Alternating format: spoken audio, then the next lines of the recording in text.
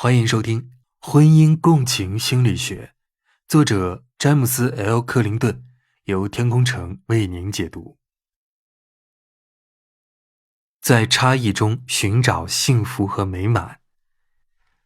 詹姆斯·克林顿博士多年以来一直致力于帮助夫妻和情侣高效沟通，化解矛盾冲突，教授给他们建立健康幸福的情感关系的有效办法。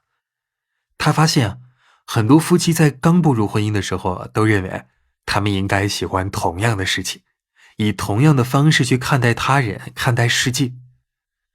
但人们总是不可避免的会遇到产生分歧的时候，而发现别人跟我们的观念看法不一样，做出的决策也不一致，这是很令人难过的。虽然这个时候人们的关系已经岌岌可危了，但克林顿却认为这也是巩固关系的好时机。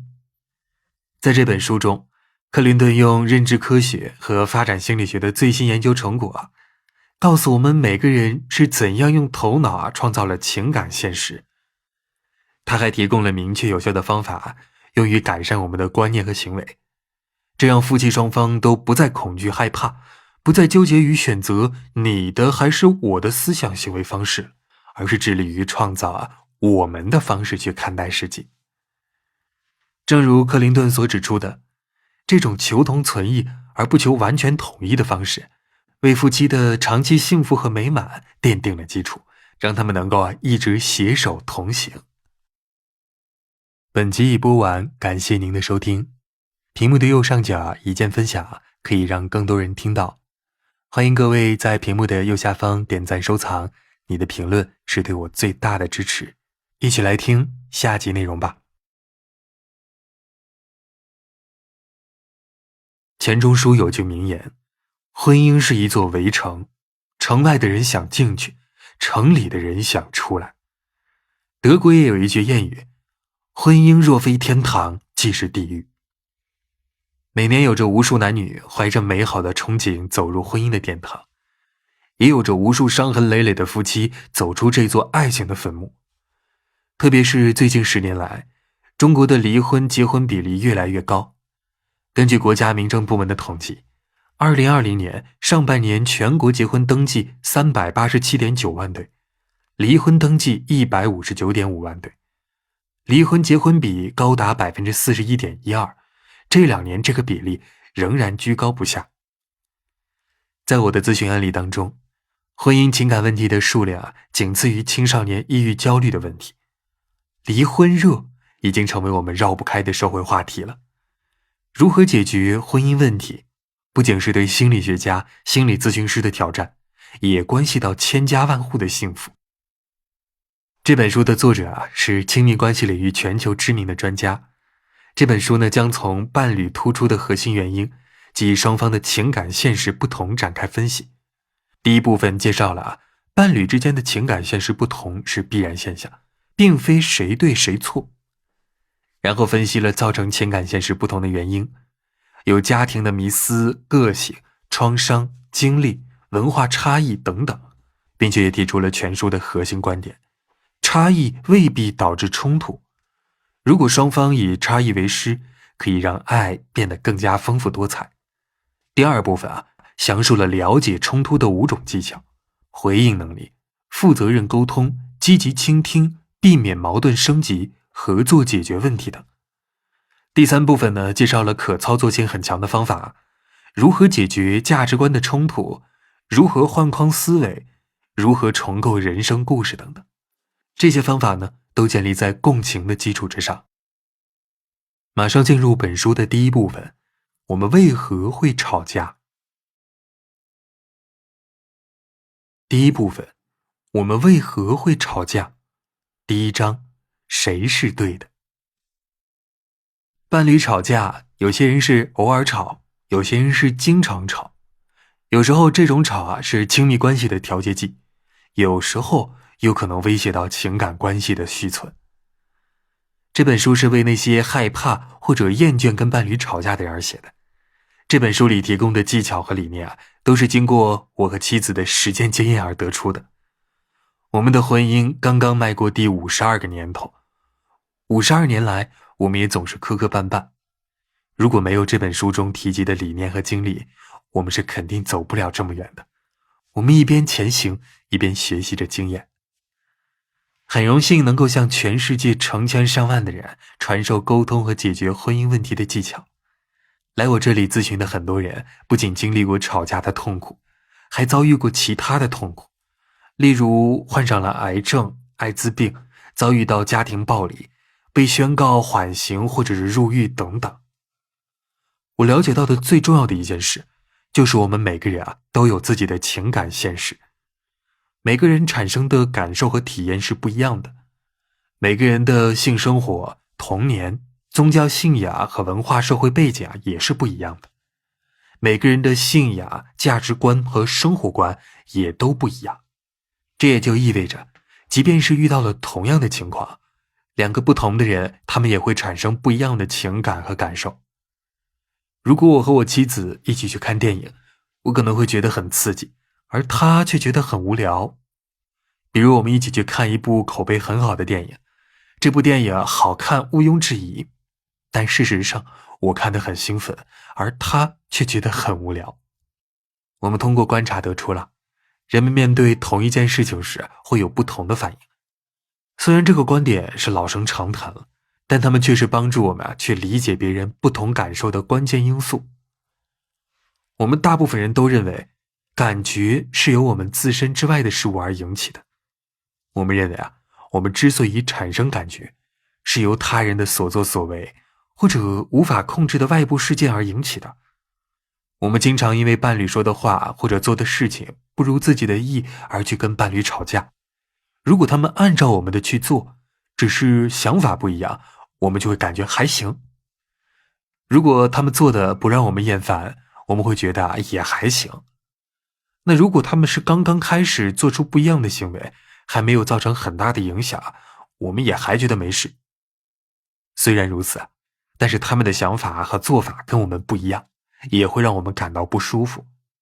而我们认为，这种不舒服的感受是由伴侣引起的。当我们持有这样的观念时，我们就是将我们的感受的控制权交给他人。我们就会认为，要让自己过得快乐，那么身边的其他人就必须改变他们的行为方式。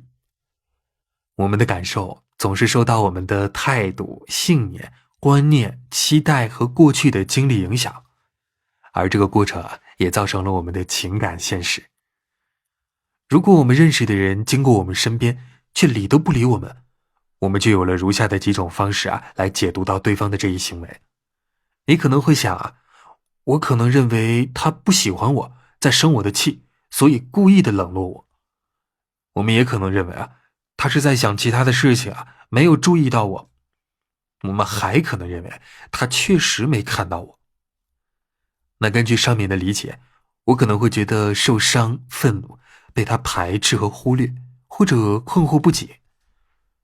我们的感受既来自于他人做出的行为，也来自于我对他人行为的解读。我们通过赋予外部事件意义来参与创造我们的感受。我并不是说感受是我们做下就能决定的。当我们并没有掌控全局，或者遭遇的情况前景并不明朗时，我们就会产生感受。大多数的时候我们的情感反应瞬间爆发。有人说了些什么话，我们马上就觉得心烦、受伤了，或者被排斥了。我们的身体能够产生这样的感受，但是这些感受并不是直接由经历的事情所引起的，而是事情与我们的情绪和情感交互作用的结果。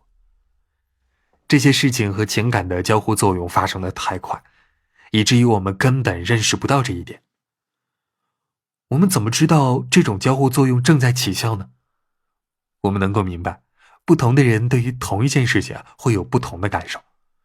别人觉得很寻常的事情，我们可能会感到震惊。我们很震惊是事实，别人根本不受影响这也是事实。如果我们有一点情感上的距离，那么当别人告诉我们，经历某些事我们应该有受伤感、被排斥感，对发生的事情感到恼怒，而我们又没有这些感受时，那这样的情景就很有意思了。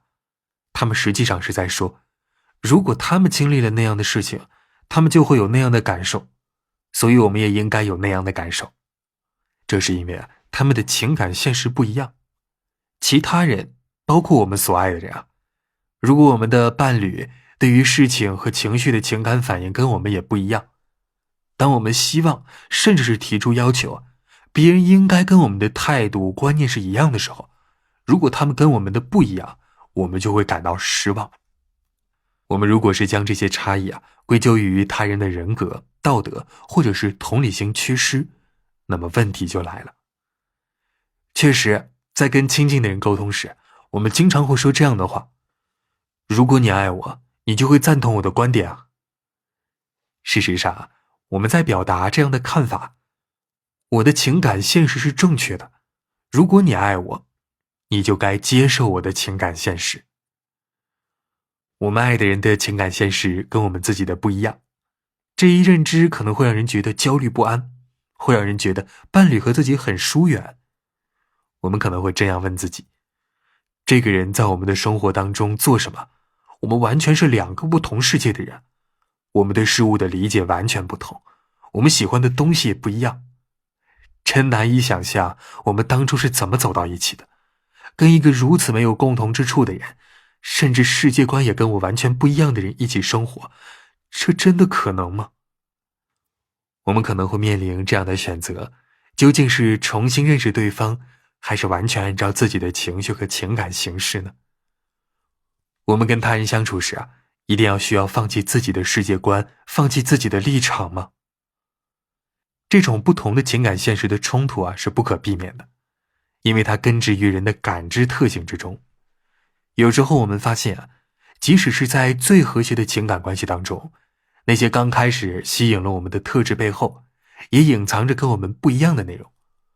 我们可能会对怎样教养孩子、怎样花钱、怎样掌控与家人朋友的关系这些问题的看法不一样，对性爱的态度和反应也不一致。有时候我们可能会觉得，我们与伴侣完全就是两个不同世界的人我们的伴侣我们一点都不熟悉，我们对同样的刺激、境况和事件经历有着完全不同的反应，我们对同样的问题的理解不一样，我们对正确和恰当的行为有着不同的理解。毫无疑问，这些都会导致冲突，而冲突出现时，我们就不得不面对所有人际关系当中核心的问题了。既然我们的经历和感受都不一样，那我们该怎样跟他人共同生活呢？之所以写这本书，是想要减少伴侣的冲突，尤其是看法和观念不一致引起的冲突。例如，你的伴侣担心会出现你认为不可能发生的事情，你会怎么做？你认为某一件事情一点也无关紧要，而你的伴侣却很惶恐，你会怎样处理呢？如果你们的育儿观念不一致，或者就是不能就怎样管理钱财达成一致的意见，你又会该怎么办呢？认识到伴侣和自己的不一致之后，伴侣们通常会采取如下5种常见的方式来处理。第一种，他们开始无休止的争论谁才是对的，两个人都觉得受到了伤害，都很恼怒，矛盾冲突不断。第二种，其中一人放弃了自己原本的立场，竭尽所能地按着伴侣的意愿去做，但两个人的关系仍然缓和不了。第三，伴侣当中的一方或者是双方都决定终止这段感情，因为维系这段感情太麻烦了。第四种，一方或者是双方都做出情感上的让步，尽可能的避免沟通交流，但仍然觉得很受伤或者是恼怒。第五种，双方决定一起去探索幸福生活的秘诀，过上快乐且充实的生活，而不是因彼此的差异而感到失望和沮丧。这本书呢，也是让各位了解第5种处理方式的知识和技巧，让各位认识到彼此观念和认知上的差异，并且利用这种差异去更好地了解彼此，以便能够培养出和谐、快乐而充实的情感关系。爱本身不足以弥补所有的差异所能够了解到这一问题是我们在相处过程当中学到的技巧。相处的过程当中，我们要么不断地犯错并且汲取经验，要么就是通过看书、参加相应的课程，或者进行心理咨询来学习这些技巧，让我们能够去选择快乐的生活，而不是为情悲伤叹息。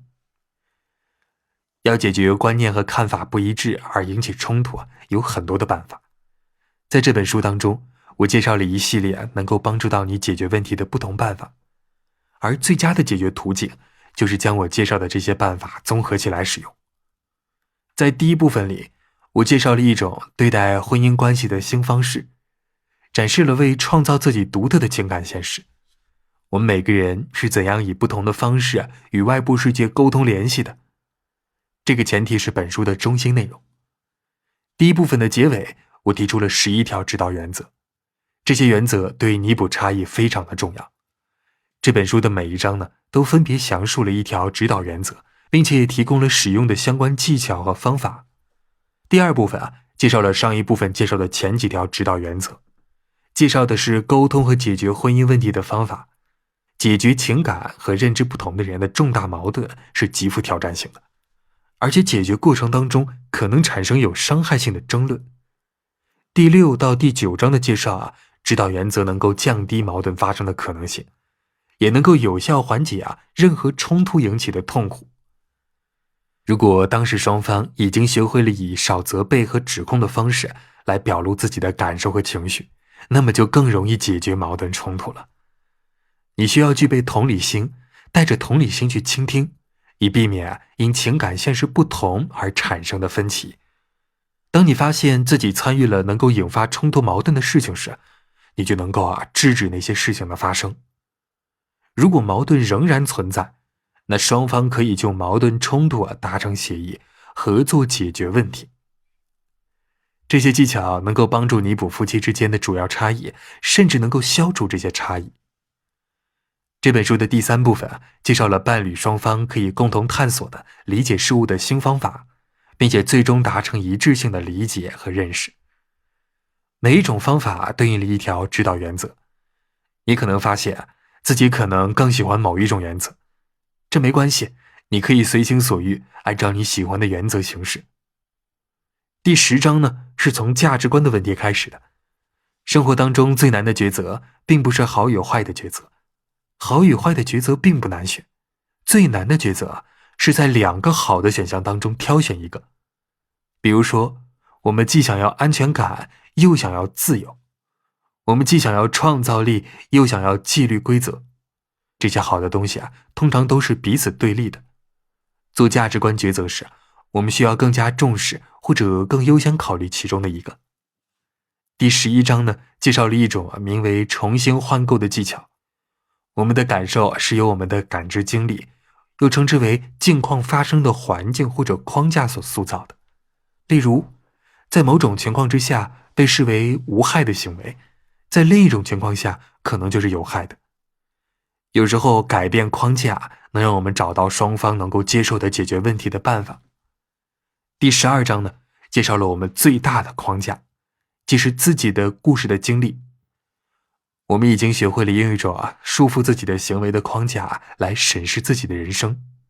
例如，我们可能会这样告诉自己，我是一个胆怯的人，或者我是一个多余的人。有些人认为自己的人生很失败，他们的经历的所有的事情都能够证实这一点。但我们都有过不一样的经历和感受。一个在社交场合上自信心不足的人，回顾自己所有的经历，总能找到自己运用技巧，冷静处理社交事件的场景，从中呢可以构建出一个完全不同的人生故事。你有没有注意过那些评论自己行为的心声？例如，伙计那样做很愚蠢或者你能掌控一切吗？这种心声被称作自我对话。有的自我对话能够让我们巩固自己的努力成果，有的则可能让我们心情低落。在第13章里，我阐述了该怎样关注自己的心声，并且利用它们来让我们努力做出改变。我们认为自己的性格是独一无二的，但心理学家认为我们的性格也包含着多种附属性格。如果你与伴侣发生冲突的原因是你性格的某一方面与伴侣性格的某一方面有冲突，而彼此性格的其他方面都没有冲突，那该怎么办呢？这听起来很不可思议啊！各位可以从第14章当中了解到，附属性格怎样会成为矛盾之源的。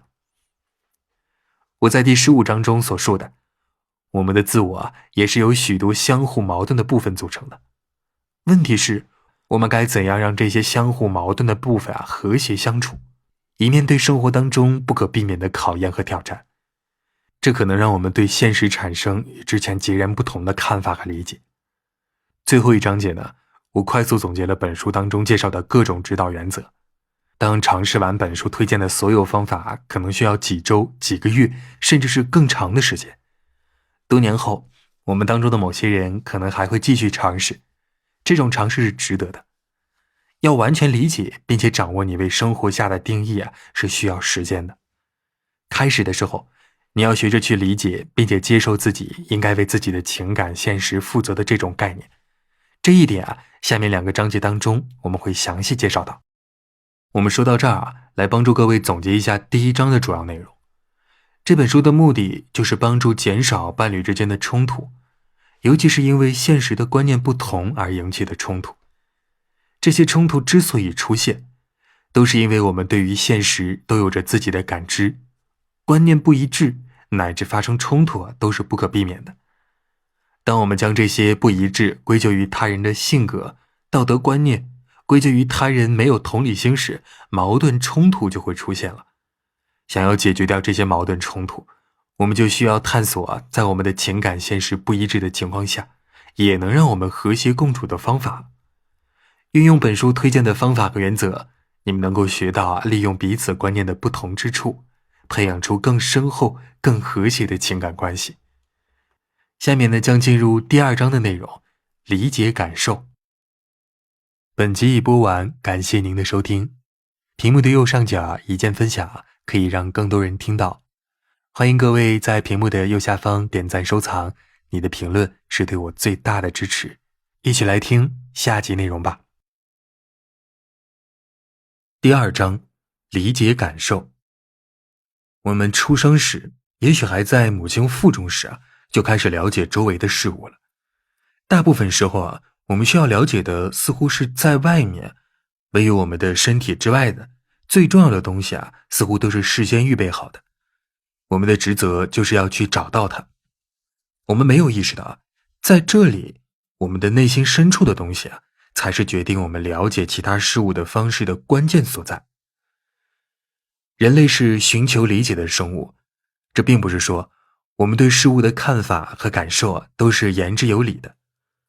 例如，一个5岁的孩子认为自己该为父母离婚负责，我们能够理解孩子为什么会有这样的想法，但对于其他人而言，这理由根本不成立。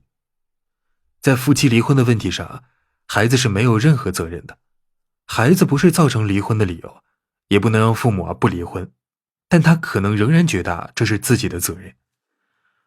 并不是只有孩子会根据不完整或者是不准确的信息做出对事件的理解和看法，我们都有因为不完全或者是错误的理解了状况之后恼怒生气的时候。通常我们只会经历短暂的情绪波动，然后继续过自己的生活。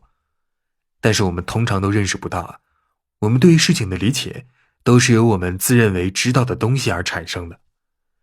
最近呢，我看了美国空军学院看门人威廉·克劳福德的故事。克劳福德日复一日地拿着扫帚打扫厕所，他个性沉稳，不爱出风头，平常根本没有人会注意到他。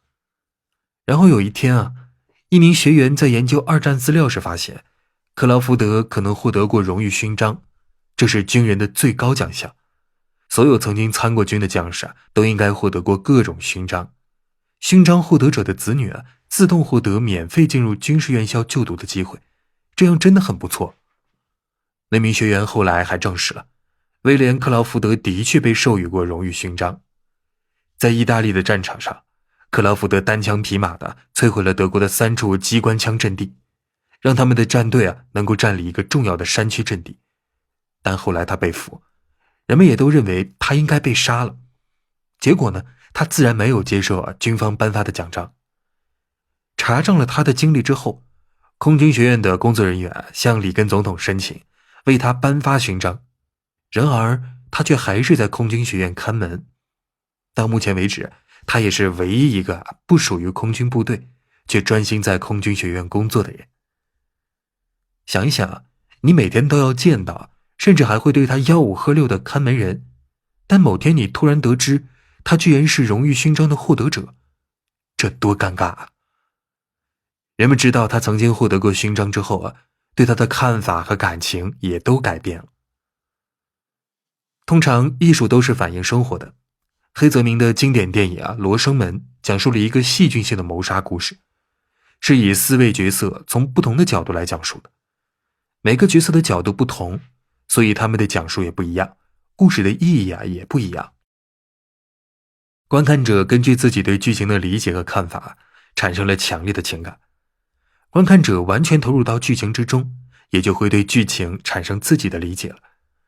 如果他们掌握了更多的信息，对剧情有了不同的看法，他们的感受也会发生改变。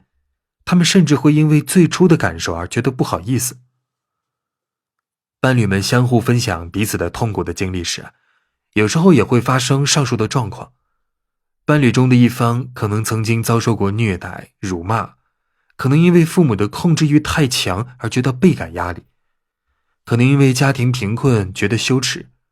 另一方面明白了这些经历就能够理解他们为什么会按照现有的方式去对待生活了。换言之呢，感受并不只受外部环境的影响，我们根据自己的期望、信仰和过去的经历，赋予事件不同的意义。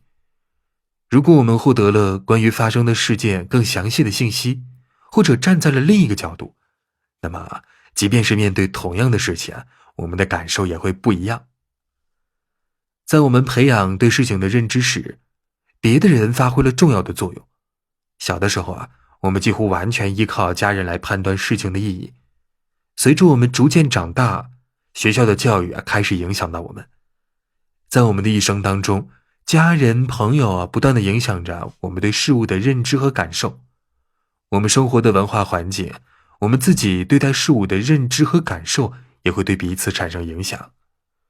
社会科学家和心理学家们将我们身边影响我们思维、情感的人称之为解释性社群，尤其是家庭。这些人能够创造一种文化氛围。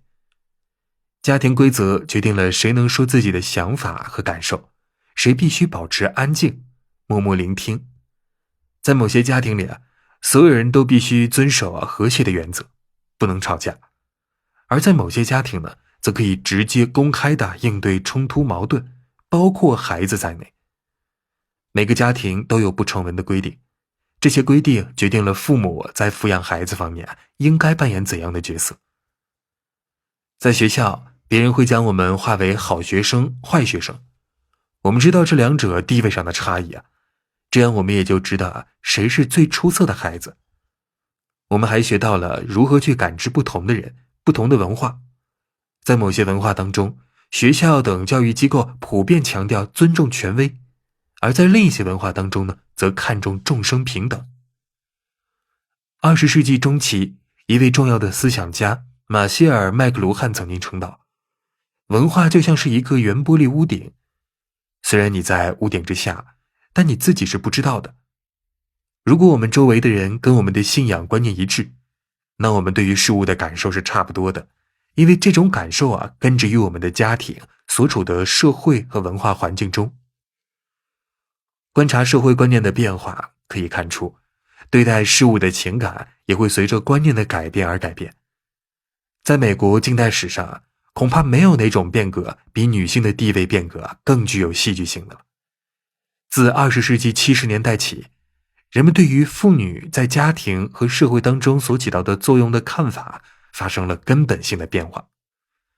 女人经常对自己的抱负和社会期望感到矛盾，她们可能觉得自己应该有一份事业，但也认为自己应该看重家庭，应该跟孩子在一起。女人如果改变了她们对自己家庭当中扮演的角色的看法，那么她的伴侣也需要改变这种看法。因为社会和文化观念改变了，所以我们的情绪和情感也要改变。自证预言，要探究根深蒂固的观念是如何影响我们的感知和情感的，我们面临的挑战之一就是这个过程几乎是一瞬间完成了。这种影响的作用发生得太快，根本认识不到我们经过判断而产生的感受其实是根据观念而产生的。此外呢，一旦接受了一种观念，那这种观念不仅会影响到我们的感受，还会影响到行为。我们的行为都是根据那种观念而产生的，而观念呢，通常变成了自证预言。自我证实的预言就是一种让我们做出产生预期结果的行为的想法。换言之，因为我们期待发生什么事，我们就会做出能够实现这一期待的行为，而出现的结果也证实了我们的期待是正确的。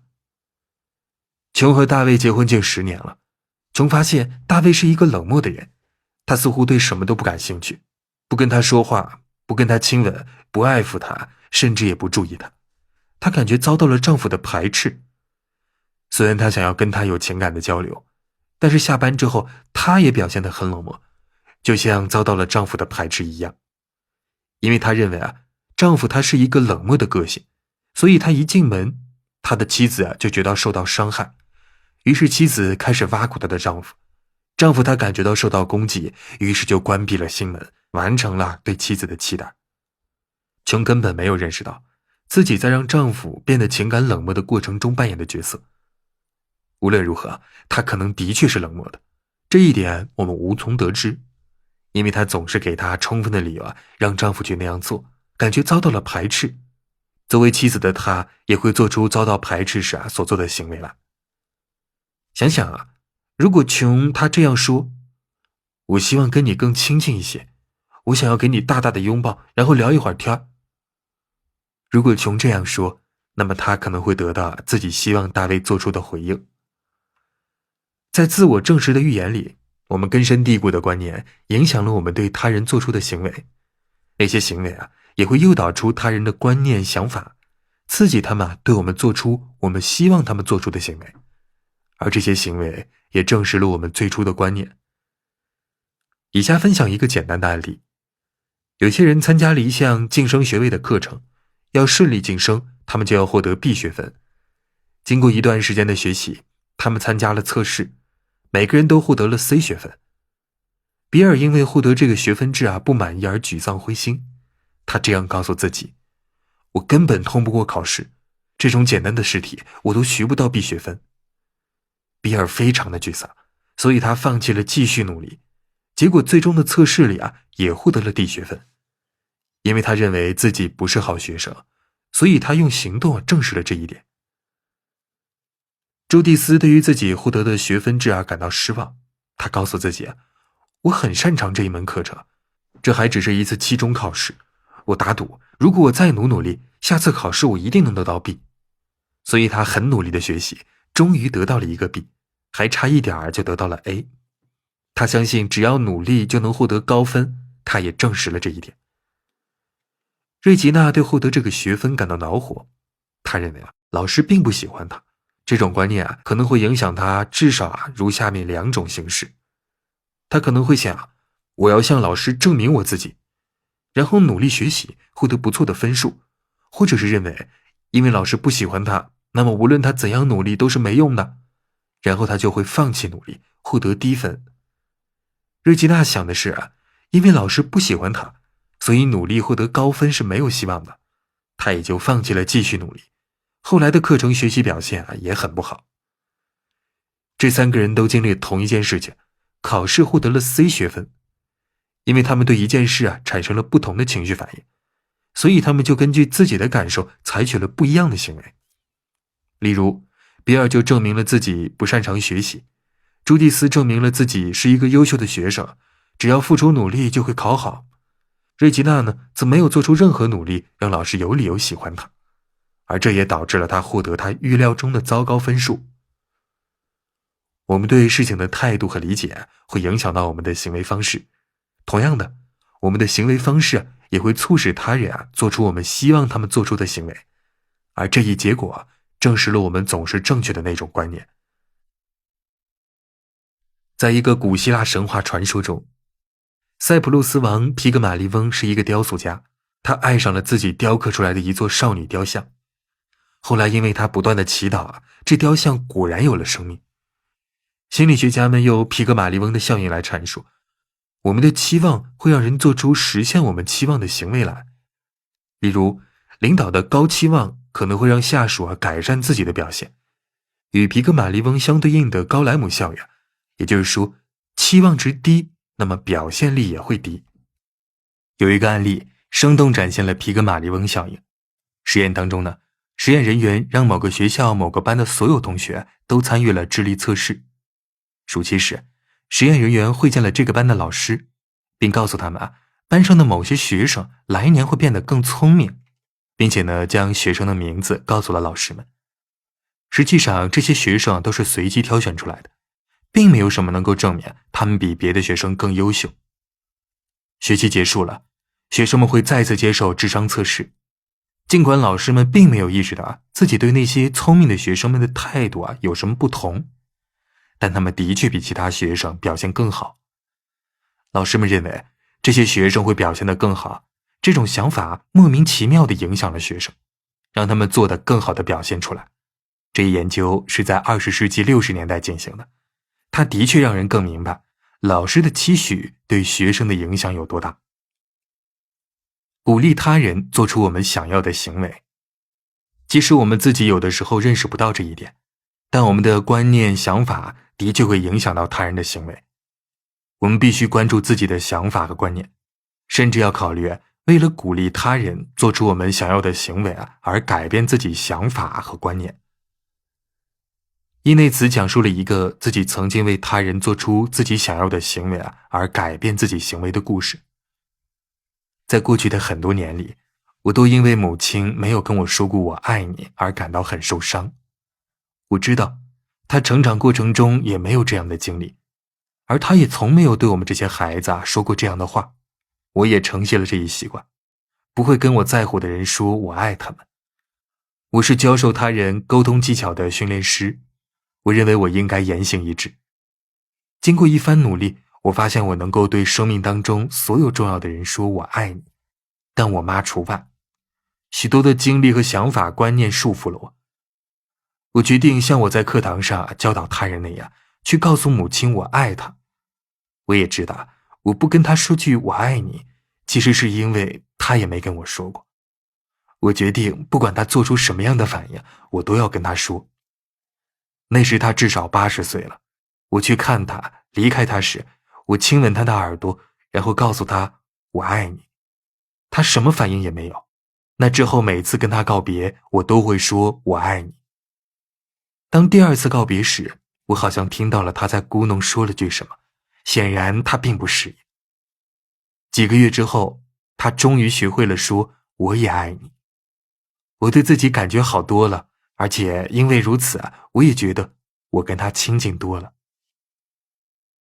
伊内茨一直沉浸在受伤和恼怒当中无法自拔，但他决定了为他想要的改变而改变自己的行为时，一切也都发生了改变。为了达到改变的目的，他必须放弃让母亲自动说我爱你的想法。我们都需要重新评估我们赋予事件的意义。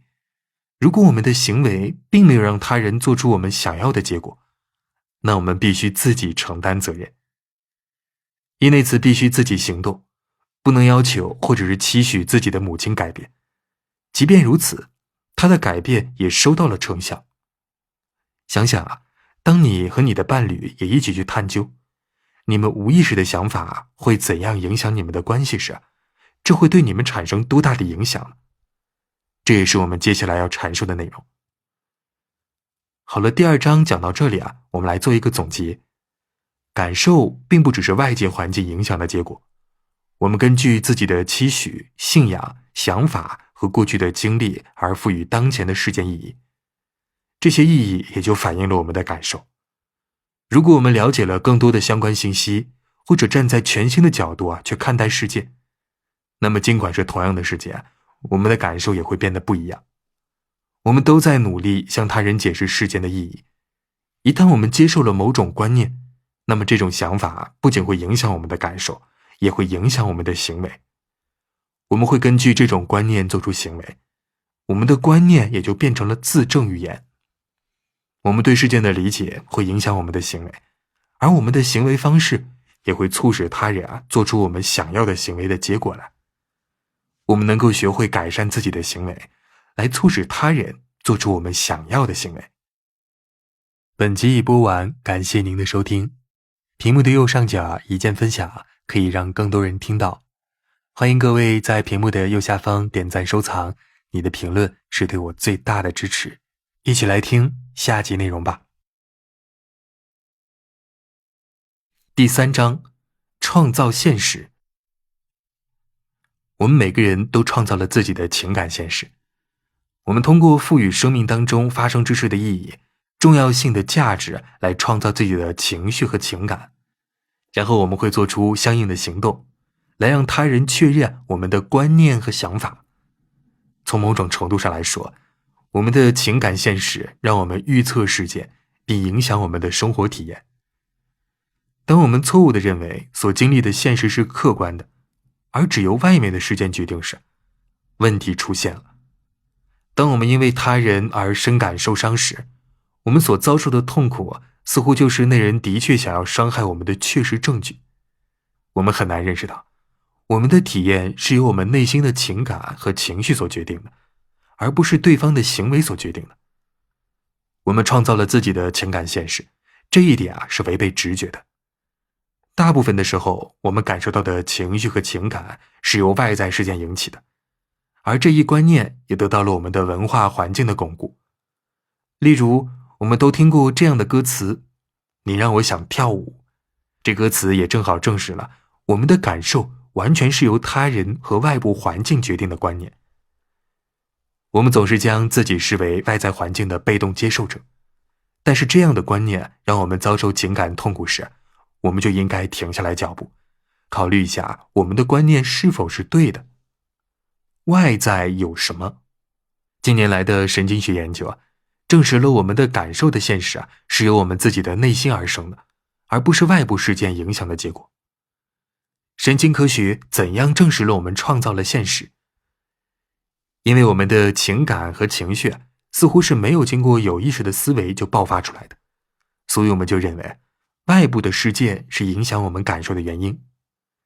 多年来也都有相关的研究证实了这一观念。然而近些年来，神经科学的相关研究提出了与此相反的结论。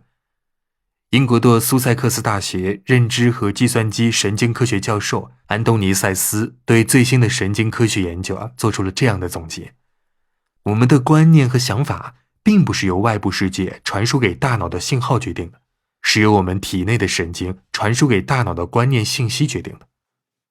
我们不只是被动地感知外部世界，也在主动创造现实。我们对世界的经验更多的是由我们由内而外创造的，而不是由外而内影响的结果。在塞斯教授看来，大脑接受了新的外部信息之后，就会根据先前存储的大量记忆信息来预测新信息的含义。我们的日常生活当中，大部分时间都是在做同样的事情，所以对这些事情的预测信息准确度也很高。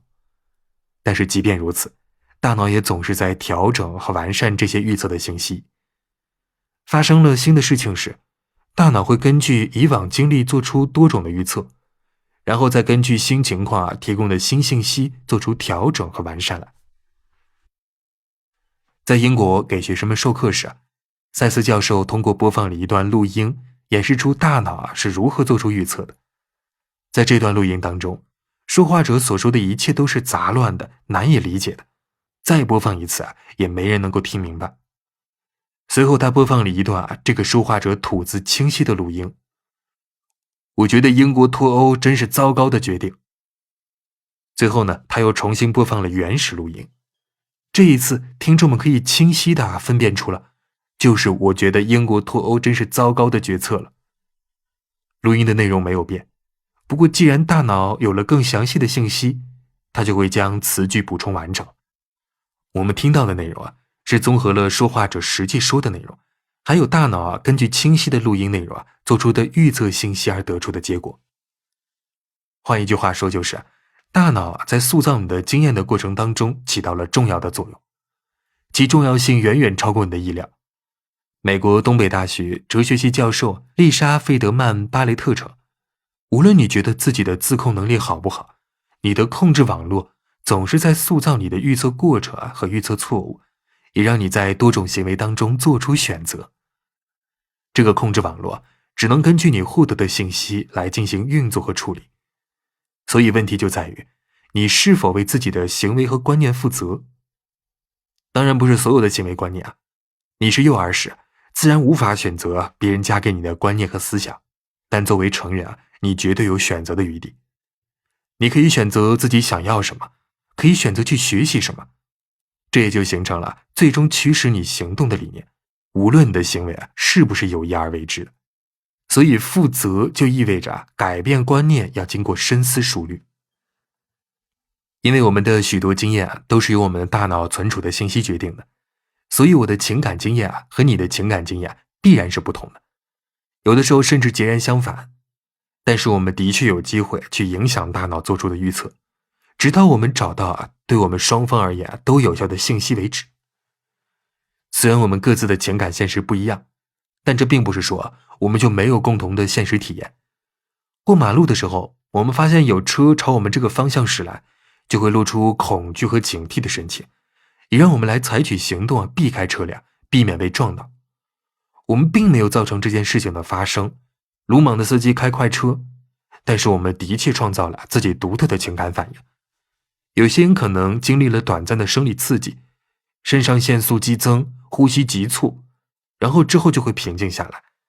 而有些人呢，则可能要花费好多天才能够平复心情。如果亲密关系的双方对于同样的事情有着不同的反应，就可能产生严重的问题。对某些人而言，这些问题威胁太大，甚至会影响到他们的关系。这些情感现实的不同显然是不可避免的。这本书想要告诉各位的是你们想要变得更亲近，不是要让彼此的感受和认知来达到一致。事实上这些不一致也可能是你们双方相互学习的机会。好了，各位，第3章分享到这儿，我们来做一个总结。大多数时候我们的情感体验都是由外部的现实事物引起的，但当这些现实的理解开始让我们的关系变得痛苦时，是时候放慢脚步，考虑我们的理解是否真的合理。最近的神经科学研究支持这样的一个观点，我们由内而外产生自己的现实，而不是仅仅对外部事件做出反应。因为我们所经历的很多事情都是在我们自己的大脑当中产生的，所以不可避免的，我的现实和你的现实会有所不同。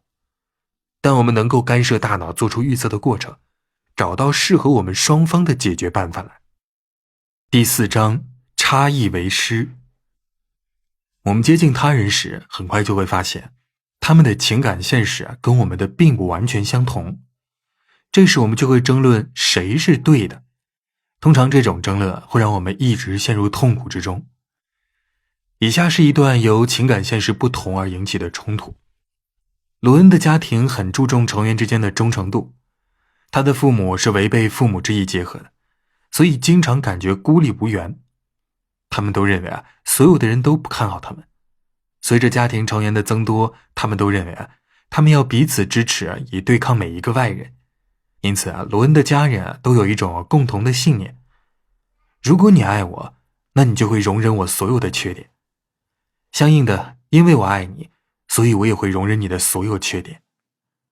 而罗恩的妻子普利希拉生长在一个关系融洽的家庭里，他们的感情都是公开表达的，有的时候还说得很大声。家庭成员之间是相互帮助、彼此改善的，又让彼此生活得更好，而不是盲目地维护彼此。他们认为，如果你爱我，你就会给我建设性的意见，帮我改正错误，而我也会为此努力。我也会为了爱你，在我认为你能够接受的时候给你建设性的意见。他们的这种家庭观念也延伸到了子女交往的异性身上。如果子女们认识的异性也希望能够融入他们的家庭，那他们也应该能够接受家人的批评。罗恩和普利希拉彼此都很有好感。罗恩认为普利希拉很热情，很有魅力，而普利希拉认为罗恩很独立，很有主见。普利希拉很看重这一点，因为他发现他难以摆脱家人，总是会受到他们的约束。不过现在结婚多年，罗恩和普利希拉都很难过，觉得彼此不合适。普利希拉做出自认为是有爱的行为时，比如指出罗恩要怎样才会在工作当中做得更好，指出孩子们为什么不太关心罗恩时，他做出的回应就像是受到了攻击一样。罗恩认为他提出批评和建议就是要伤害他，否定他。尤其是如果他在关系密切的朋友面前批评他，那他就会感到很尴尬，就像是被普利希拉出卖了一样。而每一次普利希拉努力表现出爱和支持的时候，都会指出罗恩可以改善的地方，这样他就会觉得很受伤，好像普利希拉做得很无情，很刻薄一样。普利希拉也会开始担心罗恩不是真的爱他，因为他没有告诉他他应该怎么做，他才会满意呢。因为罗恩和普利希拉接受的观念是各自不同家庭灌输给他们的，所以他们表达爱的方式也是不一样的。他们都是按照自己以为正常的表达方式去表达爱的，但是他们却都将彼此的行为当成了对方不爱自己的表现。他们的冲突是因为他们彼此对指出伴侣的缺点的观念不同而引起的。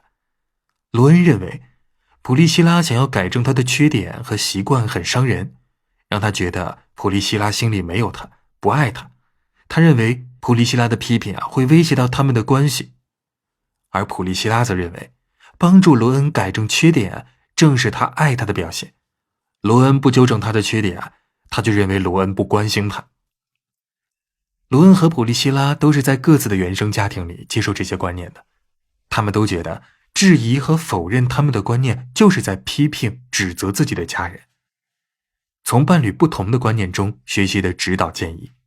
这不是一场可以很快结束的分歧之战，努力证实谁是对的并不能够解决问题。罗恩和普利希拉要怎样处理他们之间的分歧，而不因为这场冲突而彼此疏远呢？如果你们有这么大的分歧，那你们怎样才能共同生活下去呢？解决的办法就是开发出一种新的沟通方式，彼此尊重各自独立的情感空间，允许彼此保有自己的看法，让他们毫无顾忌地说出自己的真实想法和感受。这种办法有11条指导原则，本书后文当中也对此进行详述，也能够让你们相互认识你们彼此的不同之处，而不是为了这些不同而冲突吵闹。第一，在肯定和信任自己的情感现实的同时，要承认每个人都有权去以自己的方式观察和体验周围的世界，他们自己的情感现实。你们彼此都尊重各自的情感现实，而不是将自己的观念和想法当作唯一的真理。一旦你们开始争论谁是对的，或者认为对方是不理智的、受到误导的、情绪失控的，那么你就会无休无止地争论下去了。你们的感受和情绪是合情合理的，也是你们自己观念和看法的一部分。但如果你们换一个角度去看待引发这些感受和情绪的世界，那么这些感受和情绪就会很快发生改变。那么首先就该接受这样一种观念，即你们对同样的事情的感受和体验是完全不同的。你们必须接受对方的感受和体验是遵循他们的情感现实规律的，是他们以自己的经历和体会而得出来的。这些感受和体验并没有什么问题。虽然我们很多人能够很理性地接受这样的观念，但是我们大部分人的内心里是难以接受的。第二，跟他人相互坦诚自己的感受和看法，而不要去挑别人的错处。我们对事物的看法和感受可能会正适合自己，但是却不太适合他人。我们选择看待事物的立场，但无需让其他人按照我们的立场去看待事物。我们要能够不再这样认为，别人认同我们的就是在爱我们，也要不再这样认为，如果他人跟我们的看法不一样，那就是他们不爱我的表现。第5章介绍的原则是让大家用一种新的方式去沟通交流，接受彼此的不同观念。在这里介绍一个概念即回应能力，也就是对他人做出反应的能力，能够让我们意识和避免根植于指责和批评的沟通方式。要具备这样的能力，我们应该要认识到，虽然我们有自己的感受和观念，但是我们并不完全明白自己的感受和观念。相反，我们总是就自己的感受以及感受产生的缘由进行解释和说明。即便他人的沟通方式让我们激动不已，我们也要理智地选择自己的回应方式。第三，倾听既要用脑也要用心，即便你仍然不同意他人的看法和观念。当我们与不同情感现实的人发生冲突和矛盾时，总会有遭到威胁或者是害怕的感觉。我们会将他人当作是与自己观念不容的异类，认为对方的思想是一种抽象的存在。我们经常会这样说，你总是不改变自己，那样做才是真男人。我们甚至可能将对方当作挑衅者，当作想让我们走上邪路的坏蛋。如果我们将对方视为对手或者是敌人，我们就会让这种观念成为我们自我证实的预言。因为我们的观念狭隘，所以我们只会去关注他人身上令人不满的特质，我们会做出让他们体现出这种特质的行为来。通常我们都认为我们的痛苦就是我们认为让我们痛苦的人造成的，他是一位残忍的对手。事实上，这位残忍的对手也是我们自我创造的。还有另外一条途径，学会用同理心。同理心就是至少从某种程度上体验他人经历的能力，这能够帮助你理解他人的感受和观念，但这不意味着你能够取代他人的位置，你只是能够自己体验站在他人位置上是什么感受。同理心让我们进入到我们所爱之人的情感现实里，因此即便我们有着不同的态度、观念和情感，我们都会有同样的经历体验。在第7章总结了基本的倾听技巧，特别是积极倾听的技巧。这种技能让你在肯定自己的观念立场的同时，接受他人的情感现实。如果这些技巧能够将我们带入陌生的世界里，那至少我们是跟我们所爱的人同行的，而且对方是实路的。第4，学会辨识那些让矛盾冲突升级的行为，设定彼此都能够接受的规划来限制这样的行为。冲突，尤其是伴侣间的冲突，可能因为一点点小事情就爆发了。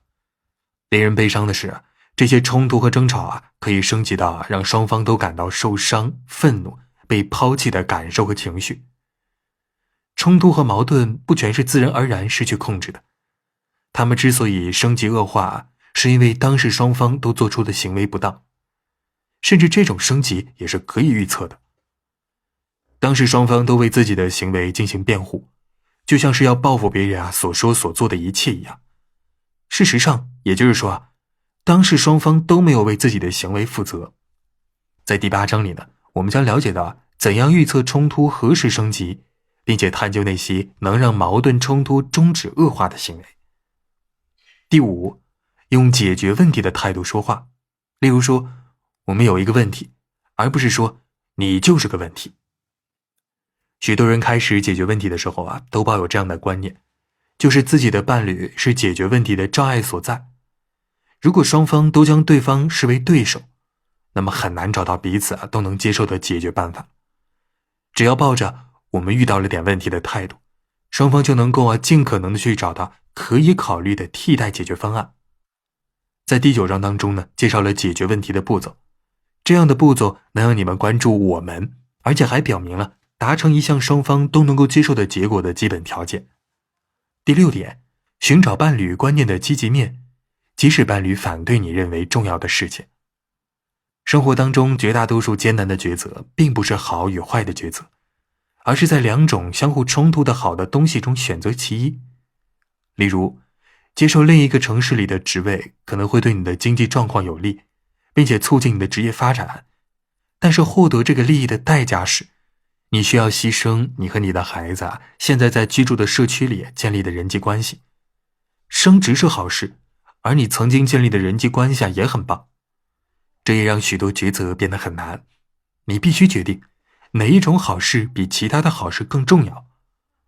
我们真正的抉择是在特定情况之下，哪一种选择是最重要的。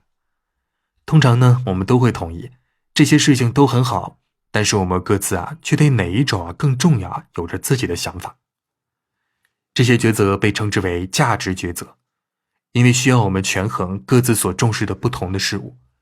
这些抉择通常都会升级到该怎样花钱的问题上。我们现在享有的事物究竟有多重要？为将来存钱又有什么意义呢？多花点钱买一辆好车真的值吗？还是我们应该只花适当的钱买一辆能用的车呢？情侣之间的许多冲突都涉及到这种抉择的问题。我们所喜欢的选项反映了我们在特定情况之下对最重要的事情的理解。每一次抉择都需要把握两种或者是多种选择之间的平衡。我们争论该做什么抉择时，通常都是将自己的伴侣视为反对我们认为正确的观念的对手。相应的，我们的伴侣也会觉得我们低估了他们的选择的价值和重要性。处理价值观念不同的问题的关键原则在于，要认识到你的伴侣不是在跟你唱反调，你跟对方只是对事物的重要性有着不同的看法而已。第七，找寻你们都赞成的新方式去看待事实。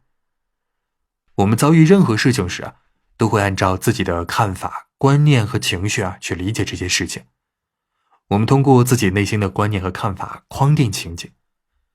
我们的感知经历的旧方式可能会给我们带来不必要的约束，它们会让我们无法探索利用自己的能力，无法让我们做出最有利于自己的抉择。它们甚至也是伴侣因为各自情绪情感爆发而使情感陷入到僵局的元凶。如果你和你的伴侣冲突不断，你可能要打破框架，重新定义你们的状况，找到另一种方式去理解，让你们接受彼此的情感现实。第八，根据需要重构人生故事，创造新的抉择，释放能力。改变你生活方式之一，就是要改变你的人生故事。通过寻找与你现在对于生活的思考方式相矛盾的过去事件，你也许能够找回自己的一部分，并且重构一个新的人生故事，既能够满足你的情感现实，也能够满足你伴侣的情感现实。你可能会发现你能够以一种以前从未想过的方式做出不一样的行为来。第九，审视自己的自我对话，确保它对你有意义，在需要的时候也可以进行修改。我们内心都有一个声音评论自己的所作所为，好坏都有。心理学家将这种内在的交流称之为自我对话。从小呢，我们就从父母和其他成人那儿了解到我们大部分的自我对话。有些自我对话很适用于我们，有一些则约束了我们的行为，不适用于成年后的我们。大部分的这种自我对话都是消极的，改变你内心的消极自我对话，就能够有效改变你对于自己的观念和态度，包括你对待冲突的态度和做出的行为。第十，了解人格的不同方面，让他们相互对话。我们大部分人都认为自己的个性特征是单一的，然而我们经常会遇到一些让我们觉得自己精神分裂的事情，好像我们的内心里住着两个个性完全相互独立的自我。我们甚至会这样说，我脑海当中的一个声音叫我继续前行，勇敢去做，但总还会听到另一个声音提醒我谨慎小心。解决因不同的情感现实而引起的争端，我们需要学着认识自己个性的不同方面，并确认在特定的时间里哪种个性是占主导的。在第14章当中，我们探讨了人格的动态变化，这可能是我们为什么会有特定的情感现实，以及为什么我们觉得有必要用我们的方式来捍卫它的根基。第11点，接受差异，让关系更加丰富多彩。当我们寻求两性关系的真理时，我们与他人的不同之处能够成为我们彼此的教材。在认识和了解对方的不同观念时，你们可能会发现关于如何处理情感问题的一部分事实真相。但是迄今为止，这一方面并没有什么真理可以适用于解决任何问题。即便你们遭遇了不同观念带来的问题，只有跟对方一起去探索，才能够巩固你们的关系。这种共同探索带来的最大好处之一就是，当你将他人的看法和观念与自己的看法观念糅合在一起时，对方可能也会找到能够提升你们生活质量的真理。寻找那些新的理念现实的方法和原则，让你们能够接受并且容纳彼此的看法、观念和感受。最后当你们能够达成统一意见，将你们彼此的看法、观念糅合成我们的看法、观念时，你们的冲突就能够终止。这样你既尊重了自己内心的想法和情感，也尊重了你伴侣的想法和情感。你们将你们的不同之处当做了老师，让你们更深入地了解彼此，对彼此的爱也更深刻。接下来的每一章都介绍了一条指导原则，某些章节还介绍了需要实践才能够掌握的相应技巧。那这样也是另一种将差异视为学习的机会。接下来呢，我们来做第4章的总结。争论究竟谁对谁错，这个过程通常都是冗长而令人痛苦的。我们只有允许新的沟通方式，尊重彼此的情感现实，尊重彼此内心的真实想法，让彼此毫无顾虑地表达出自己的感受和想法，这样纷争才能够得以解决。第2部分，伴侣沟通的技巧。第5章，回应能力。在肯定和相信自己的同时，认同每个人都有权利保有自己看待和体验事情的方式。如果你想要摆脱因为伴侣双方的现实不同而引起的冲突，那第一步就需要去探索你对这段情感关系的理解，去弄明白这段情感关系对你的意义何在。如果你觉得这些理解和意义不再适用于你，那你就应该去寻找更适用于你的意义。正如我们在第2章当中分享到的那样，我们的感受不只是由外部事件引起的。某人对我们说了什么，然后我们就会体验到某种感受，我们就会觉得是对方的话让我们产生了这种感受。但是只有我们赋予某件事某种意义时，比如他人的评论，我们赋予它特定的含义，我们才会产生某种感受。这个过程通常发生得很快，我们根本意识不到这是一种下意识的过程。这一点至关重要。一只剑齿虎跳出灌木丛，那如果我们的祖先一直在考虑他来到这里究竟意味着什么，而没有真正去做准备，是不利于他生存的。事情始终在发生，或许我们在新闻报道当中看到的一个故事，我们都不知道它对我们而言意味着什么，结果我们也就没有什么感受。不赋予它含义，事情本身是不能让我们有任何感受的。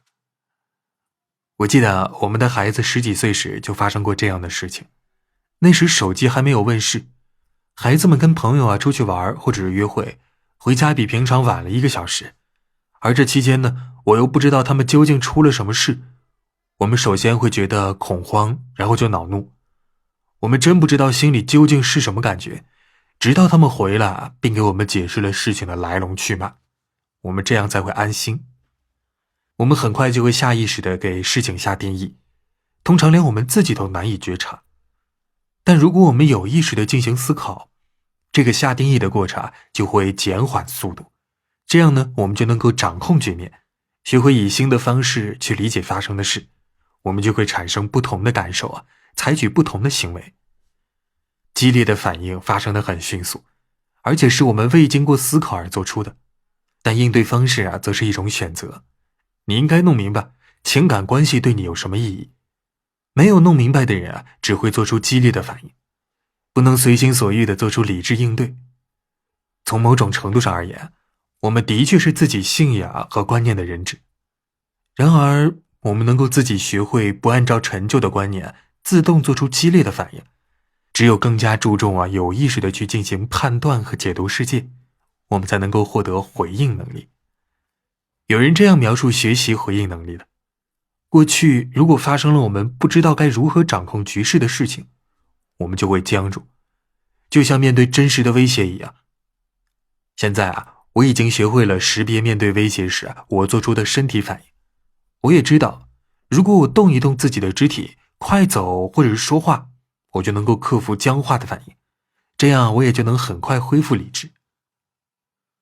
学习回应能力可以让自己独立进行，也可以找人咨询指导。但如果情感关系当中的双方一起努力，那这个过程就会更轻松、更快捷。你们共同分享这段学习过程中学到的知识以及遭遇的问题，你们的关系也会变得更亲近。家庭迷思。年幼时，我们都是通过家人来形成自己对现实的观念和看法的。事实上，你们如果愿意接受彼此的这些观念，你们就能够组合成家庭。通常呢，这些共有的观念是不需要表达出来的，家人们可能也没有公然去检测这些观念是否正确合理，因为这些观念和想法大多都是下意识产生的。有时候心理学方面的专业人士称之为家庭催眠或者是家庭迷思。这些迷思可能包括对关系亲疏的定义，对公平与否，对错观念的定义等等。伴侣双方可能会规划彼此在婚姻当中的权利范围，并且制定表达爱和价值观的相应方式。家庭迷思往往能够定义我们对于理想配偶、理想婚姻、理想家庭和理想孩子的看法。我们每个人的这些期待都源自于我们成长的家庭之中。当我们还是孩子的时候，我们就会学会了未来的家庭角色，除非我们意识到这种家庭迷思，并且选择是否接受它。有些家庭迷思会对家庭成员造成不利的影响，例如家里的父母如果有一位或者是两位都酗酒或者有心理疾病，那么家庭就会产生一种迷思，也就是导致家人否认这个现实，从而导致这个家庭里的孩子们酗酒患上心理疾病，找的伴侣也是酗酒或者是有心理疾病的。每个人都是带着原生家庭的迷思和他人建立情感关系的，即便我们认为我们与家人的关系并不那么亲近，但他们的信念可能还是会影响到我们的情感生活，因为我们并未对这些信念重新进行审核。我们以下面这个案例为证。朱迪的家人为自豪地认为自己属于工人阶级，这不仅因为他们一家三代都在钢铁厂上班，他们强烈地排斥与工人阶级身份不符的行为，而且他们只能接受某些品牌的小汽车。有啤酒可选的时候，没有人会一直喝葡萄酒，但是他们的家人都承受着不能超越自我的压力，不能接受过多的教育，不能购买非常昂贵的房子，或者表现得与自己阶层不符。在朱迪的家人看来，成功就是受到其他工人阶级的尊重和喜爱。朱迪考上了州立大学，并且获得了学士学位，他打破了家庭阶层的局限。读大学期间，他认识了 David， 也爱上了他。David 的父亲是一家财富杂志500强企业的高级销售经理。David 的父亲来自于一个移民家庭，完全是靠着努力才获得如今地位的。他没有大学文凭。事实上，因为 David 的祖父所属的公司倒闭， David 的父亲才从大学辍学出来帮助父母养家。现在他们家人都以 David 为傲，因为他是家里第一个获得大学文凭的人。David 和朱迪结婚时，两家的关系非常紧张。David 的家人为他们的婚礼提出了很多建议，在朱迪的家人看来，这就证明David 的家人认为他们还做得不够好。为了避免这种紧张的局面， David 和朱迪都接受了距离两家都有些距离的某城工作。他们都认为他们已经摆脱了家人，但没有像曾经那样获得家人的强力支持，他们又都觉得孤独。朱迪和 David 都有工作，所以他们能够各买一辆新车，甚至是买一栋新房子。但每次他们决定购买时都会爆发激烈的冲突。David 认为买房买车是对于取得成功的奖励，朱迪却认为这只是虚张声势。他甚至还有一种对原生家庭不忠的模糊感觉。朱迪和 David 试图讨论这些问题，但他们的讨论通常都会变成对对方家人的攻击。他们都相互指责，他们更在乎各自的家人，而不是他们彼此。家庭迷思会让人有归属感，坚持家庭迷思是连接家庭的纽带。如果家庭迷思遭到了质疑和反对，当我们产生了与家庭迷思不符的想法、感受，做出了不同的行为时，那我们就会觉得我们是家庭的叛徒，或者我们是在抵制自己的家人。我们就会觉得自己被家人抛弃或者是否定。即便没有家人在身边，我们内心的声音也能够有效地监督我们做出的行为来。朱迪的家人们以工人阶级出身来定义自己。既然戴维和朱迪组建了家庭，朱迪就把戴维追求更好生活的行为看作是对他家人的攻击。朱迪认为，如果他赞成戴维的做法，他就会有负疚感。而在戴维看来呢，朱迪坚持工人阶级做派的行为是不可理解的。戴维的移民家庭努力了3代才摆脱了贫困以及所有与之相关的东西。戴维认为他的妻子应该支持他，去证实他们家人的成功。他如果不支持他，戴维就认为朱迪是深陷不理智的罪恶感之中了。戴维和朱迪都觉得自己的原生家庭迷思遭受到了攻击，但却又都认识不到自己的身份与这些家庭迷思有多么的息息相关。家庭迷思在我们学习怎样处理冲突矛盾的过程中发挥了重要的作用。我就生长在一个不喜欢发生矛盾冲突的家庭里，我的家人们从不讨论谁跟谁意见不同，孩子们发生争吵会遭到父母厌恶，他们从不公开讨论冲突矛盾。这样的家庭迷思可能会让孩子们避免冲突，抑制自己的感受，不信任自己的感受。有这样的观念，就会产生避免和抑制冲突的行为。在这样的家庭中，妻子一般是顺从丈夫的。这种关系中的权力失衡是由家庭内部的文化和宗教造成的，至少从表面上看是如此的。事实上，在我家里，只有经过了父亲的同意，母亲才会去管理家里的一切。我的妻子生长在一个开明的家庭之中，在父母面前可以去维护自己的观点。在这样的环境之下成长，你可以提出你的观点，你的观点也会遭到别人的质疑。这样争执就是家常便饭。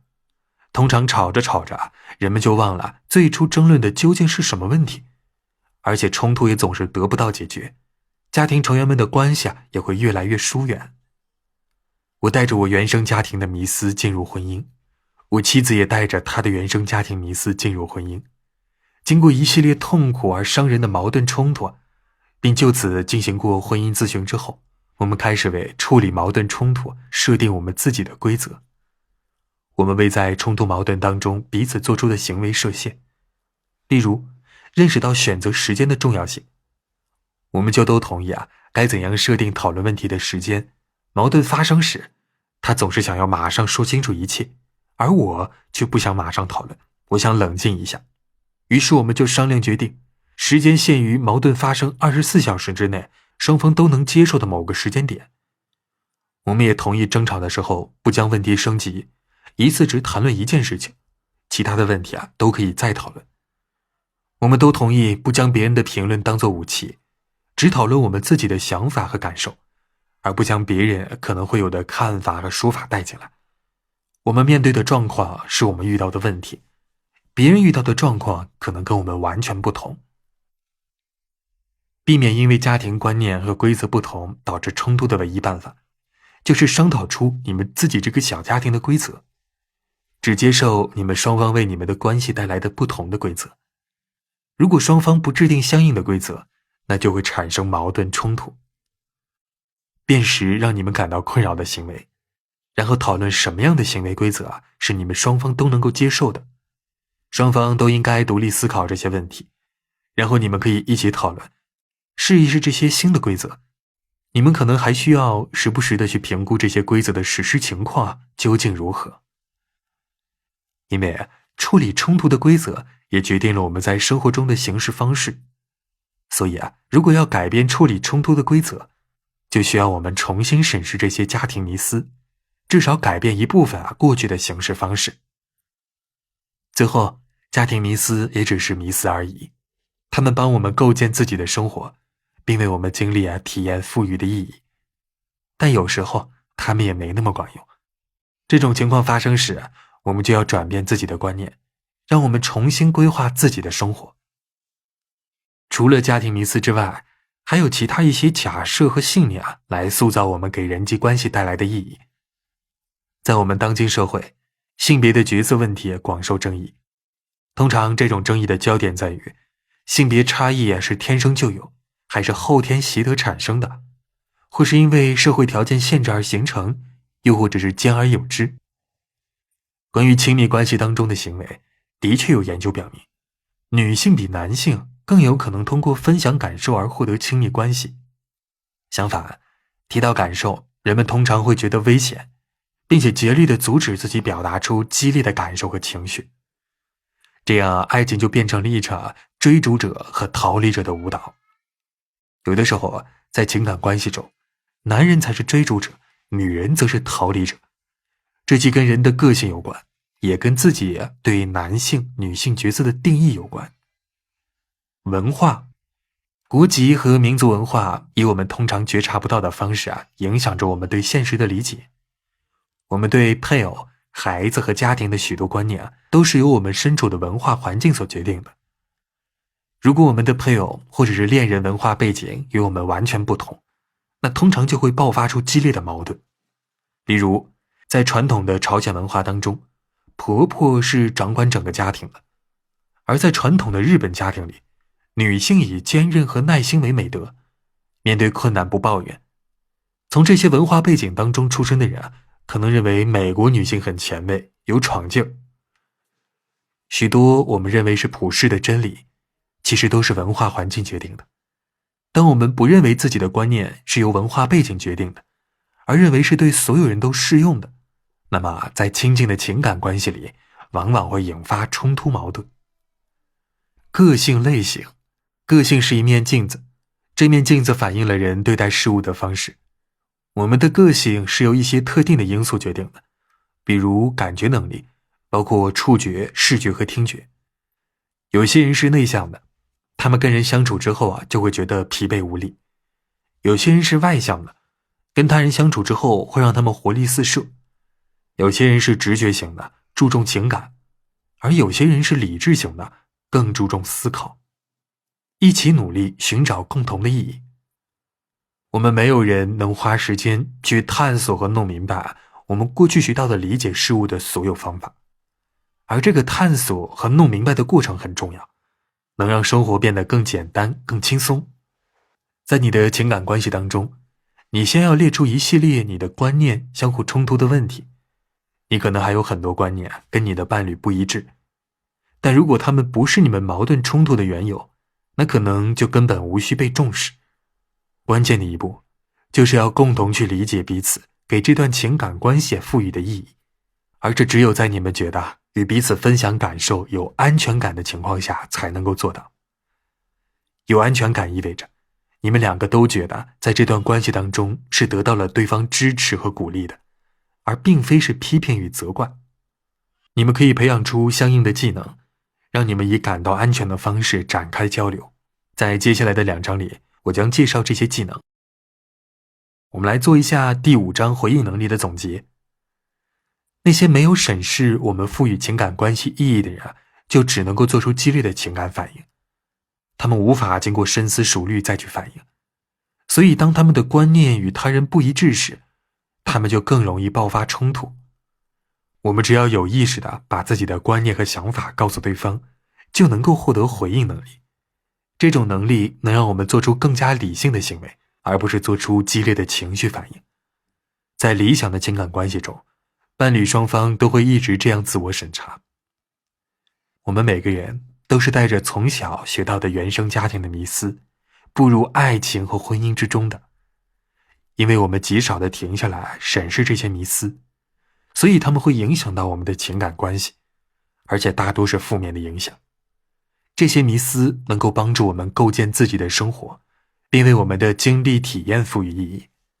但如果它们不那么有效了，那我们就必须抛弃陈旧的迷思，转而去找寻新的信念。本集已播完，感谢您的收听。屏幕的右上角一键分享可以让更多人听到。欢迎各位在屏幕的右下方点赞收藏，你的评论是对我最大的支持。一起来听下集内容吧。第6章，负责任沟通。交流你自己的现实，不要找别人的毛病。为了让伴侣双方共同重新审视他们赋予彼此行为的意义，并找到新的方式来建立情感关系，我们需要深入地交流彼此的感受、想法和观念，这就要求双方都有安全感。也就是说，他们说出自己的看法、观念，不会得到对方的指责和批评。要创造有安全感的环境，伴侣双方都需要负责任地进行沟通交流，这就意味着不要去逼迫对方到极端的境地。冲突失控时，我们很难承认自己对事情的看法和观念会加剧争端。然而，负责任地进行沟通，可以从争论谁是对的，变成相互的评分，享受彼此最重要的感受。双方都必须学着辨识，并且避免指责或者是批评的沟通方式，转而注重沟通的感受，以及感受产生的缘由。即便对方的沟通方式似乎会引发矛盾，你也可以选择你的应对方式。如果你能将你们两个人设想成两个国家，那么你的职责就是要弄清楚你的国家内部状况，而不是批评对方国家的行为。设想一下，你和你的伴侣正在跟朋友聚餐，而你觉得这次聚餐真的很无聊，但让你惊讶的是，你的伴侣却玩得很开心。如果你们容易发生冲突，那这种状况就会成为你们冲突的导火索，因为你们对这次聚餐的感受完全不同。很快，这场争吵就会演变成更大的问题。你的伴侣可能会质疑你不愿意结识新朋友，而你却抱怨道，他们说的都是讨厌的体育新闻，这很幼稚。你可能会因为这种抱怨而遭到指责，而你也可能会爆发情绪反应，指责你的伴侣结识的都是一些肤浅的家伙等等啊。事实上这次聚餐你真的觉得很无聊，而你的伴侣真的玩得很开心。这并不是说这种聚会本身就很无聊，也不意味着你对对方行为的理解是正确的，更不是说你的感受和观念是唯一正确的解读。事实上你们双方都有各自的情感和情绪体验，而这可能会引起矛盾冲突。如果你认为你必须扼杀你伴侣的感受和观念，让你的感受和观念占上风，那你们无疑会爆发冲突。分享感受和指责批评彼此有以下的不同。感受是，他觉得我真是觉得很无聊，不喜欢跟他们聊天。而我觉得我真的玩得很开心，我也很喜欢这些人。批评的，他觉得那些人真是肤浅，他说他喜欢他们，这让我觉得他也很肤浅。而我觉得他看不起所有人，他不能享受交友的乐趣。表达感受的句子表示的是说话人内心的真实感受，但指责批评的话语就不一定是真的了。我们从以下的这段对话或许能够看出，如果你们只是指责批评彼此，而不表露自己的感受，那你们的沟通会变成什么样子？爱丽丝说，你怎么能这么粗鲁，真刻薄。乔治说，我刻薄，总得有人去阻止那个女人伤人，总得有人去制止她。礼貌的人不会这样做。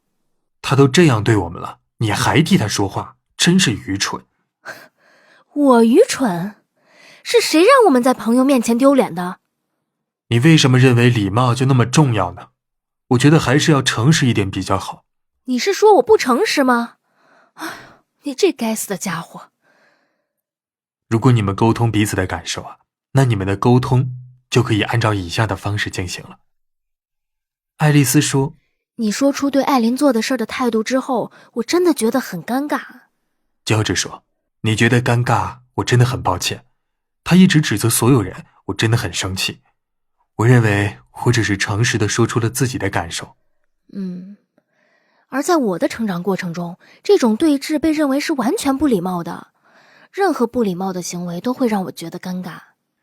我明白，我们各自的家庭观念和规则都不一样。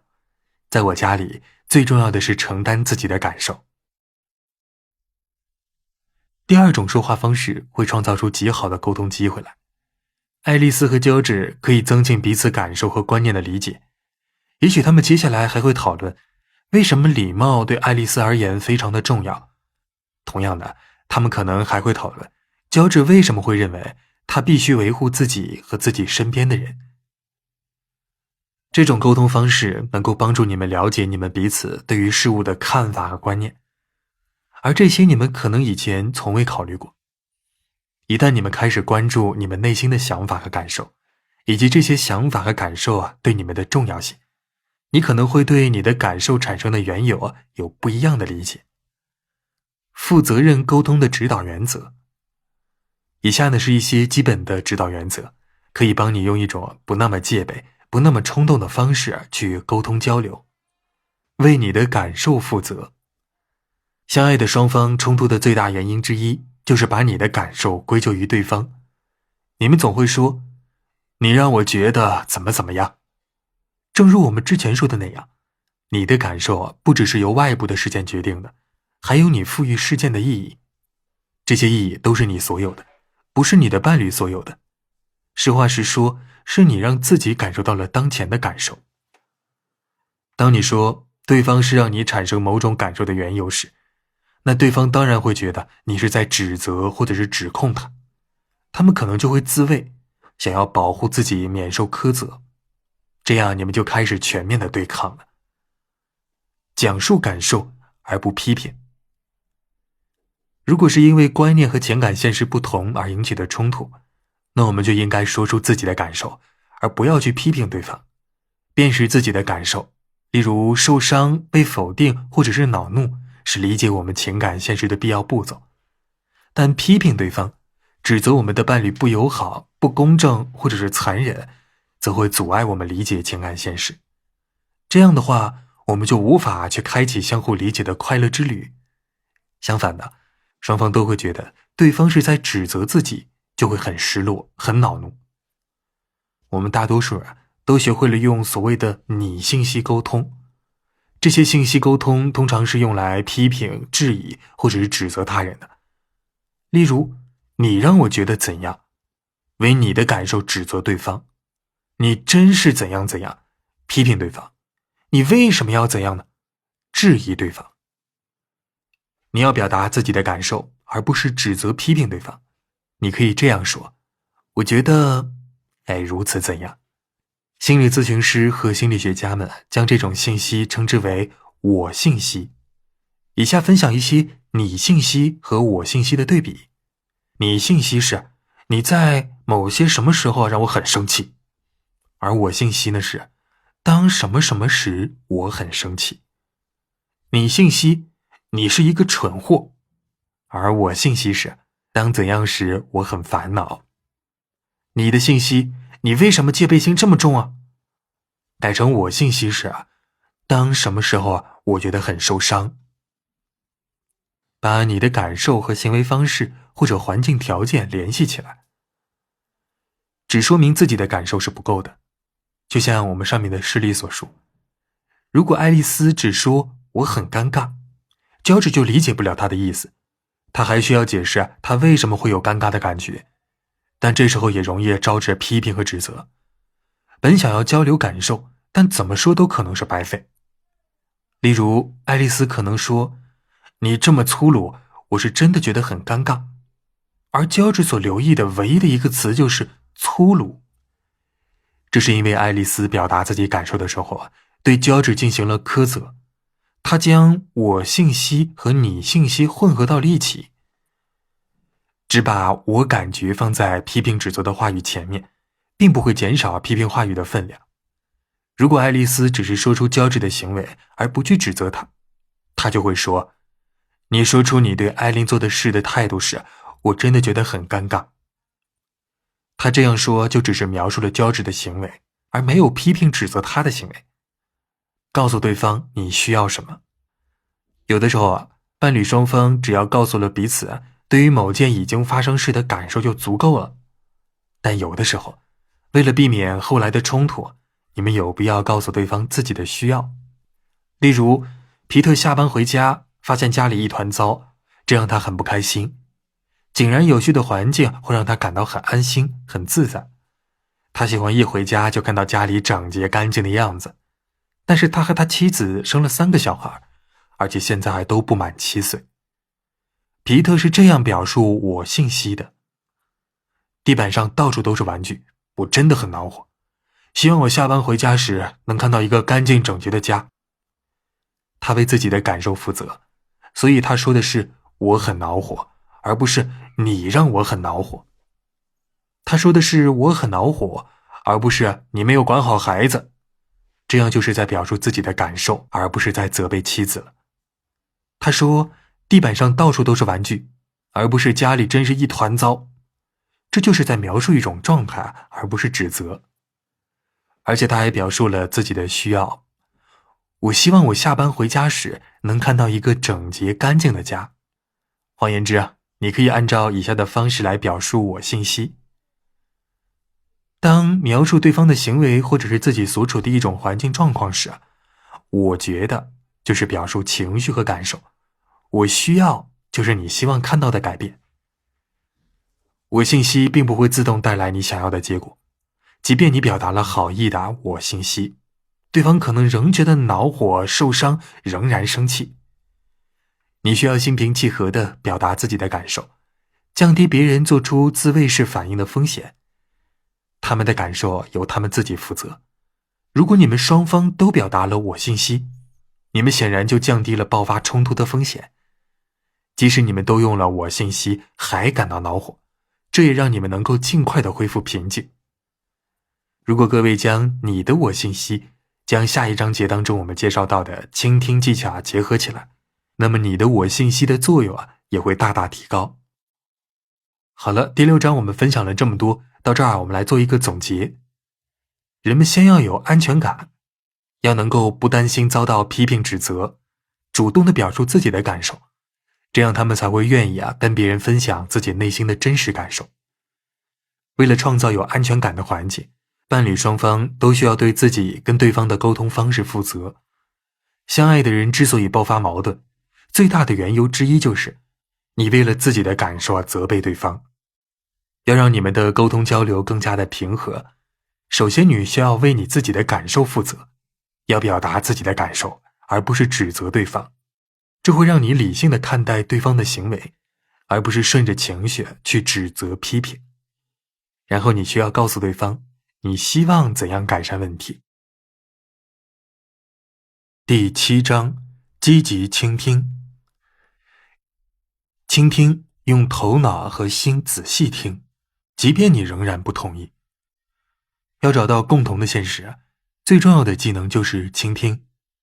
不，我说的不是那种你听了足够长的时间才得到答案的倾听，而是真正带着同理心去倾听。你和你的伴侣必须用心去理解彼此，而不是只用理智和头脑。当我们与不同情感现实的伴侣发生冲突矛盾时，就容易将对方不当爱人，而当成对手。我们就会觉得受到了威胁，就会不把对方当回事。我们就会说出这样的话：你总是那样做，或者那样做才像是个男人。那就等于将对方贴上了某种标签。我们可能会将对方视为恶意靠近我们的挑衅者。其实我们还有另一条路可以选，就是以同理心去看待对方。同理心，至少从某些小方面而言，就是一种体验他人体验和感受的能力。这需要我们自愿暂时将自己对事情的看法放在一边，认同他人的看法、感受和观念。同理心让你明白，如果你身处他人的状况之中，你会有什么样的感受？这不意味着你必须认同他人的感受和看法，你只是让自己体验一下，位于他人所处的境地究竟是什么样的。同理心让我们能够进入到我们所爱之人的情感世界，这样即便你们的观念感受不同，你们也仍然在相互分享彼此的感受和观念。进攻者和逃离者。要培养共同的情感现实，最大的问题就在于你们需要花很多时间来讨论你们的关系。研究表明，男人和女人在对待这一问题的表现上有很大的不同。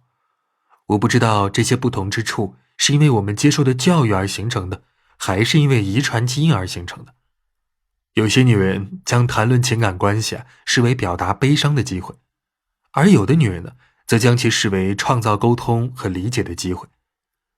对大部分男人而言，他们最不想听到的就是我们需要谈谈我们的关系问题。美国华盛顿大学心理学教授约翰·戈特曼30多年来一直对伴侣们进行调研，他被誉为世界的婚姻教皇。他和他的团队发现了一种他他们称之为进攻者、逃离者效应的行为。进攻者很希望能够有效沟通解决问题，所以他们主动出手，很努力地解决问题。而逃离者呢，避免谈论问题，试图逃避。戈特曼的研究表明，在情感关系当中，女人更可能成为进攻者，而男人呢，更可能成为逃离者。我妻子和我曾经做出过这样的行为，尤其是刚刚结婚的时候，我们的感情一旦出现了问题，她就希望马上能够得到解决。她潜在的需求其实是寻求安慰和感情，但因为她在寻求安慰的过程中总是指责、抱怨，提出尖锐的问题，所以我就想要逃避，避免和她讨论。我的行为方式就跟许多男人是一样的，就是保持沉默，把一切都放在心里，避免问题或者争吵。我也会走神，拒绝合作，批评我妻子，苛责我妻子，用这样的方式跟她沟通。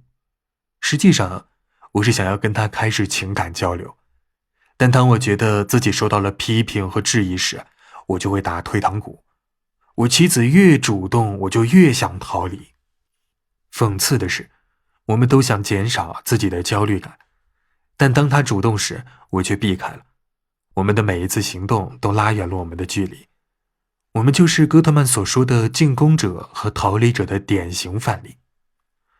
戈特曼和他的团队观察着不同伴侣间的冲突，并对他们进行了一系列的生理测量。这些测量可以帮助他们评估每个人在争吵过程当中的情绪强度。他们发现，即便男人们抵制沟通时，他们的感受也跟女人一样强烈，甚至比女人更强烈。即便他们并不表露自己的情绪，男人们也会觉得自己的情绪泛滥成灾，他们都要被这样的情绪淹没了。他们关闭心门，以避免让自己体验到更难受的情绪，也担心自己说出的话会让整个局面更糟。为了改变这种局面，进攻者需要接受抚慰和关心，而逃离者呢，需要时间去克服被指责和批评带来的难受感。以下的行为能够帮助到你们。避免相互指责，双方都不要去挑对方的错。要记着，在人们对相互的关系有着安全感的时候，人们才更愿意对对方分享自己的感受和情绪。进攻者可以进行自我抚慰，也就是不跟伴侣沟通，自行平复情绪。逃离者可以更努力地表达自己的情绪和感受，向对方展示你的柔弱之处，以拉近你们之间的距离。你们可以商量一种方式，当进攻者觉得你们在彼此指责，或者逃离者觉得受到了冒犯或者是不堪重负时，叫停你们的沟通。你们可以讨论一下这种进攻者、逃离者的行为，并且商量出各自的办法来打破这样的局面。积极倾听。情感关系当中的一个显而易见的规律就是抗拒滋生抗拒。如果你和伴侣发生争辩，产生矛盾，忽略你伴侣所说的话时，那你就会收到伴侣同样的抵抗行为。有些人认为，如果我们提出更多的事实，再多争辩几句，我们就会让对方以我们的方式去看待事物。但相反的，这样只会激化矛盾，因为感受不同而相互争吵。要么是你不愿意倾听，要么就是你不重视对方的感受。产生抵抗情绪的原因之一是夫妻双方都认为，如果不改变对方的感受，那他们就一直会有那样的感受。但事实远非如此，他们的感受遭到抵抗时，他们就会更加竭力地维护自己的感受，坚持自己的感受。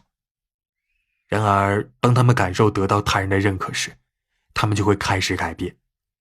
有时候，别人接受了他们的感受，他们就会很快做出很大的改变。许多人，尤其是男人，都觉得找到一种方式去化解他们的伴侣表达的感受情绪是他们的职责。如果伴侣不开心，那么他们就有责任去改善对方的情绪。而女人呢，通常只跟伴侣分享自己的情绪感受，并不期望改善糟糕的情绪。只要知道对方是理解他们的感受的，他们就会觉得满足。这些观念上的差异造成了沟通上的不协调。男人们之所以不愿意分享感受情绪，理由之一是他们总觉得自己能力不够，因为他们总担心他们并不能够解决对方的问题，即便女人并没有向他们提出这样的要求。你能够学到最有价值的技巧之一就是积极倾听。这一技巧要求你接受对方的情绪和感受，而不用表达不同于他们的感受和情绪。这一技巧是供你们相互支持，而不是相互指责的。有效倾听的目的是让你接纳对方的情绪和感受，而不是要你认同他们。这两者显然是不同的。以下呢，我们分享事例。认同是你说的对，他应该先跟你商量，如果换做我也会生气。接纳是所以莫妮卡没有跟你商量，你觉得很受伤。接纳就表示你理解并且接受对方的感受方式，而认同呢，则表示你赞成他们的感受。如果你处在同样的境地，你也会跟他们有一样的感受。积极倾听就是让你试图去理解他人的现实，即便你自己的现实与对方完全不一样，你没有必要去赞同他人的现实，因为这就相当于放弃了你自己的现实，而你希望对方明白，你能够理解他们。通常冲突当中的双方会这样想。玛格丽特说，我们为什么要早早离开聚会呢？乔治说，你知道我明天必须早起上班。而玛格丽特认为的乔治的意思是，你真是没头脑。玛格丽特说，好像我们玩得开心的时候，总是不得不缩减时间。乔治说，我们必须要赚钱。而玛格丽特认为的乔治的意思是，你真不理智。玛格丽特说，这一次我想要好好玩，不想听我们必须要赚钱这种话。乔治说，现实一点吧，除非我们买彩票赚了大笔的钱，不然我们就必须努力赚钱啊。而玛格丽特认为的乔治的意思是，你真不理智。玛格丽特说，也许我们该改变一下，为什么我们总是这么尽职尽责呢？我们曾经发誓自由生活的，但现在这种誓言还有用吗？乔治说，我们本应该要在孩子之前就好好考虑一下，现在孩子就是我们的责任，我们曾经说过要以他们为重。而玛格丽特认为的乔治的意思是，你这种想法很不负责任。这种沟通很容易就会变成冲突。玛格丽特会因为乔治不喜欢玩乐，太过于讲究责任感而责备乔治，而乔治也会责任玛格丽特不负责任，不愿接受他们一起做的决定带来的后果，冲突会一直持续下去。那如果乔治使用积极倾听的技巧，那他们的沟通就会变成这样的。玛格丽特说，我们为什么要早早离开聚会呢？乔治说，我明早要上班，所以要早点离开，真遗憾让你没有玩尽兴。玛格丽特认为的乔治的意思是，我理解并接受你的感受。是啊，我们每件事都要负责任，我们一直都是带着孩子玩，从来没自己出来玩过。所以你不想离开，不是因为没尽兴，而是因为似乎我们一直都在为家尽职尽责，从来没有出去玩过。玛格丽特认为的乔治的意思是，我理解并接受你的感受。这是真的，我爱孩子，也爱所有家人，但我太想念以前我跟你一起玩乐的日子了，而不是一直围着孩子转。你怀念跟我一起的快乐时光，而不想总围着孩子们转。玛格丽特认为的乔治的意思是，我理解并接受你的感受。我还记得我们曾经说过要自由生活，曾经那样发誓的我们去哪儿了呢？我现在仍然想要保持那时的情怀。你认为我们似乎是忘记了我们曾经向往的生活，相反的，我们现在都是按照传统常规来生活的。玛格丽特认为的乔治的意思是，我理解并接受你的感受。像这样的交流将会继续进行，乔治可能也会产生与玛格丽特同样的感受。讨论完这个问题之后，他们可能会提出有趣的方法去改变他们现有的生活方式。相信他们谈到关于孩子的问题时，也会接受相应的责任。以上这样的沟通方式有2点是值得大家学习的。第一，玛格丽特和乔治并未将彼此视为问题。第二，玛格丽特能够自由地表达内心的感受。积极倾听的一大优点就是，你关注的中心在对方的感受上。它主要的原则是，用你自己的语言总结你对对方话的理解，并跟对方确认你对对方的理解是否准确。积极倾听有很多别的称呼，比如反思倾听、镜像倾听和换框倾听。我更喜欢积极倾听这样的说法，因为这意味着倾听者是主动在理解对方所说的话。以下还有更多的案例来证实典型性听与积极倾听的差异。接下来我们来听一段典型性听的案例。雷吉娜说：我真不敢相信，珍妮居然没有先问我就擅自做了决定。安东尼说：他可能认为他已经清楚了所有事情，所以他自然就做了决定了。你怎么替他说话？我才是你的妻子，你应该站在我这边。我是想站在你这边，但我觉得你可能没有顾全大局。顾全大局？你这该死的，我跟你一样聪明，不需要你来告诉我应该怎么做。接下来我们再来看看积极倾听的样子。雷吉娜说：我真不敢相信，珍妮居然没有先问我就擅自做了决定。安东尼说：所以你觉得你失去了决策权？没错，我知道该怎样掌控局面。你觉得你的想法和感受被他忽略了？是的，我想要得到平等对待。当别人做出那样的决定时，我希望他们先来问我。如果他们没有问你，你就觉得不公平？是啊，被他们排斥让我想起了我的童年。小时候，我想要什么就会得到什么，但他们总认为我没什么重要的事儿要说。所以，如果他们做决定时忽略了你，你就觉得他们把你当孩子。没错。上面的对话里，你可能觉得雷吉娜情绪激烈、虚伪、自视高人一等。看到这样的真实对话，我也会有同样的想法。然而我可以证明，安东尼做出的反应，如果是以真诚和关怀的态度表达出来，雷吉娜会觉得安东尼是站在自己这边的。注意一下雷吉娜说没错的次数。雷吉娜每说一次，都意味着她认为倾听者理解她。另外，因为她表达的感受得到了接受，雷吉娜就会想要去发现新的感受。在这个过程当中，她发现她现有的感受与她的童年经历相关。如果安东尼不以这样接受的态度去应付，他就发现不了这一点。积极倾听的技巧。要想成为一名合格的积极倾听者，就要按照以下4条原则去做。第一，总结而不要批评。你要表达的主要信息就是接受。我们大部分人都擅长做出批评，而不是接受。我们甚至会批评自己的行为。当我们倾听朋友和爱人说话时，我们总是喜欢去批评他们。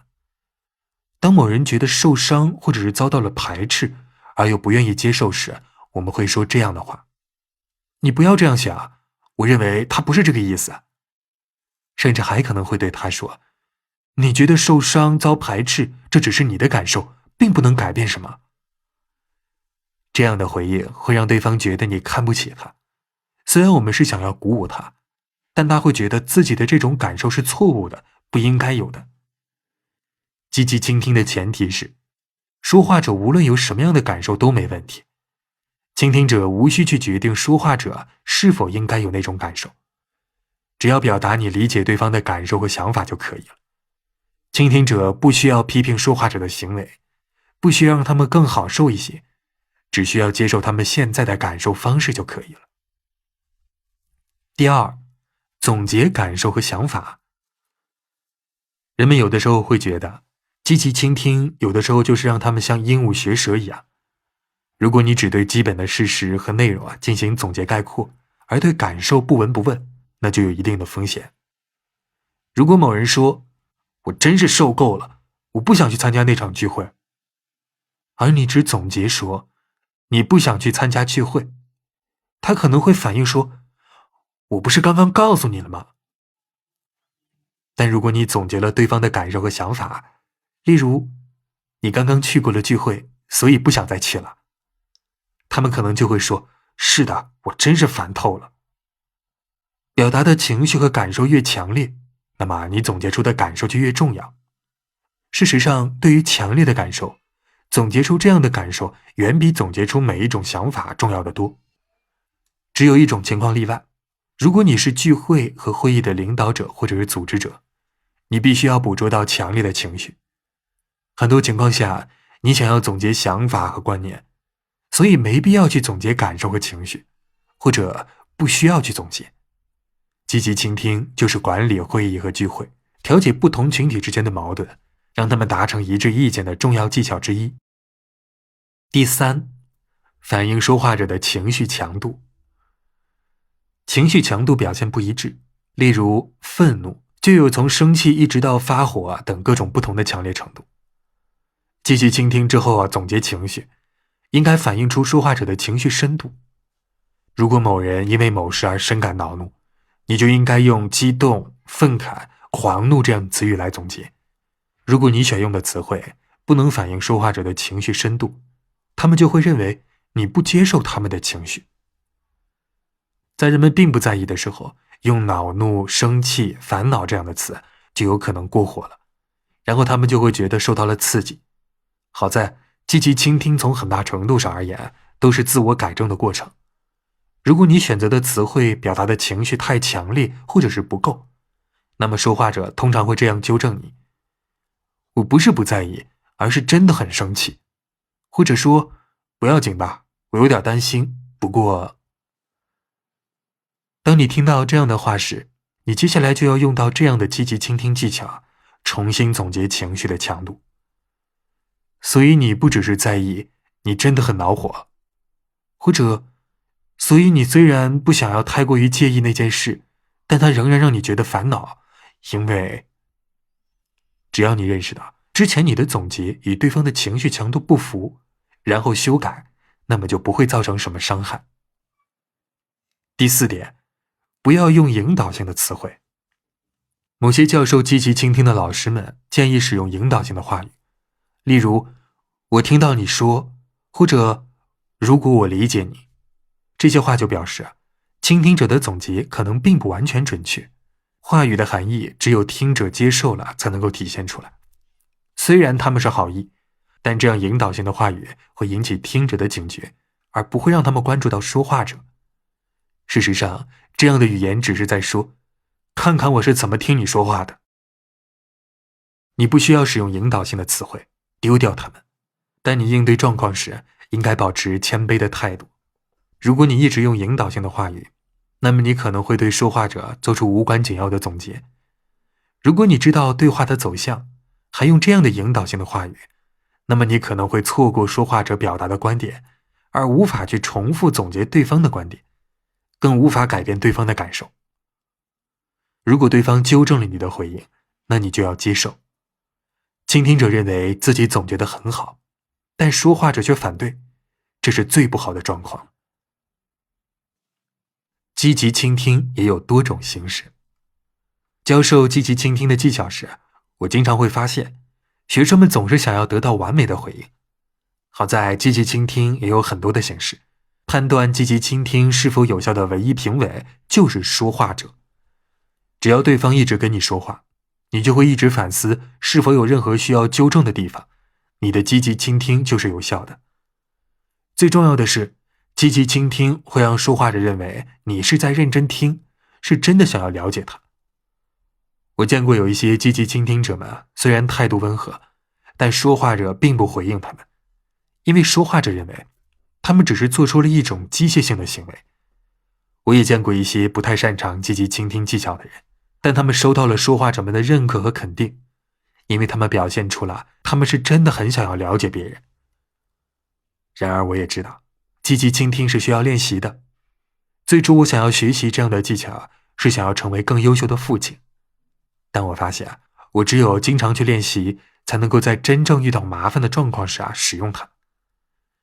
你甚至可以和你的伴侣做一些练习，相互倾听，并且讨论你们彼此做得好不好。那么，我们该何时使用积极倾听的技巧呢？在以下这些情况时，可以使用积极倾听的技巧。说话者在表达强烈的情绪时，说话者开始重复他们说过的话，而且通常还会强调这些话。说话者看上去因为自己的情绪而感到烦恼。说话者说：“你就是不懂。”别人有需要表达的情绪和感受时，你就可以用积极倾听的技巧了。但如果恼怒焦虑的人是你，那你就可以用我信息了。关于这一点呢，遗忘的各位可以去重复收听一下第6章内容。亲密关系中使用积极倾听技巧。讽刺的是，最难以使用倾听技巧的对象就是你的伴侣，尤其是在对方跟你生气的时候。你爱的人比任何人都能够更快激发你的情绪。一旦情绪产生，你可能就不会再关心对方的感受了。此外呢，如果双方都对彼此很生气，那么你就会都不希望对方来帮助你处理自己的情绪。这样的话，虽然双方都是真心想要促进彼此的了解，但积极倾听却会让你们的关系更疏远。这里有一个自相矛盾的地方，就是在2个人吵架的时候，如果他们用了积极倾听的技巧，使感受得到了彼此的认可，那么积极倾听就是有效的。从另一方面而言，积极倾听也可能会被视为虚伪的表现，对方可能会觉得这样的你不真诚。如果这样的话，那也许我们就该介绍接下来的5分钟规则了。5分钟规则。积极倾听就是要求你真正去了解对方在说什么。我用这一技巧的时候有的时候会觉得我需要在内心里清理出一片空间，放下我自己的情绪，然后才能去听别人想说什么。有时候这真的需要很努力才能够做到。有些时候你不能用积极倾听的技巧，比如你自己内心里情绪激烈翻滚，你无法在内心里留出空间去容纳他人的情绪。如果他们的情绪是因你而起，那就尤其用不了了。你是别人生气或者是沮丧的缘由时，那就很难用积极倾听的技巧去应对。然而抵抗只会滋生抵抗。如果你不用积极倾听的技巧，只是攻击或者是反击对方的话，那么这样的交流，情绪和感受就会让你们相互争吵不断。如果你无法使用积极倾听的技巧，又知道抵抗只会让情绪更糟糕，那么还有什么别的解决方法吗？多年以前，我和妻子的关系恶劣时，一位婚姻咨询师教给我们和妻子一种简单的可能挽救我们婚姻的技巧，那就是5分钟规则。双方都有5分钟的时间去说任何想说的话，用任何方式表达都可以。一方说的时候，另一方完全不干涉，也不会使用任何安抚性的肢体语言。然后呢，他们的角色互换，之前保持安静的一方开始倾诉自己想说的话，之前说话的一方则保持安静。如果做完这一次之后，双方仍然有想要说的话，那么他们可以继续再说5分钟。用这种技巧也有基本的规则，双方都同意彼此任何时候都能使用这一技巧，也有一些例外情况，例如不在孩子或者其他人面前说。一旦使用了5分钟规则，那么双方都要停下来正在做的事情，你只需要讨论谁先开始说。有的时候你们中的一个显得很急切的想要倾泻自己的情绪，但如果不是那么急切的话，就抛硬币来决定谁先来。5分钟规则之所以能够起效，是因为这5分钟时间里，没有人会因为你的情绪指责你很坏、很蠢或者很疯狂。正常情况之下，你跟别人展开针锋相对的争论时，大约每隔20秒，别人就会说一次你错了。5分钟的时间足够长，能够让你们争吵的激烈程度下降。例如，我就发现了，我用这一规则时，大约重复唠叨了4分钟之后，我自己也开始厌烦了。这个时候我仍然会有情绪，但情绪已经远没有之前那么强烈了。我不再觉得我必须要让对方理解我、回应我。我和我妻子用过这样的技巧很多次，这真是情感关系的救星。一两次之后，我们中的一个就会缓和情绪地说：我想我要更经常地做出改善了。有时候我们双方都会说，我再没有别的什么要说的了。这看起来有点虎头蛇尾，但却是开始修复关系的好时机。但有些时候，我们中的一个也能够积极地倾听对方的话。使用5分钟规则时，无论他或者是他在怎样的表达情绪，你都不要打断对方。如果这5分钟的时间里，你们都能够不再彼此指责，那么5分钟之后，你们对于彼此的感觉就会好一些。如果你打断你的伴侣，表达你信息，指责对方做得很糟糕，那么你就会激怒他们，就会失去这5分钟规则带来的好处，诱发一场新的争吵。重要的是，我们都想要做出避免冲突恶化的行为。如果我们学会了去辨识那些让矛盾升级的行为，那我们就能够控制住自己，而这也是接下来我们要介绍到的。好了，第7章分享了这么多，到这儿我们来做一个总结。在情感关系当中，抵抗会滋生抵抗。如果你和伴侣争论，不同意对方的观点，那你就会遭到对方的抵抗。自己的情绪和感受得不到接受，他们就会一直缠着你。情绪和感受得到了接受，他们就会开始改变。短时间内，他们自己就会做出很大的改变。积极倾听是一种有益的技巧，能让人们觉得他们的情绪和感受是得到了别人的接受和理解的。前提是要让说话者认为，无论自己有什么样的情绪和感受都没有问题。倾听者不要做出批评，只要总结说出他们理解对方的感受和想法就可以了。如果双方都有强烈的情绪，无法去关注彼此的情绪，那么就不可能用积极倾听的技巧了。你们可以使用上述的5分钟规则，给予彼此自由表达情绪的机会，而不去指责或者是反对彼此。本集已播完，感谢您的收听。屏幕的右上角一键分享可以让更多人听到。欢迎各位在屏幕的右下方点赞收藏，你的评论是对我最大的支持。一起来听下集内容吧。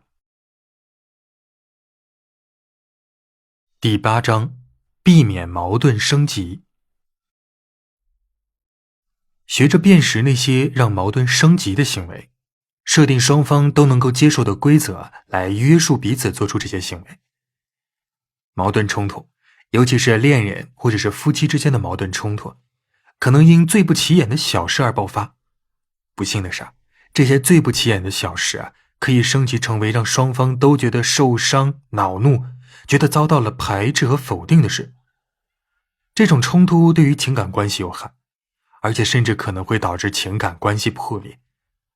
为了避免让小矛盾变成大冲突，我们需要学着让他们避免升级。以下我们将分享一段升级了的矛盾事例。丹尼斯，她是一整天工作之后刚刚进门的丈夫。进门之后他说，这是怎么了？房间里一团糟，你就知道坐在那儿看肥皂剧。特丽莎是丹尼斯的妻子，她这样回复说，我一整天都很忙的，刚刚抽空休息一会儿。你来试试照看一个3岁的孩子和一个5岁的孩子看看。你以为你是谁呀？走进来就对我指手画脚的。丹尼斯说，我希望我回到家之后看到你已经尽到了自己的职责，把家里打扫得干净整洁，但是你却有闲情逸致看电视。我工作一整天很累了，回家之后却发现你什么事都没干，这真是不公平。我努力工作，我希望你也能够尽职尽责地照顾好家里。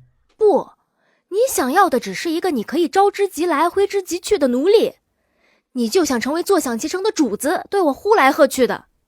不，我不想要奴隶，我只想要一个尽职尽责的妻子，能做她分内该做的事情，让这个家干净整洁是你的职责。我希望你能够尽到这份责任，而不是只看电视。你做的跟我想的一点都不一样，你就只躺在那儿，一切都等着我来做是吧？只是躺在那里？你这讨厌鬼！如果你关心一下孩子，你就会知道要让他们不争不吵有多麻烦。你觉得我不关心孩子？我总是尽量抽时间来陪孩子，但我一天还要工作8到10个小时，周六通常还要加班，所以我希望你能够尽点职责，但你却只坐在这里看电视。你是说我懒吗？蠢货，都是胡扯。你周末总是看球赛，傍晚你只是在家里跺着脚呵斥孩子们闭嘴别吵，难怪他们一点都不想跟你在一起呢。你这只懒狗，周围的邻居都知道你懒，那些男人们甚至在讨论你有多懒。哼，附近的那些女人们都说你是个自大狂，总是命令周围的所有人，好像你什么都知道一样。他们都为我居然嫁给了你而遗憾。好吧，我已经受够了，我放弃。今晚你自己做饭吃吧。真该死，我出去了。谁愿意跟这样一个不负责任的巫婆在一起啊？像上面这样的冲突不是自己升级的，而是因为我们和伴侣做出的行为而升级的，而且这种升级有一种可预测的模式。有人觉得受到了威胁或者是压制时，就会诱发矛盾升级。重申一次啊，矛盾升级的导火索可能是非常非常小的事情。最开始的刺激行为几乎都是责备和指控，这些通常都包括许多你信息。你这样做了，你那样做了。从丹尼斯开口开始，他和特丽莎就一直在互相的责备和指控。相互责备和指控之后，冲突升级的第二阶段就是相互重伤。除了责备他懒，丹尼斯还骂特丽莎是狗，是不负责任的巫婆，而特丽莎则骂丹尼斯是讨厌鬼、蠢货、自大狂。接下来，双方还会继续将他们的争吵的问题扩大。例如，抱怨没有把牙膏盖上，可能会升级成你总是不讲究整洁，然后还会升级为除了你那辆该死的车，你对其他的一切都不负责任。他们还可能会说，你母亲也是这么说你的，我真不知道为什么要娶这样一个不负责任的女人。开始于牙膏盖没盖的争吵，很快就会升级为指控伴侣完全不负责任，甚至还会严重到质疑是否还应该继续在一起生活。为了增强自己的说服力，双方还可能拉同盟来支持自己的说法。例如，丹尼斯就说，邻居们都知道你懒，而特丽莎反驳说，附近的所有女人都说你是一个自大狂。有时候双方都会拉上周围的人站在自己这一边，而这会导致家庭矛盾升级。最糟糕的情况下，父母可能都会把孩子拉到自己这边，让孩子们选择跟父亲还是跟母亲一起。随着冲突升级，双方经常会用夸张笼统的概括性的话语沟通，甚至长时间保持敌对和沉默的态度。你或你的伴侣说你总是或者你从不这样的话时，你们的关系就进入到这样一种状态。有时候双方甚至会避免直接沟通，通过别人传递信息。例如，约翰尼告诉你父亲该修剪草坪了。矛盾升级之后，双方都开始采取极端的行为态度。可能开始的时候你不觉得自己极端，只有事情平息后，你才会觉得自己很极端。我不会再那样做了。矛盾升级到严重地步时，双方甚至会用言语或者是肢体动作来伤害彼此。如果长此以往，这段关系就会毁掉。为了避免升级到如此严重的地步，我们就要学会辨识引起矛盾升级的行为，并不再做出那样的行为来。在任何人际关系当中，都存在着三方：我、你和我们。冲突升级时，我们就不会认识到我们，甚至会毁掉我们。接下来，我们就来学习一下如何处理人际关系冲突的第一条戒律。即便在冲突中，也要维护你们的情感关系。即便是在冲突当中，也要记住我们是脆弱而无比珍贵的，要避免做出威胁到我们的行为。我们之所以会做出威胁我们的行为，是因为矛盾冲突升级的过程当中发生了以下的4种情况。第一种情况是，我们开始视对方为敌人。第二种，我们都忽略了这样一个事实，就是我们爱着对方。1小时前我们可能还非常恩爱，但现在我们真的很讨厌彼此。第三，矛盾升级的时候，双方都不愿意倾听彼此真正的心声。第四，我们都不再愿意表达自己内心的情感，有时甚至会避免相互沟通。双方都在为自己的行为辩护，都说自己之所以做出这样或者那样的行为是因为对方说过或者是做过什么。他很气愤，因为他妻子对他的抱怨不公正，所以丈夫觉得给他安一个不堪的骂名很不错。他也受不了丈夫这样的辱骂，所以他会继续将问题扩大化等等事实上，这就意味着双方都没有为自己的行为负责任，他们所说的一切都是为了报复对方。交流规则。本章节呢，我们介绍一些规则来帮助各位避免做出矛盾升级的行为。显然，如果双方都按照这些规则行事，那状况会得到改善。所以我鼓励你和你的伴侣讨论这些规则，并看看你们是否能够就其中的某些规则达成一致的意见。即便你们无法达成一致意见，你自己也要遵循这些规则。无论你的伴侣做了什么，你都要为自己的行为负责。如果你想要改变争吵的现状，那你就要先开始改变自己的行为。规则一，避免责备和指控，用我信息来表达情绪和感受。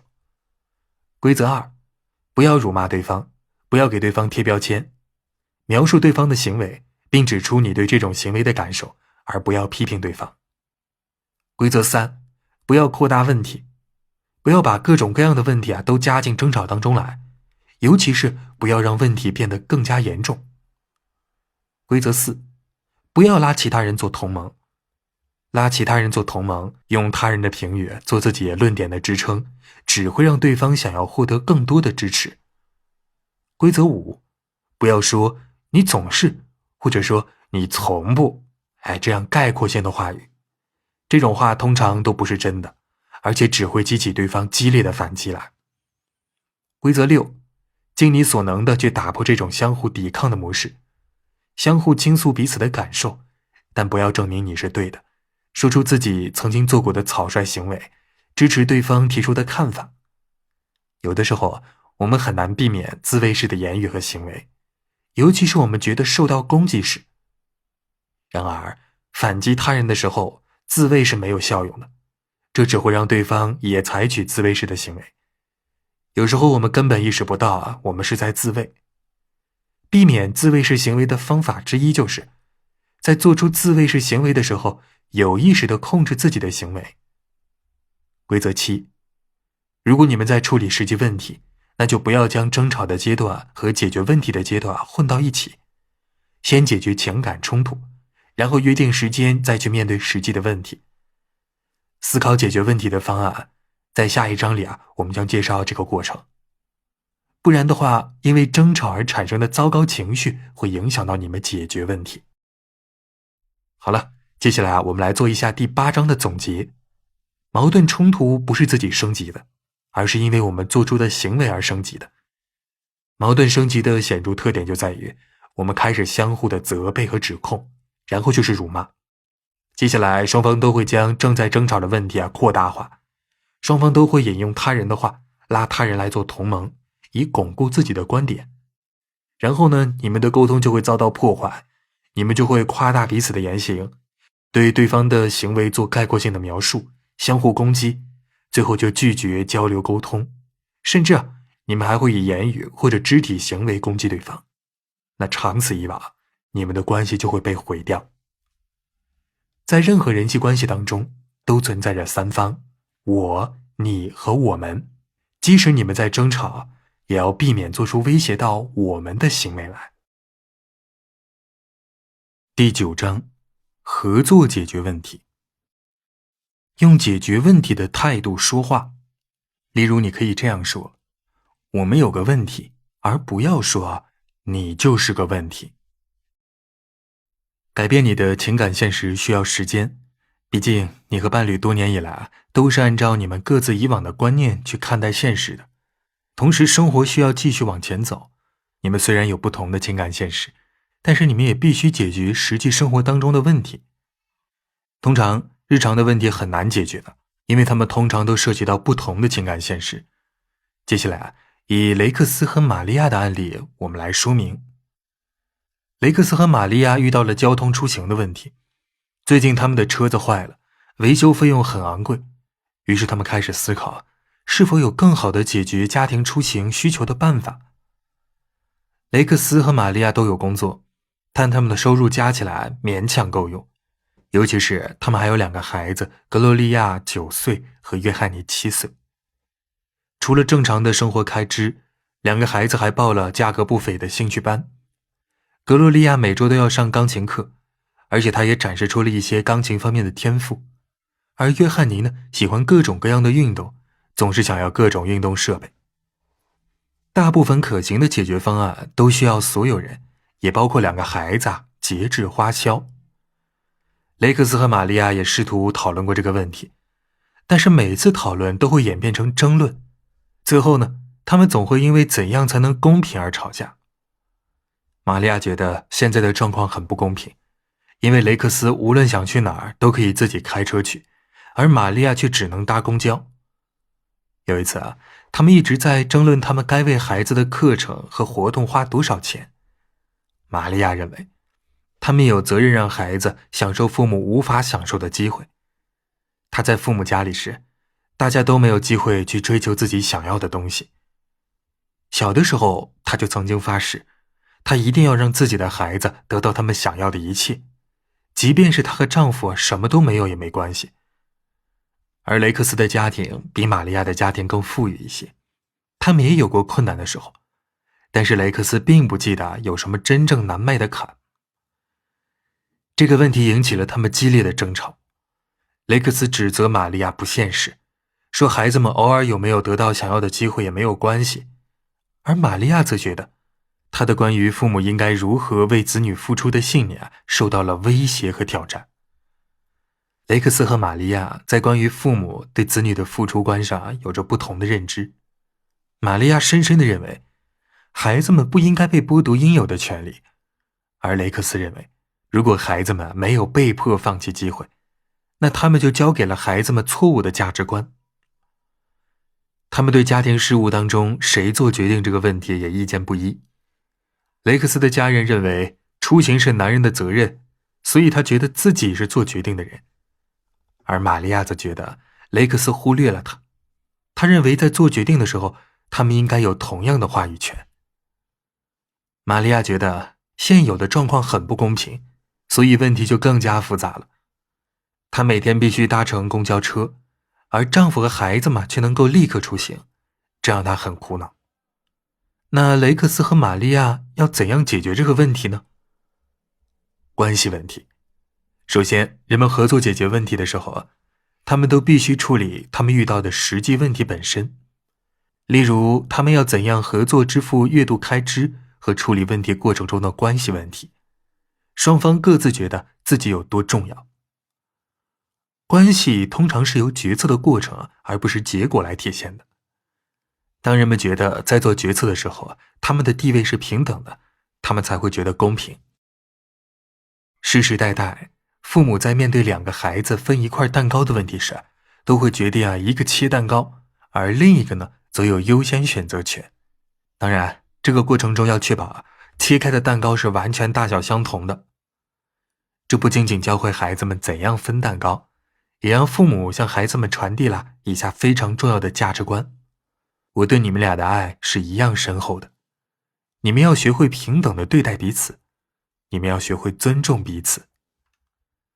这种处理过程传递了上面的价值观，而这些价值观呢，可以改变人的行为。当人们觉得自己受到了重视时，他们就能够接受解决问题的办法。但如果他们觉得自己不受重视，那他们就会排斥那些能够解决问题的方案。在雷克斯和玛利亚的家里，玛利亚觉得自己不受重视，她必须要搭公交，而家里的其他人都可以乘坐家里的车。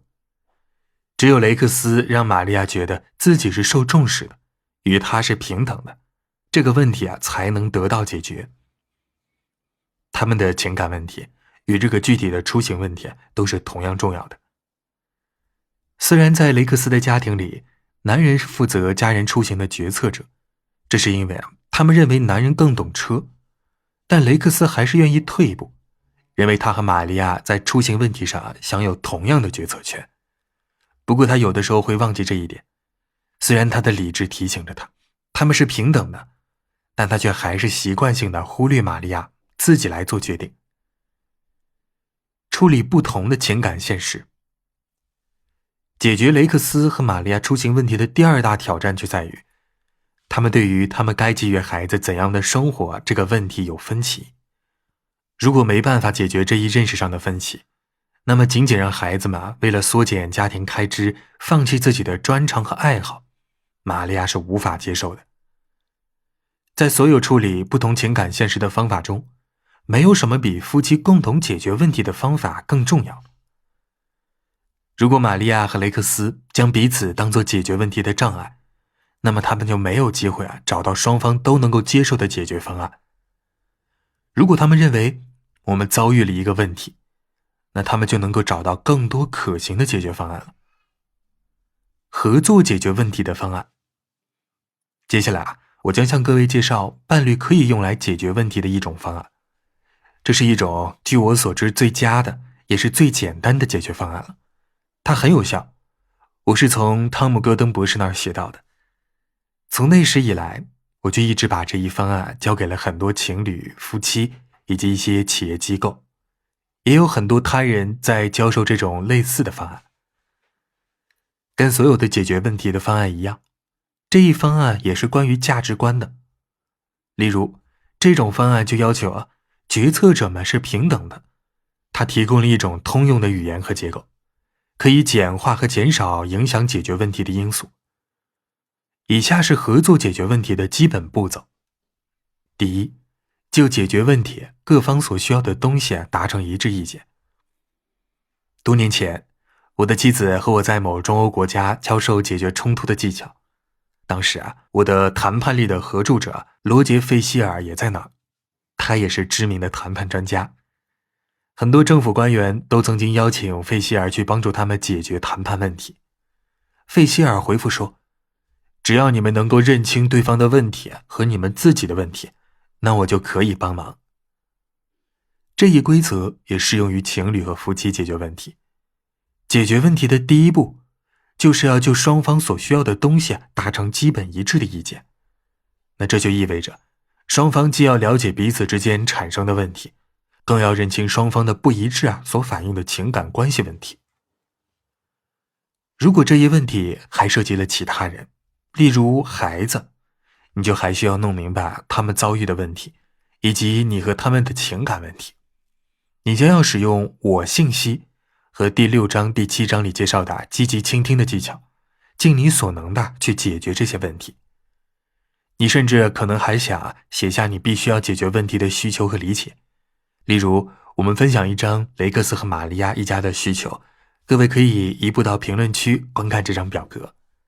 这么一家人，雷克斯的需要是担心未来修车的费用，有时候需要车来运送资料到工作场合。以前总是负责出行问题的决策者，开车去工作时，他会享受同事们的新鲜和赞美。那么玛利亚的需要是，她讨厌搭公交，担心未来修车的费用，因为自己不得不搭公交而觉得自己是最弱势的一方，感觉以前在出行方面自己从未做过决策，认为孩子们的生活不应该有缺失。那么在一家里，孩子们的需要是想要继续持有现在拥有的东西，希望父母在处理涉及他们的问题时，可以先问问他们。奇怪的是无论是在处理情感关系还是事业关系时，大部分人都会跳过这个界定问题的阶段，而且通常会罔顾关系问题，而是直接跳到了提出解决方案这一步。结果，他们通常会采取不恰当的解决方式，不理解对方为何反对他们提出的方案。按我的经验来看，花50%以上的时间去界定问题是有益于解决问题的。第二，利用头脑风暴准备一份备选方案清单。接下来就是利用头脑风暴准备一系列备选解决方案了。用头脑风暴去准备备选方案是一个很特别的过程。当事双方应该尽可能的提供足够多的解决方案，而不要相互的批评指责。这个过程中有一些非常重要的原则需要遵守。人们只有在心理上获得安全感之后，才会最有创意。如果每提出一个方案都遭到批评，那么他们就不会再去思考了。在开动脑筋思考的阶段，不要去批评彼此提出的解决方案，只要如实的记录这些内容就可以了。愚蠢的提议通常会引出有创意的突破。愚蠢的提议本身可能并没有什么价值，但却可能让你打破思维惯性，想到一些你从未考虑过的解决方案。追求数量，研究表明，想出大量解决方案的伴侣，比只想出少量解决方案的伴侣更可能想到有创意的解决方案。有创意的解决方案通常是清单上列出的最可行的方案衍生出来的。在思考解决方案的时候，要让所有人都参与进来。大家无法达成一致意见阻碍之一就是每个人都维护自己提出的方案。在雷克斯和玛利亚的案例当中，如果他们每个人想出5到10种解决方案来，那他们就不会固执于自己最初的解决方案。通常，最终获得通过的解决方案是当事一方根据他人的看法而得出的，将所有可行的解决方案都联合起来，以彼此各自的想法为依托，去思考解决问题的最终方案。第三，就最能满足所有人需求的方案达成一致意见。头脑风暴想出了很多解决方案之后，你可以对所有的方案进行评估，但这个时候，你花时间了解所有人的需求是有回报的。评估解决方案的标准是，看它是否能够满足所有人的需求，包括表面上的需求和关系需求。哪种解决方案最能满足所有人的需求呢？记着，要用我信息去描述你认为有效的解决方案。回应他人提出的看法和观念时，要使用积极倾听的技巧。第四，就怎样实施解决方案达成一致。我见过的许多伴侣都耗费很多时间精力去做上面的3个步骤，但最终还是很恼怒，有怨气，因为他们并没有完全讨论出该怎样实施解决方案。有一对夫妇就曾经购买新车达成一致意见，但是后来丈夫却未征询过妻子的意见就买了一辆新车，他们差点为此离婚。做出清晰的规划，决定该由谁何时实施解决方案，一定要规划清楚，每一个步骤该由谁来负责。通常呢，如果让双方都承担责任，那么双方都不会真的觉得自己有这个责任。第5点，就解决方案是否有效的评估方式达成一致。一旦双方就某解决方案达成了一致意见，那么他们通常都会认为问题已经得到了解决。但在现实生活中，某些看起来不错的解决方案却并未奏效。人们认识到这一点之后，就爆发了一场危机。就你们共同评估选择的解决方案是否奏效的时间和方式，也要达成一致意见。如果不奏效，那就再次评估，找到这种方案不奏效的确切理由。首先呢，你们必须持有我们遇到了一个问题的态度，而不要为了之前的解决方案不奏效而责备彼此。在一些课堂上，我提到雷克斯和玛利亚的案例时，有一些学员提出了一些异乎寻常的解决办法，但大部分的解决方案都是卖掉他们的卡车，买2辆不贵的小轿车，让约翰尼使用2手的体育设施，为格洛利亚找相对便宜的钢琴课，节省开支。我记得有一对夫妇就提出，玛利亚有了小轿车之后，就可以放弃自己的工作，开Uber车赚钱了。是否要减少孩子们的爱好开支以省钱，这一决定权在玛利亚手上。她很想要确保让孩子们获得所需要的一切。也许丈夫同意，她也就更能接受与丈夫和解。孩子们对于改变的态度也许更为重要，他们也应该参与这一决策。如果父母告诉他们，我们需要节省一点钱来买小轿车，这样妈妈就不用搭公交车出门了，他们也许会提出一些建议，或者会更愿意接受这一决策带来的改变。如果夫妻双方就孩子应该怎样做私下达成一致意见，那么这并不能够保证孩子就一定会同意父母的决定。好了，接下来我们来做一下第9章的总结。情侣或者是夫妻解决问题的基本原则，就是要采用我们遇到了一个问题的态度，而不要将彼此视为解决问题的障碍。人们觉得自己受重视时，就更愿意去考虑可行的解决方案。有效的解决方案应该满足所有人的需求，开动脑筋去考虑各种可行的解决方案，并且协商该采用什么样的方案，以及如何判定该方案是否奏效。本集已播完，感谢您的收听。屏幕的右上角一键分享可以让更多人听到，欢迎各位在屏幕的右下方点赞收藏，你的评论是对我最大的支持。一起来听下集内容吧。接下来将进入本书的第3部分，共情工具箱方法，分享第10章的内容，价值观冲突。寻找伴侣观念的积极面，即使伴侣反对你认为重要的东西。我们所有人在生活当中都要做艰难的抉择，这些抉择反映了我们的价值观，也就是我们判断事物的好坏、对错、是否公平和理性的规则。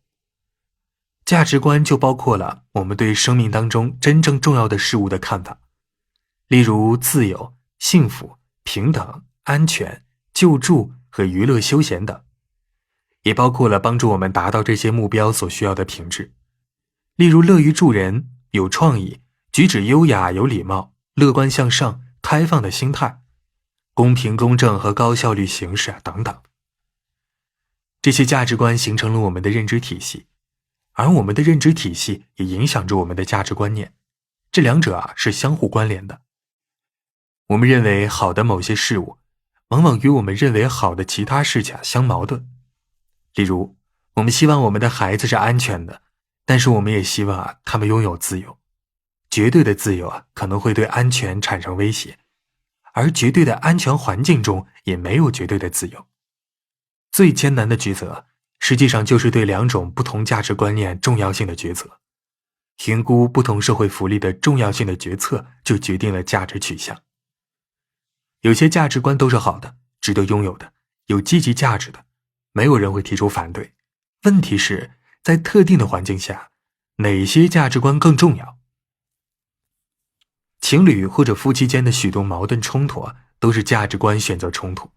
我们习惯的行为方式正是在当前的情况之下，我们重视哪些价值观念十分重要，每一次抉择都要把握住2种好的价值观念的平衡。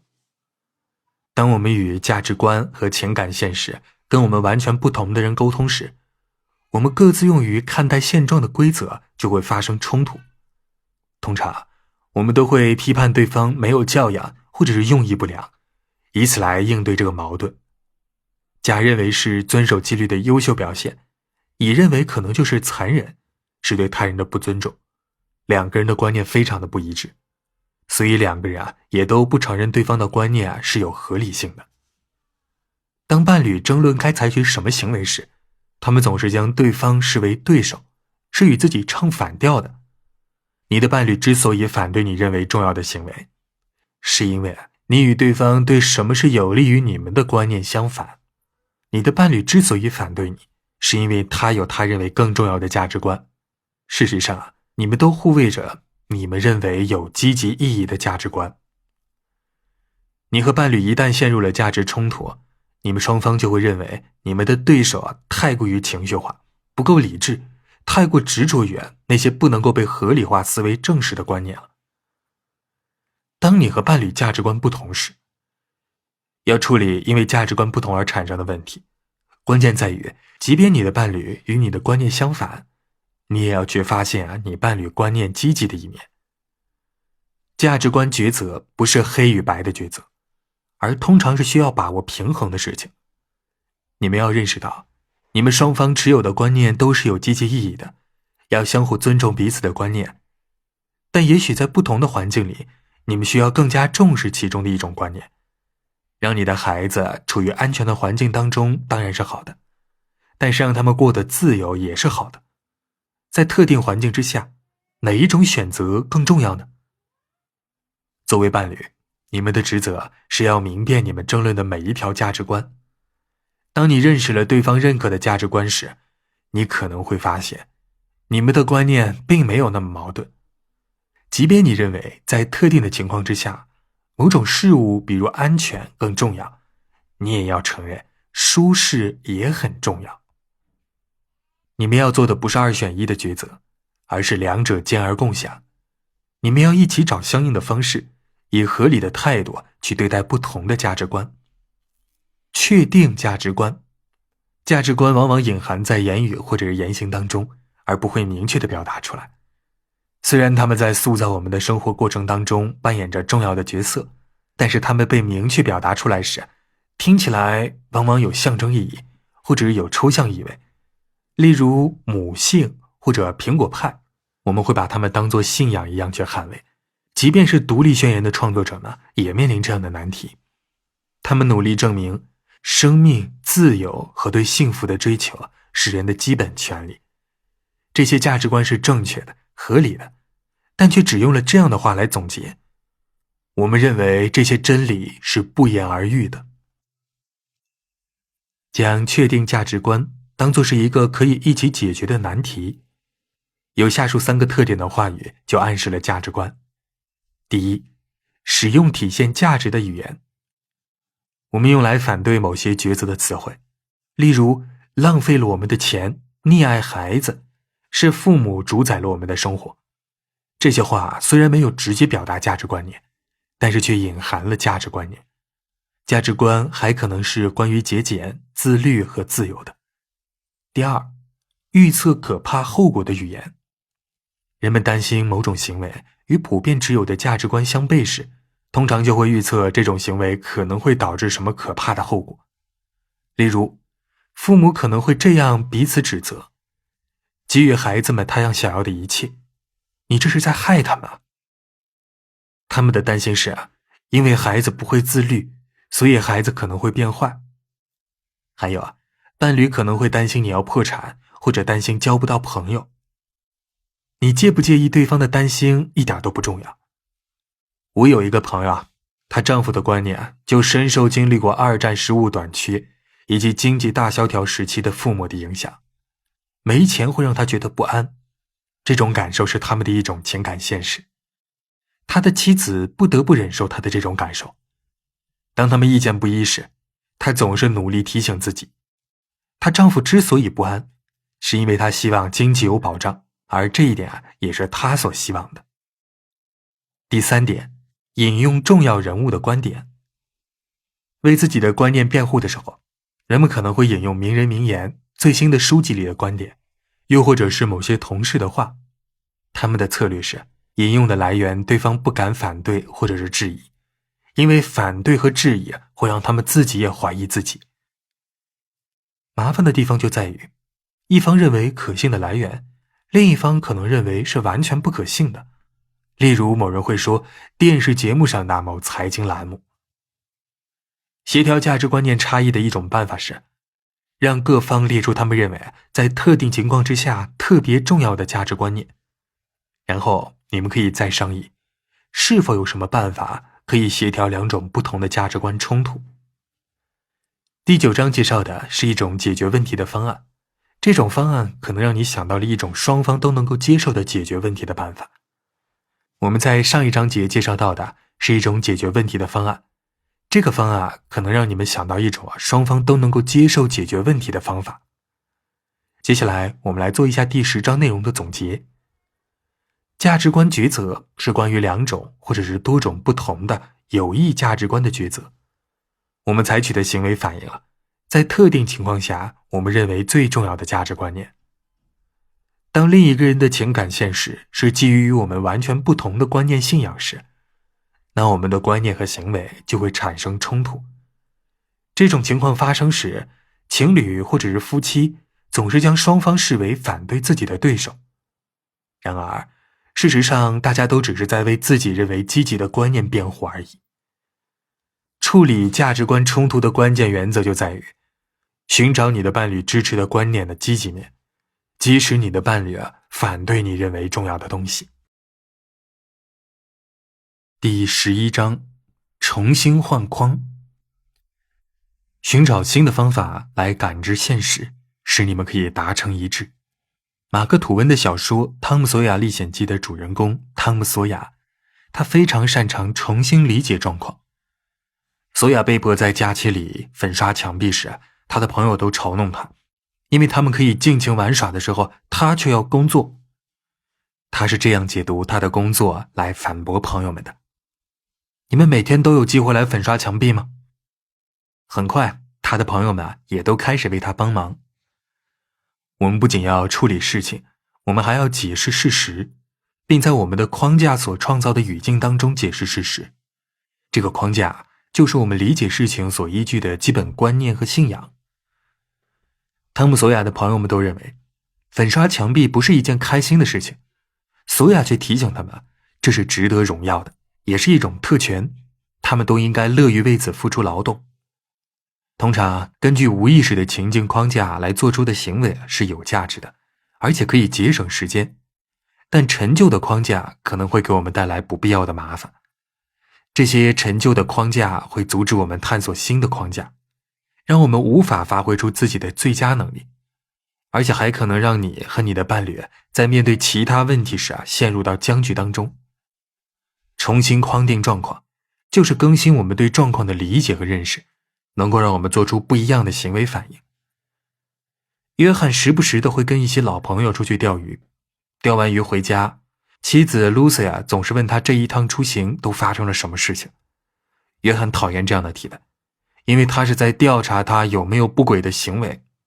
很快，约翰他愤怒不已，并且采取了防卫的态度。约翰认为他没有做妻子怀疑的事情，所以他们总是吵架。约翰甚至还打算以后不再去钓鱼了，因为这事儿吵架根本不值得。不过随后他就改变了态度，他不愿意被迫放弃自己这一爱好。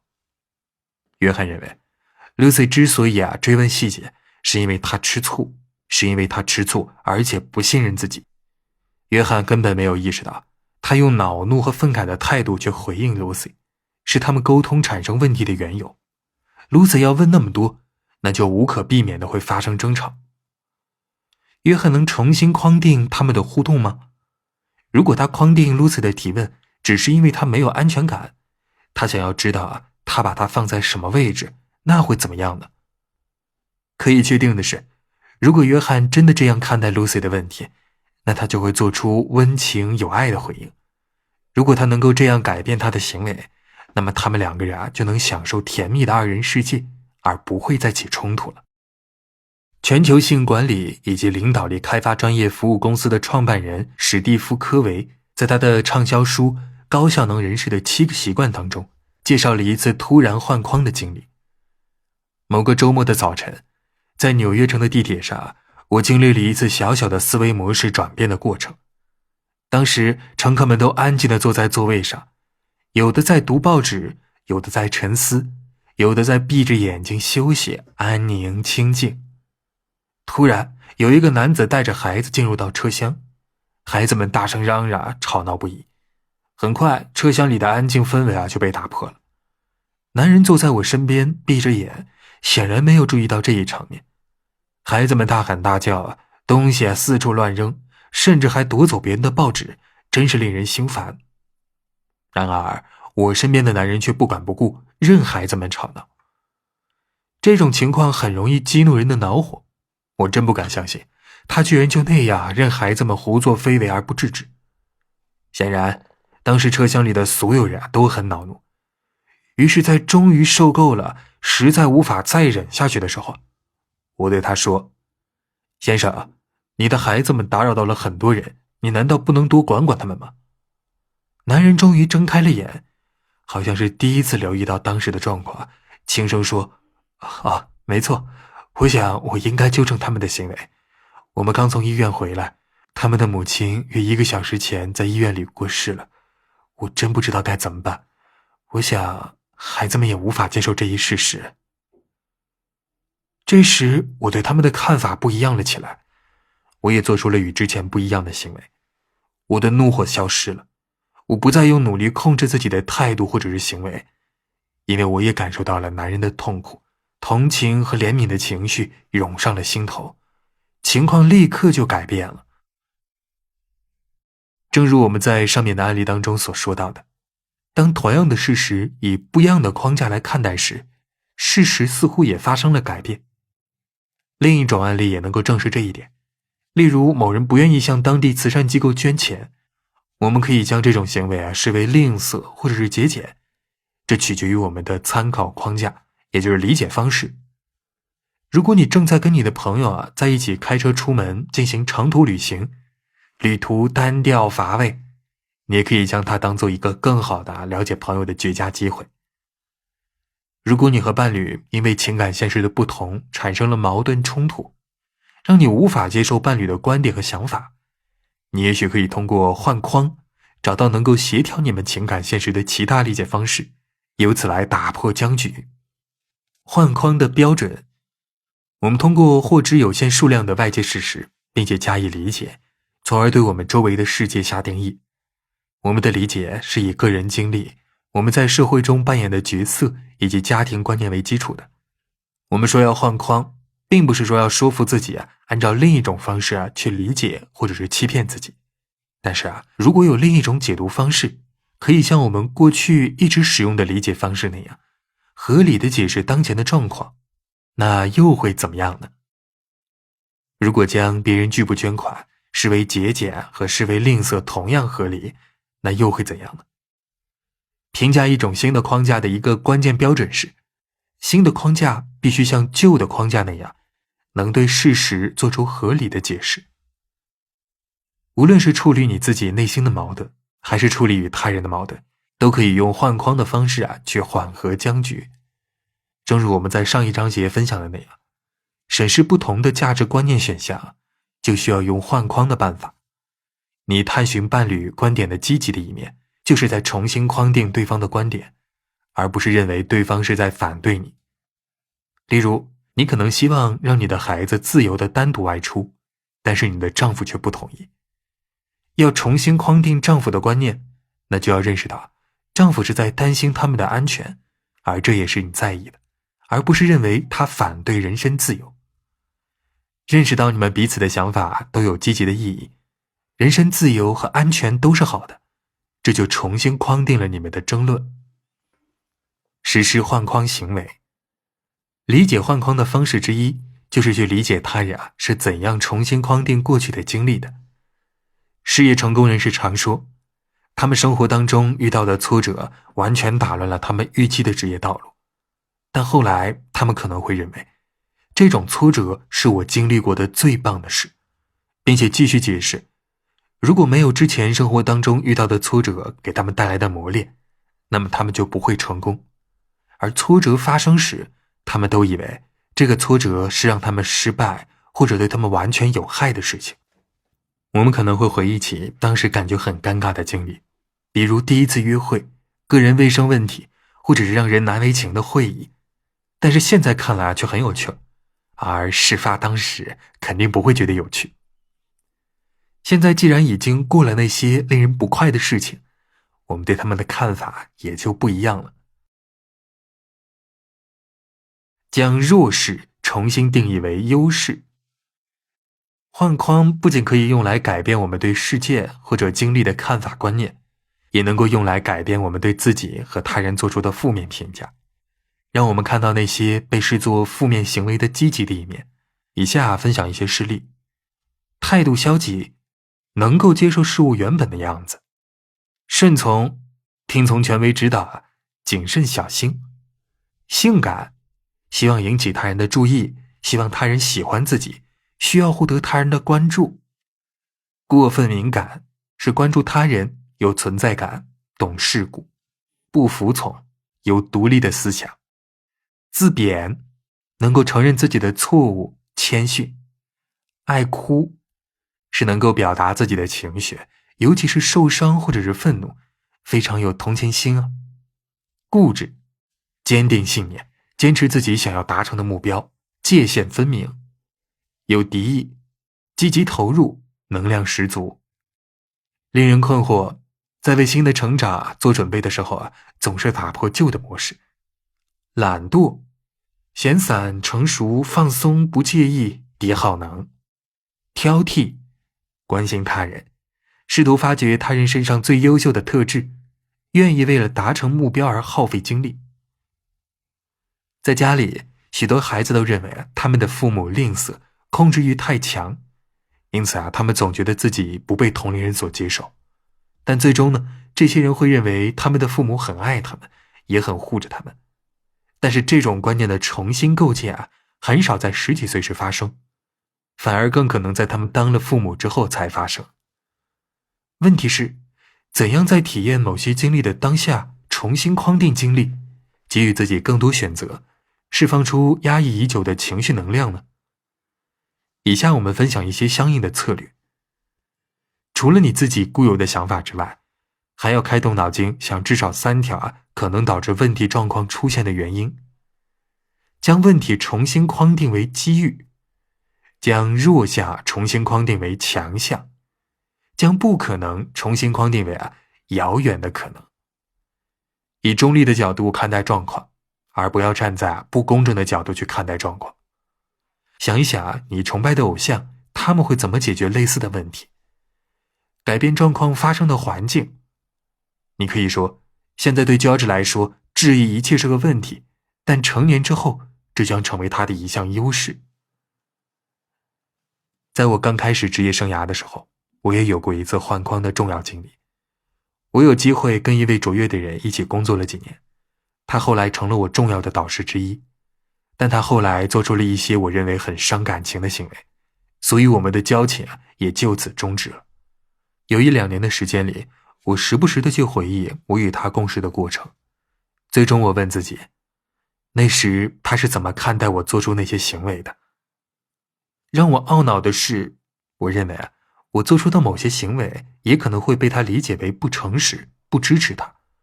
我当时还不认为我所做出的一切是破坏这段关系的合理理由。然而一旦我明白了促成这种局面我也有责任时，我就立刻不再因为这件事而觉得受伤了。我改变了理解关系破灭的框架，我就立刻不再因为这些事而感到受伤。我改变了理解关系破灭的框架，考虑到了他的观点和感受，从而改变了我对整件事情的理解。心理疗法当中的框架。心理治疗师普遍都是用换框来帮助人们解决他们觉得困扰的问题的。心理治疗师马克·蒂勒尔说过，人陷入一种固定的思维模式中，并下意识地认为自己的观念和想法是唯一正确的。当另一种更广泛、更灵活、更积极的观点以出人意料的方式出现，并且让他们感到无可争议时，他们的观念就会发生重大改变。经过这样的换框的过程，人们通常就不会再用以前那种局限性的思维去看待问题了，也不会再做出有问题的行为来。例如，由于一位老教师不断的批评，某位新教师渐渐地失去了自信心。为了让他不再将这种批评当作对他事业的打击，心理治疗师用了消化的隐喻，将某些批评的话语比喻成了没什么营养价值的食物。心理治疗师还告诉这位新教师，他可以去仔细考虑一下这些批评之语是否合理，如果他实在接受不了，就可以丢掉一边不用理会。某人因为对员工发脾气和恫吓面临失业的危险，被问及为何要发脾气和恫吓员工时，他回答说，他最担心的就是别人会利用他。心理治疗师问他，你怕员工利用你，于是你就发火，就让怒气利用了你，那么你还要让那些怒气利用你多久呢？换言之，整个问题已经被换框了。他已经认识到，让他失去理智的是自己的怒火，而不是员工的表现。学会如何换框。心理治疗师对问题状况进行了换框非常有帮助，但很多人都没有时间和金钱去心理治疗师那儿去咨询。你也可按照以下的方法去做，帮助你重新框定状况。记日记，许多人都发现记日记会很有帮助。在日记里总结一天发生的事情，尤其要突出你对于这些事情的看法和感受来。记这种日记，你还可以写下情绪、想法持续的时间、产生的理由、情绪和想法的强烈程度，以及你是如何应对的。通常读过去的日记记录之后你的理解框架就很清晰了，这也许能够帮你明白你需要怎样改变。第二，设想最糟糕的结果。你想象一下，问题发生以后，事情将会怎样发展？如果问题得不到解决，最糟糕的结果是什么呢？你会失去你的工作、你的婚姻、你的存款吗？如果你真的失去了上面所说的这些东西，那你会怎么办？你会做什么？你又能做什么？大部分的时候当你设想出最糟糕的结果时，你会发现你仍然能够承受这种结果。无论如何，设想到的最糟糕的结果能够减少遭遇这种可能性时的恐慌和焦虑感。这也许并不愉快，但是你仍然能够承受得住。预测到了最差的结果，你就能够自在地继续生活了。如果真的发生了最差的结果，你也已经准备好去面对。第三，换框练习。以下是一种能够帮助各位重新框定难以处理的状况的练习。第一，确定框架。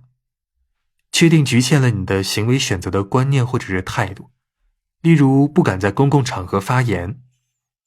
第二，找到框架的积极意义，例如避免在公共场合发言能够让你不受批评或者是嘲笑。第三，找到3种其他的方式去达到这一积极的目的，而不产生任何旧的框架带来的消极影响。例如像这样，我真的搞砸了一些报告演讲，大部分是因为我准备不够充分，如果下次准备的再充分一些，我就会做得更好。我需要更多的在公共场合发言的经历和历练，我一定会去找这样的机会的。我还不知道我的这项能力真正如何，我要去努力尝试。第4点，说服你自己，不要被旧的思维模式完全控制，仔细考虑3种新的框架。第5，回顾过往的经历，是否有符合3种新框架的。第6，审视你是否还是不赞成新的框架。第7，继续寻找能够支撑新框架的经历体验，开始构建你对于公共发言的新态度。我们最大的框架是我们自己的人生经历，如果我们重新框定它，那会怎样呢？如果我们以不同的理解方法去理解我们的人生经历，那我们现在的生活会有所改变吗？这是我们在下一章节当中要介绍到的内容。现在我们来做一下第11章的总结。我们都是按照内心的想法和观念去理解外界事物的，通过重新框定状况，找到其他合理的能够兼容不同观念和认知的方式去理解状况，你也许就能够突破你与自己或者是与伴侣之间的障碍。例如记日记，想象可能发生的后果，以及做框架练习这样的技巧，也能够帮助你应对问题。本集已播完，感谢您的收听。屏幕的右上角一键分享可以让更多人听到，欢迎各位在屏幕的右下方点赞收藏，你的评论是对我最大的支持。一起来听下集内容吧。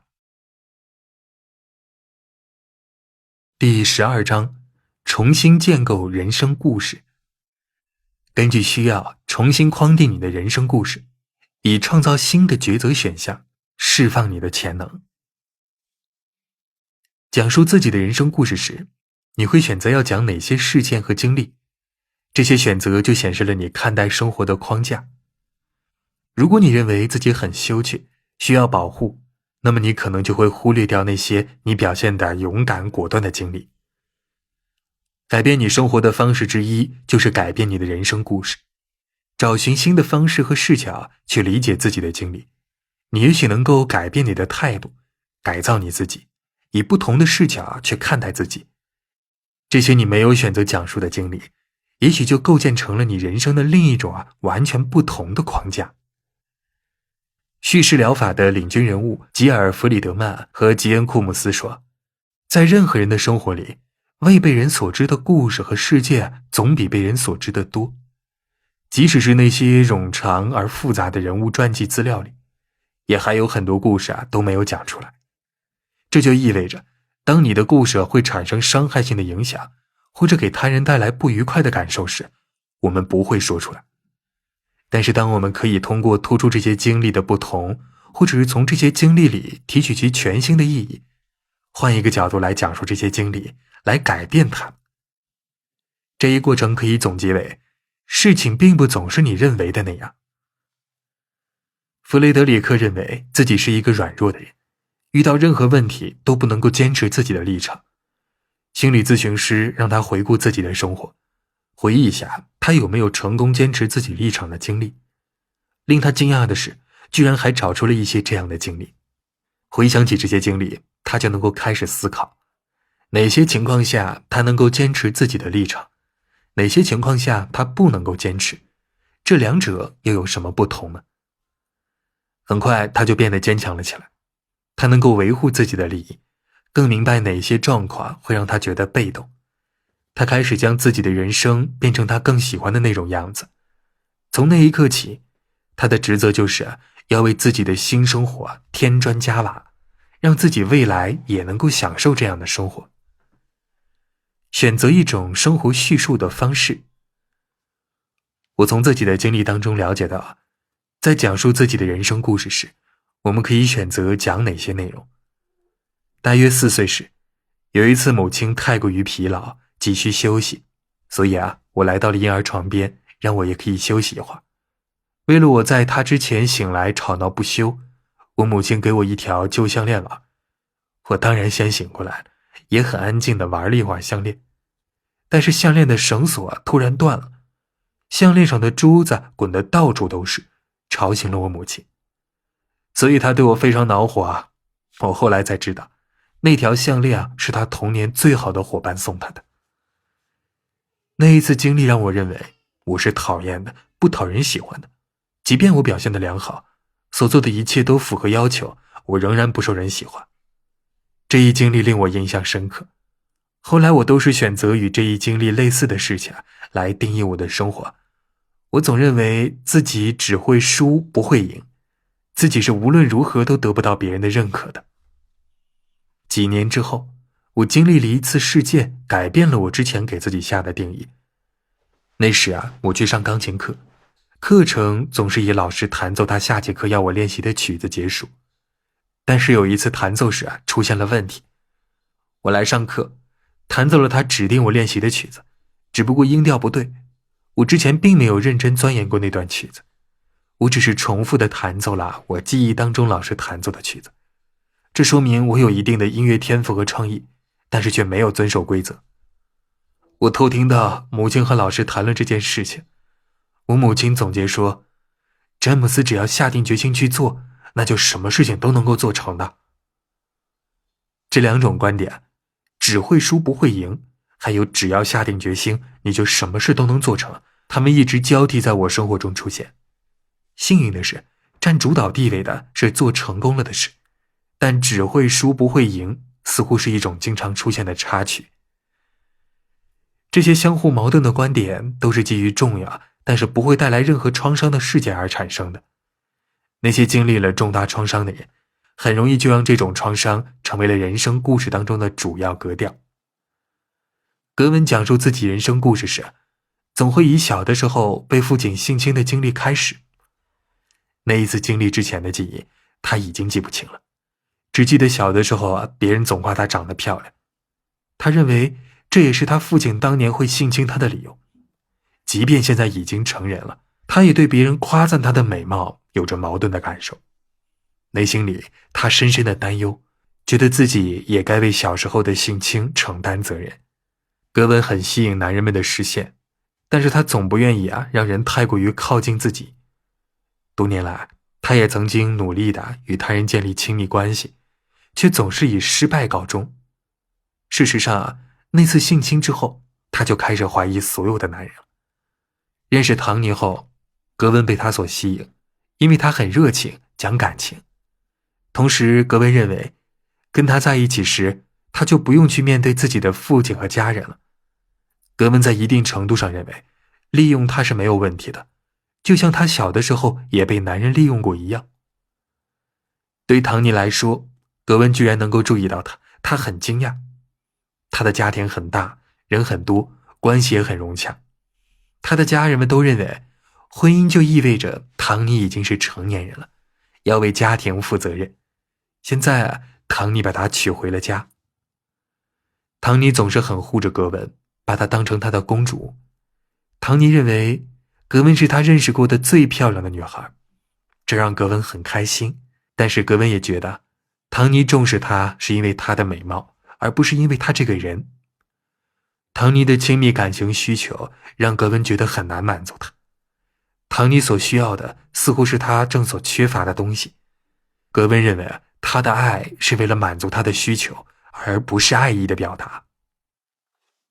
有了孩子之后，唐尼发现他不能够从格温身上得到情感的温暖。尽管在教育孩子的问题上他们没有进行过商讨，但格温把主要的育儿任务交给了唐尼。如果孩子们有什么问题，或者不遵守纪律、不守规矩，都归唐尼处理。格温只负责做饭、做家务，她对孩子和丈夫都没有什么情感投入。格温认识到，随着时间的流逝，家庭成员对她形成了一致的观念。她的丈夫和孩子都认为格温很容易激动，很敏感，需要没有噪音、没有干扰的环境，也不能够对她发脾气，而且她没有做任何努力去改变这样的观念。渐渐的，大家就把这种观念归因于她的公主形象。大家都认为她太文雅了，不适合参加日常事务。孩子们学会了不让格温处理他们的情感问题，并且告诉年幼的孩子们，出了问题就该去找爸爸，而不能够麻烦妈妈。当格温患上了一些医生认为可能是情感原因引起的身体疾病时，家人们就认为她过于脆弱，无法处理繁杂的家务问题了。最小的孩子上大学时，格温一开始感到非常的宽慰，后来因为孩子们离开更加的孤僻了，这让唐尼很苦恼。几个月之后，唐尼和格温的感情似乎出现了问题。唐尼总想劝格温参加社交活动，但是他呢，总以身体问题为由拒绝。双方都觉得很迷茫。唐尼决定用各种不同的社交活动来打发时间，而格温呢却越来越孤僻。终于，唐尼说，格温应该去做心理咨询，不然他就会离婚。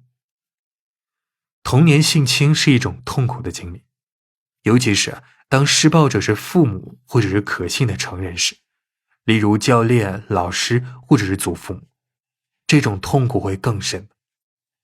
不幸的是，没有人帮助格温来处理这一问题，所以他认为自己的人生故事都是因为那次悲剧性事件而来的。那次性侵让他不再信任男人，别人欣赏他的美貌，他既因此而开心，也讨厌他。他无法回应唐尼的亲密情感需求，他将与孩子培养的情感任务交给了唐尼。但最小的孩子上大学之后，亲密关系的缺失威胁到了他们的夫妻关系。格温开始接受治疗时，他觉得他的人生很失败，他曾经多次排斥他人亲近，因为格温觉得自己无法回应他们。因为性侵的经历严重影响到了他，所以治疗的第一步就是要处理性侵造成的影响。显然，无论何时回忆起那段经历，他都认为他该为那次经历负责。如果他的父亲没有被他所吸引，那么性侵就不会发生，他的妹妹就没有经历过这样的事情。这种观念造成了他对于美貌的复杂情感。他认为被他的美貌所吸引的男人不值得信任，因为这让他无法真正信任他们。只有唐尼突破了他的心理障碍，但是他仍然拒绝与他建立亲密的情感关系。格温决定接受治疗，仅仅是讲述被性侵的经历就已经开始起到了一点改善的作用。然后他按要求去回忆那些成功的人际关系事例，哪怕持续的时间不长也算。最后他还按要求回忆了自己那些没有因为美貌脆弱的情感而成功解决了的问题。这些回忆向他证明，虽然他经历过性侵，而且那段经历不会因为过去而消失不见，但是他也可以开始改变因为那段经历而建立起的情感现实了。后来格温讲述的人生故事就更适度了一些，不再那么极端。他仍然会提到那次性侵，但是却不再是定义他人生的重要经历。他还能想到那些他曾成功处理了生活中的情感问题的经历。他心理状况越健康，他回忆起来的有积极意义的经历就越多。渐渐的，他开始觉得自己是一个成功的、充实的人，而不是徒有美貌的人。许多因素会让人从受虐的经历当中恢复过来。孩子受虐的类型、受虐产生后果的严重程度和持续时间、受虐的年龄，是否有其他可信赖的人或者是家庭成员知道受虐的经过，相信并且支持孩子，以及孩子自己处理和应对困难状况的能力的。通常从那种经历中恢复过来，并且改变自己的人生故事，需要有心理学专业人士的指导和帮忙。家庭迷思。个人的某些个性特征是家庭迷思强化的，而这些家庭迷思可能会遮盖真相，不能够体现出家庭中的问题。也许是父亲酗酒，或者是母亲情绪不稳定。格温的家庭里，家庭成员们就都认为，用格温身体不好、情绪不稳定来解释并且包容他无法跟他人产生亲近感的事实，让整个家看起来一切正常。问题在于，这些迷思通常都是为了满足自我而形成的。格温成了一个无比紧张、无比脆弱的人，甚至还发展出了与这些迷思相符的生理问题和疾病。孩子们离开家以后，调节唐尼和格温关系的调节器就不在了。格温需要专业的帮助来治愈他童年时经历的创伤，唐尼也需要帮助去认识那个在刚刚结婚时给他带来过很多荣耀感的美丽面孔背后的真实的女人。他们在婚姻中创造的家庭迷思无法挽救他们的关系。如果他们想要继续的共同生活，那他们就要改变自己以及彼此之间的关系。家庭迷思和生活故事。一般来说，个人讲述的生活故事必须与自己的家庭故事相适应。弗兰克和伊迪丝各自的家庭对于婚姻当中夫妻角色的看法都差不多一致。他们都认为，丈夫是挣钱养家的人，而且他也负责传统意义上男人该干的活，例如修剪草坪、修理汽车以及家里的所有机械类器具，确保让他们正常运转。丈夫是一家之主，家中的所有事务决策，丈夫都是最后拍板的人。弗兰克和伊迪丝都认为，优秀的妻子应该取悦丈夫，不应该质疑和威胁丈夫，并且承担所有的家务，包括养育孩子。为了养家，弗兰克在沙特阿拉伯找到了一份薪资非常高的工作。他认为伊迪丝和孩子们留在家里是最好的。不过虽然弗兰克会寄钱回家，但是伊迪丝却觉得丈夫不在家，自己的责任更沉重了。她受不了，她既要负责家里的所有开销，又要做家务，料理孩子们的起居。因为孩子们都上学，她决定最好还是找份工作。于是她接管了一家小型的志愿者机构。2年后，弗兰克一回到家里，马上就跟伊迪丝发生了争吵。当她按照她认为合格的丈夫和父亲的标准行事时，伊迪丝就会质问她为什么不尊重自己。伊迪丝告诉她，她不在家的时候，伊迪丝她自己能够独自把所有的事情都处理好。弗兰克感觉她遭到了排斥，而伊迪丝却认为，离开2年回来后，弗兰克会把她变成一位仆人。即便是最简单的事情，也会让他们爆发冲突。如果伊迪丝没有请他，就自己修理好了漏水的水龙头，弗兰克就觉得自己毫无用处，在这个家里是不必要存在的人。伊迪丝认为，弗兰克劝说他放弃工作，是为了让他依赖他而生活。感觉遭到了排斥，弗兰克就回家寻找父母的精神支持了。弗兰克的母亲和姐姐开始来责备伊迪丝，指出他的行为让弗兰克很难受。他们提醒他，妻子的职责就是要支持丈夫。伊迪丝的母亲也表达了他们问题的关心，但是也第一次承认，以前他自己也遭受过类似的状况，考虑过离婚。虽然从双方的家庭都没有获得任何支持，但伊迪丝得到了一个妇女机构的帮助，那里的女人们也在讨论着类似的问题。这一机构里的好些女人都认为，男人们就是那样的，所以唯一的解决途径就是离婚，不依靠他们而活，这让伊迪丝很不舒服。家庭迷思也不过只是观念而已，他们帮助我们构建自己的生活，赋予我们的经历意义，但有时候他们也并不那么管用。他们不再管用时，我们就可以转而去寻找新的信念，帮助我们重新认识自己的生活经历。通常当旧的观念让我们无法发挥自己的潜力时，我们就会排斥否认这些观念。一个认为自己沉闷的有创造力的人，只要摆脱了家庭迷思的束缚，不再按照家庭迷思规定的那样行事，那他就能够发挥出创造力。一个尽职尽责的好母亲，摆脱了职责的束缚，她就会展现出自己的魅力，就像伊迪丝那样。当她的家庭环境发生了改变，她的丈夫离家外出，她自己成了独自守护家庭的母亲时，她就能够迅速随着环境变化而变化，施展出自己从未发掘出的潜能。伊迪丝认为她变得更坚强了，不再是那个被家庭迷思束缚的尽职尽责的母亲了。从很多方面来说，弗兰克的处境很糟糕，他是按照从小到大学到的规则来行事的，他甚至遵循着他和伊迪丝刚结婚时所达成的规则。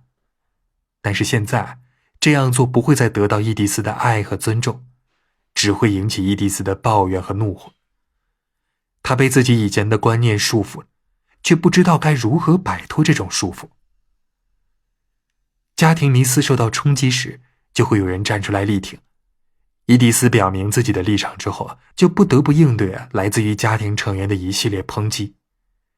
就连他母亲也维护旧的家庭迷思，只是表明了自己在这种局限性观念束缚之下的不幸经历，偷偷地维护女儿。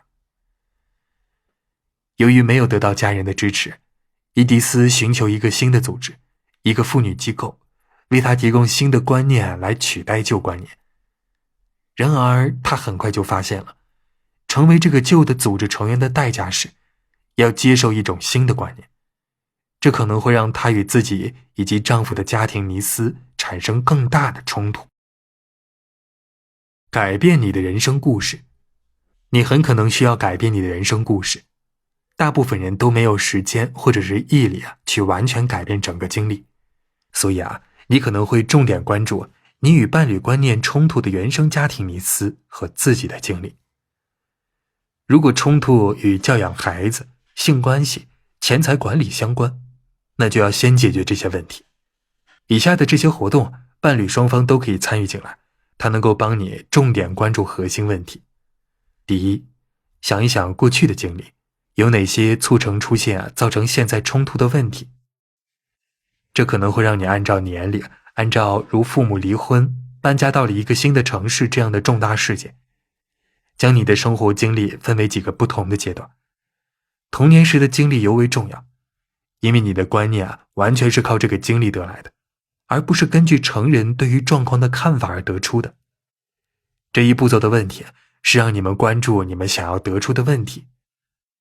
第二，现在回忆一下，你记不记得你自己或者是你崇拜人的行为方式上有超乎你或者是伴侣预料之外的事情？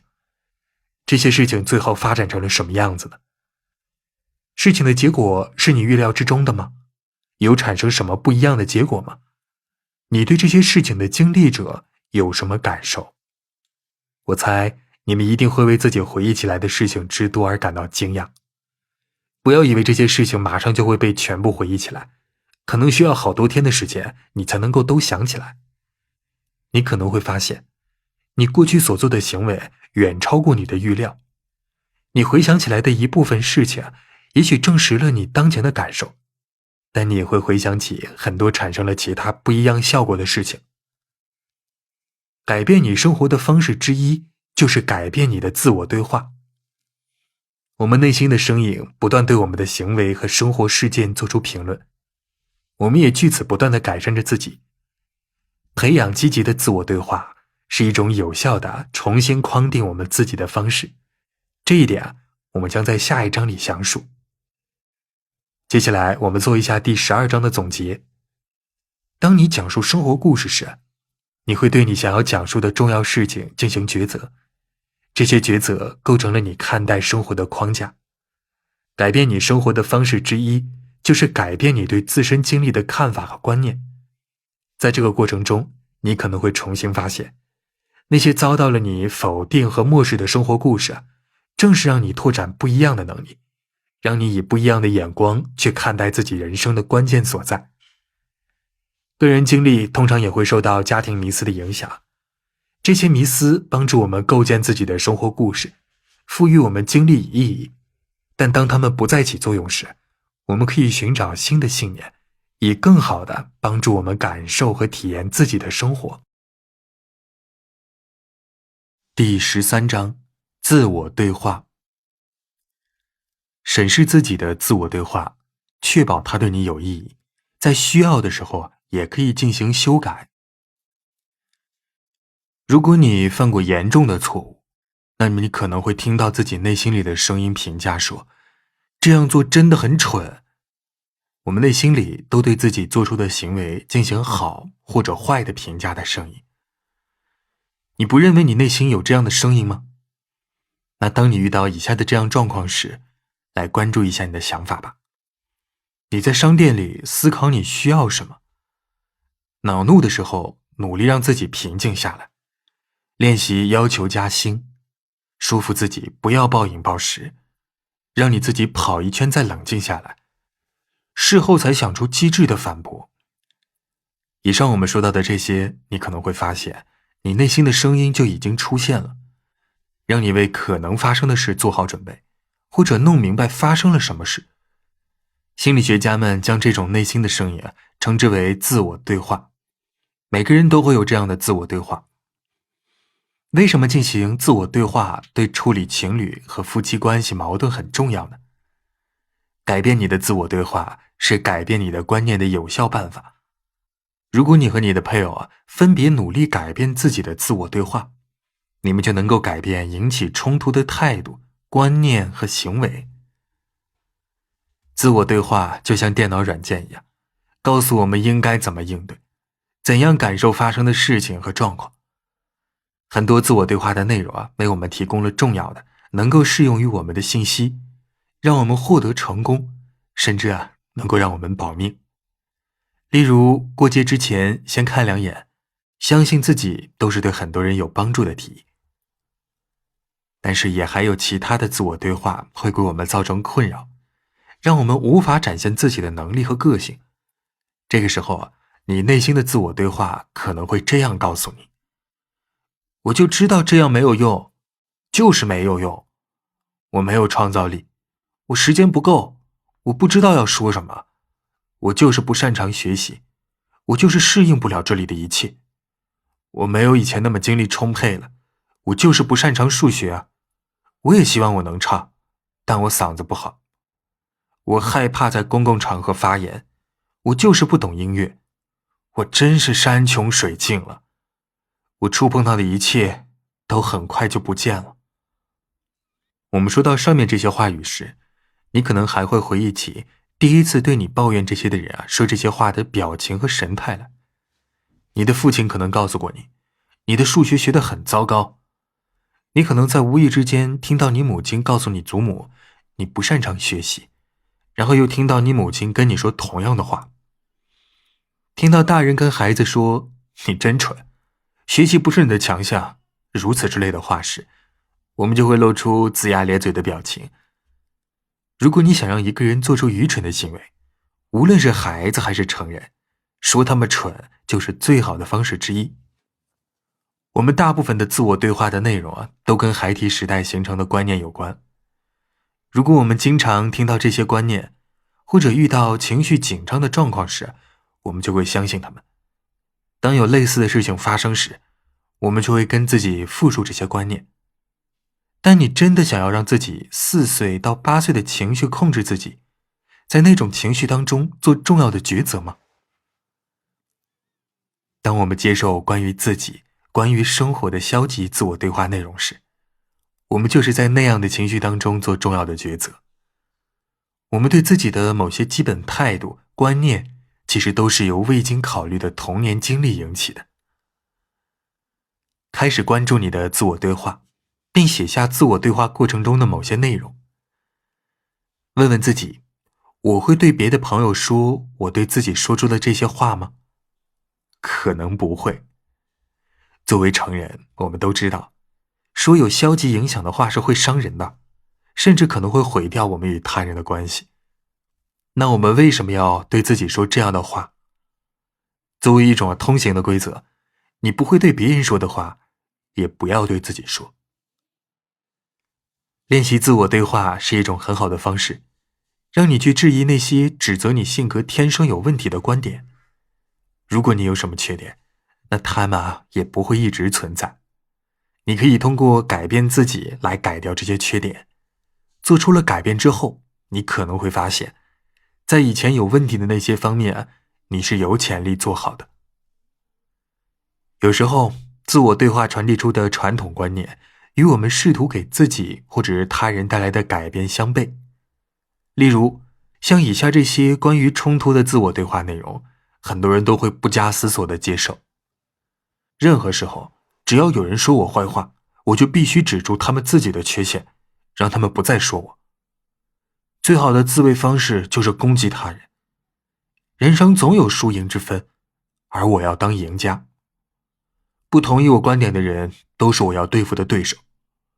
一旦我做出了最佳的抉择，那我就必须牢牢把握住，并且护住这个抉择机会。以上这些话语都描述了一种冲突解决的模式，他们都让双方更难以达成都能接受的冲突解决方案。如果你用这样的观念去处理情感冲突，那你就会失去这段情感关系。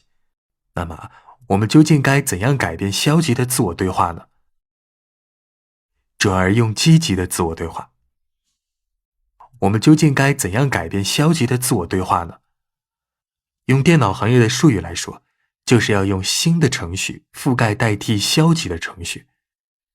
这句话说起来容易，做起来难。以下分享的是以积极的自我对话覆盖代替消极的自我对话的基本步骤。第一，留意关于自己的自我对话。第一步就是要留意你的自我对话，辨识出其中有消极的内容。如果你没有辨识出它们，没有意识到改变它们，那你就不能改变那种消极的自我对话。有些人发现了，做自我对话内容记录是有帮助的。每次发现消极的自我对话内容时，都在笔记本上做表格记录下来。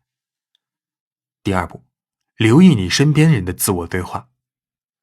有时候，观察消极自我对话对他人产生的效果，能够让人更容易明白消极自我对话对自己的影响。当然了，你无法听到他人心里的自我对话，但是人们总是将自我对话的内容大声说出来。我就是不擅长这种类型的东西，我没时间去处理这种事，我总想要那样做，但又不知道那样做以后会产生什么样的效果。听到如此这些话时，你可能会思考一下，他们的自我对话怎样限制了他们？有了这种消极的自我对话，他们是否就不再做他们应该做或者是想要做的事情了？他们是否会避免一些可能对他们有帮助或者有趣的行为方式呢？第三步，辨认出那些你想要改变的消极自我对话。接下来你就要辨认出那些你想要改变的消极自我对话了。很多的自我对话都是对你有帮助的。那么，哪些类型的自我对话对你造成了问题呢？由于我们现在讨论的是怎样处理与爱人的冲突，那么以下提供一些你处理情感问题时所需要的技巧。接受对方与你有不一样的情感现实的事实，一直倾听，直到你理解对方，也让对方感觉到你理解了他为止。避免将对方视为问题，学着去理解对方，不将对方的所有观念都当作是反对你的，不要那么有防御心。要相信有很多可行的解决办法，不只有你认为可行的那一种。如果你心里的消极自我对话让你很难做出改变，那么上面的话可以让你开始削弱消极对话对自我的影响了。第4步，消除内心的消极自我对话，删除。一旦学会了去留意内心的消极自我对话，你就可以在它出现的时候主动发起攻击。以下是一些能够帮你消除消极自我对话的策略。有些人会随身带着橡皮筋，一旦有了消极的自我对话产生了，他们就会用橡皮筋弹自己。我没有试过这样的方法，但是却听过这样的做法很管用。有些人会给自己心理暗示，例如不断地告诉自己删除，以此来让自己阻止消极的自我对话出现。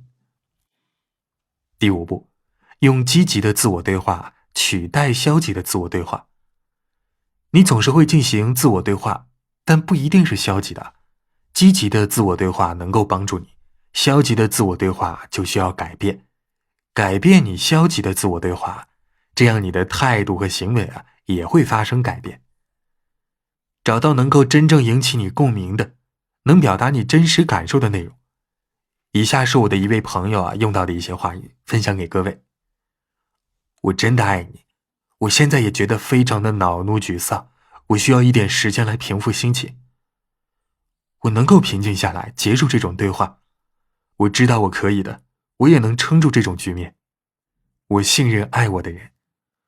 我们以前曾经一起面对过很多难题，现在这一次也一定可以的。我能够控制自己的情绪和行为。我相信自己，我能够表达我自己。无论如何，我都可以照顾好自己的。现在我放下过去，信任他人。我有能力来处理这件事。我可以保持清醒、冷静和自信。现在所发生的问题不是关于我的。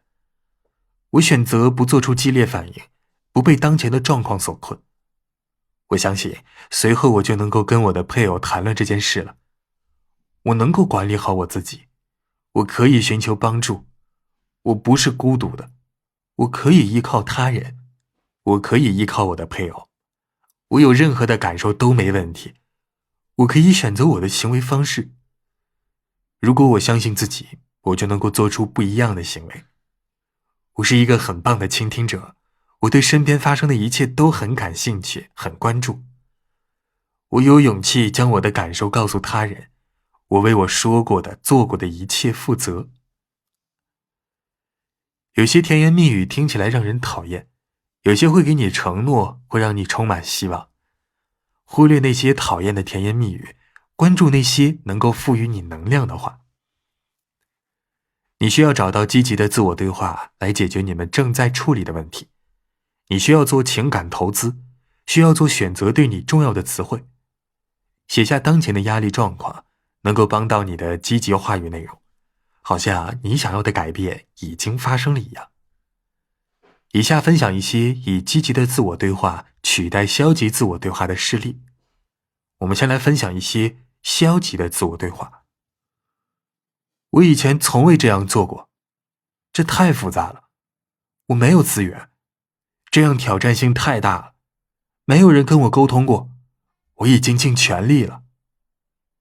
那么，如果把以上这些消极的自我对话变为积极的自我对话，会是这个样子的。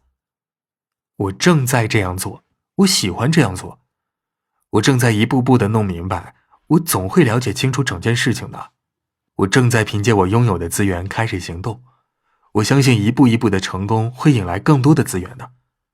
我已经做了风险评估了，我认为预期的利益值得我去冒这些风险。我正在努力地结识其他人，我会跟能够帮到我的人建立关系的。我还在继续努力，我相信天道酬勤。你可能并不喜欢听到上面这些列举的某些话，也许他们听上去太过于盲目乐观了。你可能需要更加强烈，或者是不那么强烈的话语。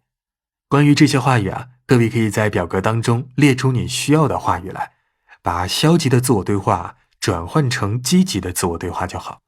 当你完善完以上的这一步啊，接下来试图确定你想要解决的问题，然后写下来能够帮助你处理这些问题的积极自我对话。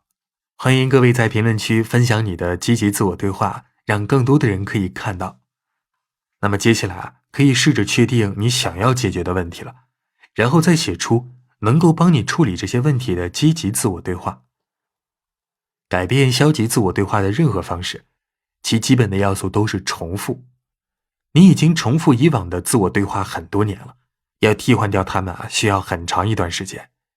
有些人甚至说，旧的自我对话程序似乎总是试图说服他们不要采取新的自我对话程序。重要的是，要选择对你很重要，能够震撼你，而且你也喜欢听的内容，坚持这样去做。以下是人们用于编程积极的自我对话的一些技巧。以下分享一些人们用于编程积极的自我对话的一些技巧。照镜子。早上起床洗漱时，你可以对着镜子里的你大声说出鼓舞你积极的自我对话内容。那么至少说10次，说的时候要充满热情和能量。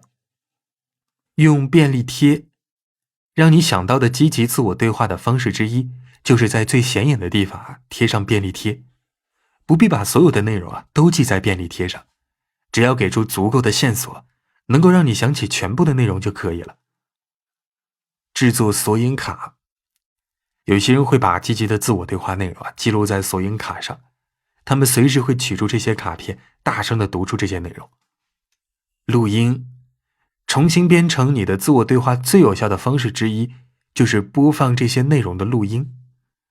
市面上有一些专家的录音或者是文字记录，但如果你想用自己的个性化语言，你就可以自己录制。现在大多数的手机都可以做记录并且播放你的录音了。心理学专业的人士称，在安静的环境中一边做其他的事情一边听，这样尤其有帮助。要分享的第6点是多与积极乐观的人在一起。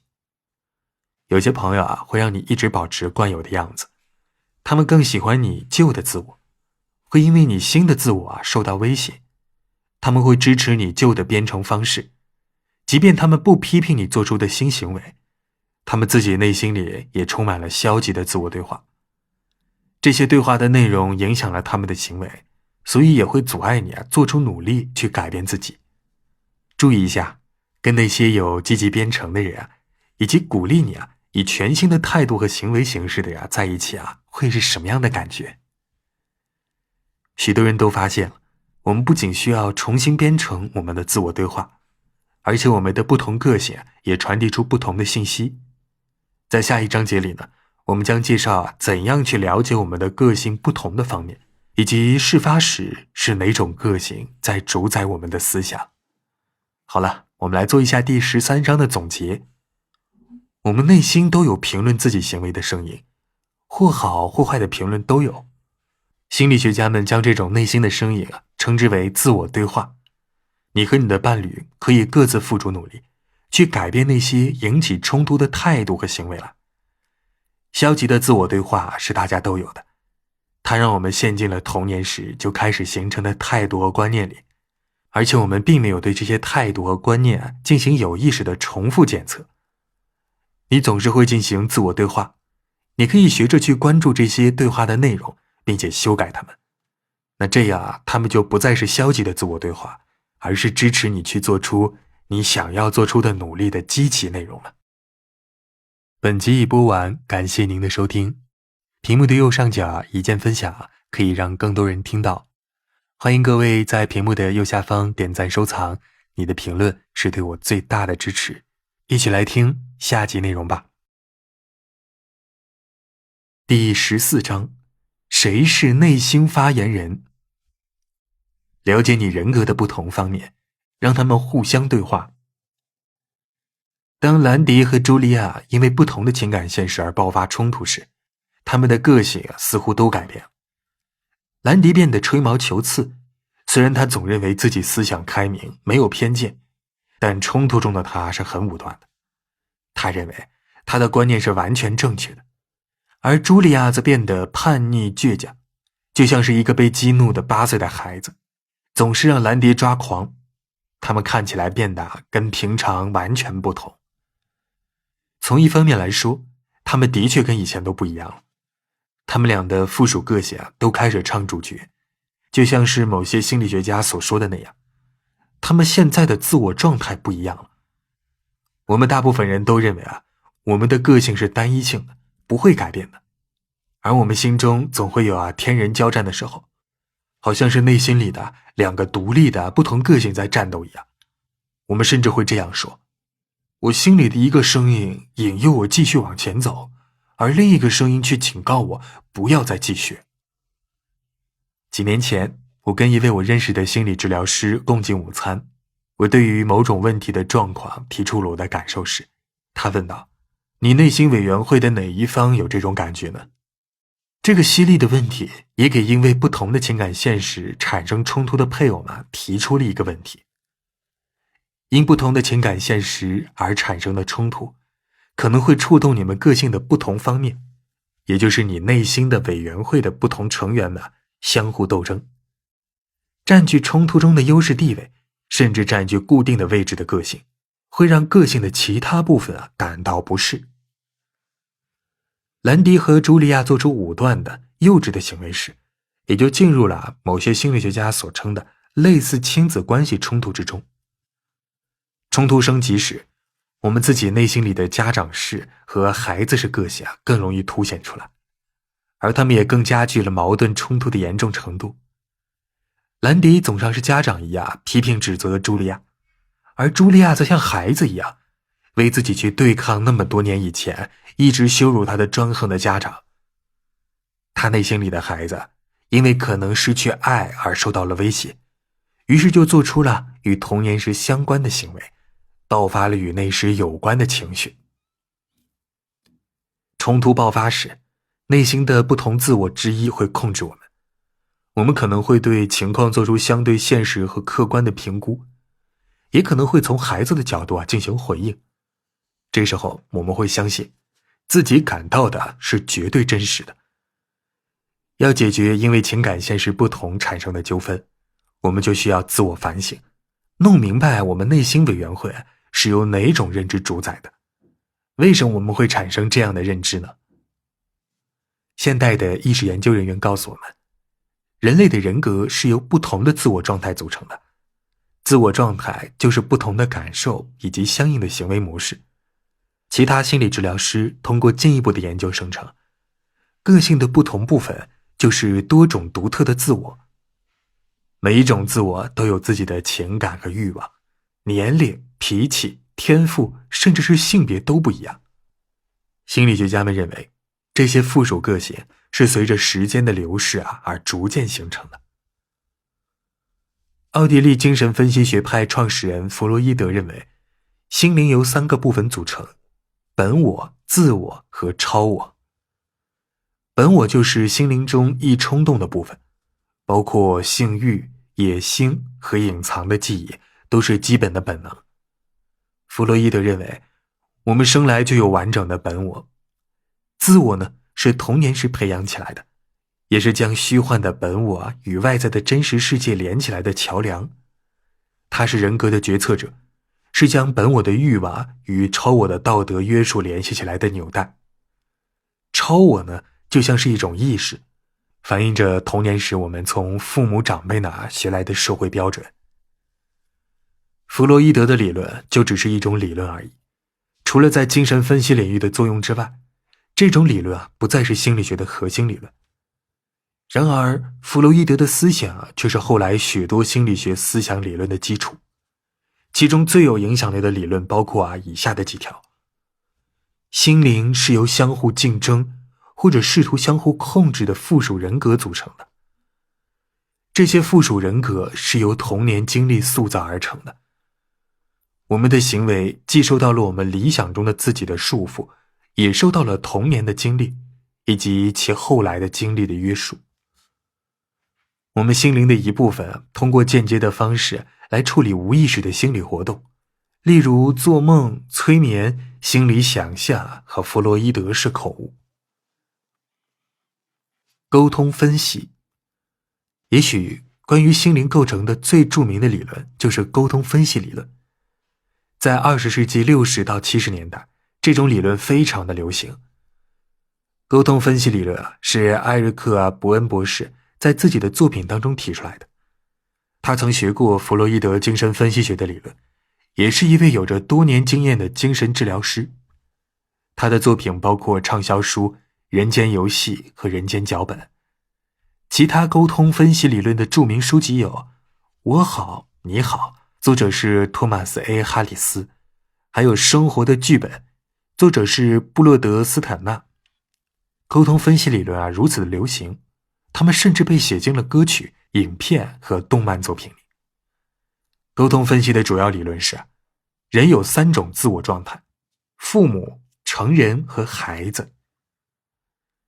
伯恩将自我状态定义为一种与相应的一致行为模式直接相关的一致的感觉和体验模式。不同的自我状态会引起我们对正在沟通的人做出不同的回应。我们在父母状态下做出的行为与在成人或者是孩子状态下做出的行为完全不同。相应的，跟我们沟通的人对我们的回应方式也会影响到我们的行为方式来。这是根据他们以及我们的不同的自我状态所决定的。父母的自我状态，这种状态之下，人的行为、感受和思想是无意识地模仿父母的行为、感受和思想而来，或者说是通过对自己父母言行的理解而产生的。如果父母或者是其他长辈要求苛刻、吹毛求疵，孩子就会默默地记下父母的行为。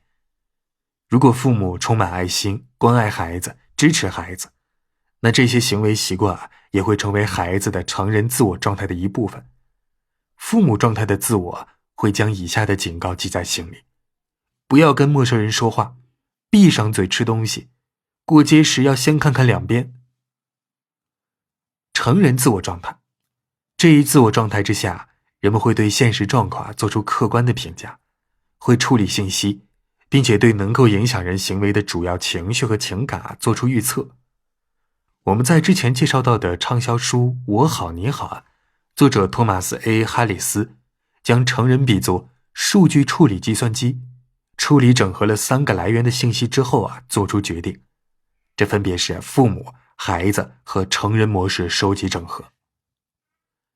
孩子自我状态，在这个状态之下，人的行为、感受和思想都是按照与童年时类似的行为、感受和思想而形成的。这种状态下的人是情感和创造力的源泉，喜爱玩乐，行为有自发性，喜欢与他人亲近，对外部的事件有着自己的情绪感受。伯恩认为，孩子状态基本上是在5岁时形成的。伯恩的3种自我状态跟弗洛伊德的本我、自我和超我概念很类似，而伯恩却坚称自己所说的3种自我状态与弗洛伊德提出的概念是不同的。伯恩宣称，本我、自我和超我只是概念上的东西，而自我状态呢，却能从人的行为当中观察得到。他自己接诊过的精神疾病患者和社会上所有的人都有3种不同的自我状态。后来伯恩又指出了，父母和孩子的自我状态都有积极和消极的一面。事实上，这些不同的方面从本质上来说也是独立的自我状态。有关爱式的父母自我状态，能够容忍接受一切，对外界的人和事非常关心。也有控制型的父母自我状态，总是号令他人，声称他人应该做什么，必须做什么。有自由自在的孩子的自我状态，精力充沛，天真无邪。也有独立自主的孩子自我状态，积极反叛性格，总想要挑战权威。伯恩声称，不同的自我状态相互作用时，就可能产生或者消极或者积极的影响，即沟通分析。他研究的课题之一就是确定事发时人的自我状态，以及他们造成积极或者是消极结果的理由。最简单的沟通形式就是两个承认自我状态人的对话。例如，一个人可能会问，你见过我的手表吗？我一定把它放在什么地方了，但是我忘记了。另一个人回应道，是的，我想我在厨房的橱柜上见过。双方都对这样的交流很满意，但情况并不总是会那么顺利的。任何夫妻都会遇到不顺利的状况，这时双方的对话可能会是这个样子。你见过我的手表吗？我一定是把它放在什么地方，但是我忘记了。你为什么不能整理好自己的东西呢？老是要跟在你身后收拾，我真是烦透了。又或者像下面这样，你见过我的手表吗？我一定把它放在什么地方了，但是我忘记了。你什么都要靠我。在这两种状况下，最初的要求都是成人希望对方提供信息，而根据语气语调的不同，可能解读出不同的意图。在第一种事例里，回应者是按照控制型的父母自我状态来回应的，而在第二种事例里，回应者是按照独立自主的孩子的自我状态来回应的。两种回应方式都没有产生令人满意的沟通结果。沟通分析法旨在帮助人们确定各自的自我状态而产生的行为。一个人因为父母自我状态而做出的行为，跟另一个人因为父母自我状态而做出的行为完全不一样。因为每个人的父母自我状态都是因为内心对自己父母的看法而形成的。每个人的父母自我状态都是独特的，各自的父母自我状态不代表父母真实的言行习惯，而只是孩子对父母的认识。分析沟通方式时，我们必须透过说话的内容去看说话的方式，对特定的词汇的强调、语气和内容多少的改变等等非语言的信号，例如肢体语言和面部表情，也是沟通的一部分。美国心理学家埃伯特·梅拉比安就指出了，倾听者是按照以下的比例去关注信息提供者发出的信息的：真实语言只占到 7%， 话语的表达方式、说话的语气、对于特定词汇的强调等占到了 38%， 而面部表情占到了 55%。家庭治疗。传统的心理治疗当中，只有患者和治疗师单独参与，以确保让患者能够自主分享自己的感受。但是从20世纪60年代起，治疗师也开始关注患者的家人们。开展家庭治疗的前提是，家是我们的主要力量来源，也是我们个人活动的主要开展地。人是环境的产物，要理解个人，就需要理解所在的环境。改变家庭环境，你就能够改变每一个家庭成员的生活。家庭治疗的一些基本前提是这样的：家庭是一个系统，一个系统不只是它各部分的综合，它是一个有机的整体。成员们以超越本身个性的方式运作。主要问题是家庭系统内部的沟通模式。家庭成员的角色会受到家庭观念的影响。家庭成员的角色是相互起作用的，互补的。例如，一个专横的人就希望自己的配偶听自己的话。父亲对子女是严格严厉的，而母亲则是仁慈温和的。这些角色是相互支持的，除非有一方自己改变，否则没人能改变。家庭矛盾是由人们做出的行为以及反应造成的。每一位家庭成员的行为都会影响到其他成员的行为，这些影响是相互循环的。这个有问题的行为究竟是谁先开始的，人们都不记得，而且这也无关紧要了。我们必须留意人们相互交流沟通的方式和过程，而不是内容。随着家庭成员的逐渐成熟和生理需求的改变，家庭也必须经历变革。每个家庭成员都有自己的生活故事，虽然他们的故事记录是他们的经历，但这可能也限制了其他家庭成员的行为。家庭成员只会选用自己认为可行的行为方式，家庭治疗能够帮助他们拓宽行为选择的范围。家庭治疗的关键就是要弄明白成员们各自承受了什么负担。如果人经历了一次严重的心理创伤，他们可能会承担情感上的痛苦很多年，这种痛苦就是一种精神负担。精神负担也可能是家庭迷思带来的。你可能认识一些夫妻，他们之所以能够平衡互相的关系，仅仅是因为他们是互补型的。查理花钱大手大脚，而他的妻子伊丽莎贝尔却斤斤计较，喜欢讨价还价，双方都有各自的负担。伊莎贝尔防止家庭财政入不敷出，而查理负责让他变得不再吝啬。每个家庭成员都要承担家庭的一部分负担，例如一位家庭成员负责赚钱养家，而另一位则必须照顾年长的父亲或母亲。情感生活也是如此，如果父亲是完美主义者，那么可能家里的一个孩子是完美主义者，而另一个孩子可能会排斥完美主义。父亲的完美主义成为两个孩子的负担。如果父母总是不认可孩子，那么孩子就会一直背负着得到父母认可的负担。有些人可能会背负着获得巨大的成功的负担，有些人背负着关心其他家庭成员的情感需求的负担，还有一些人背负着改正家庭成员的不良行为的负担。让心理的不同部分相互交流。查理德·施瓦茨是内在家庭系统治疗领域的领军人物。内在家庭系统治疗是以自我是由许多不同的部分组成的观念为前提，以家庭治疗为主要手段的治疗方式。施瓦茨认为，我们的内心都有很多个自我，我们要学会使这些不同的自我和谐相处，集中这些自我的力量去应对生活当中不可避免的挑战。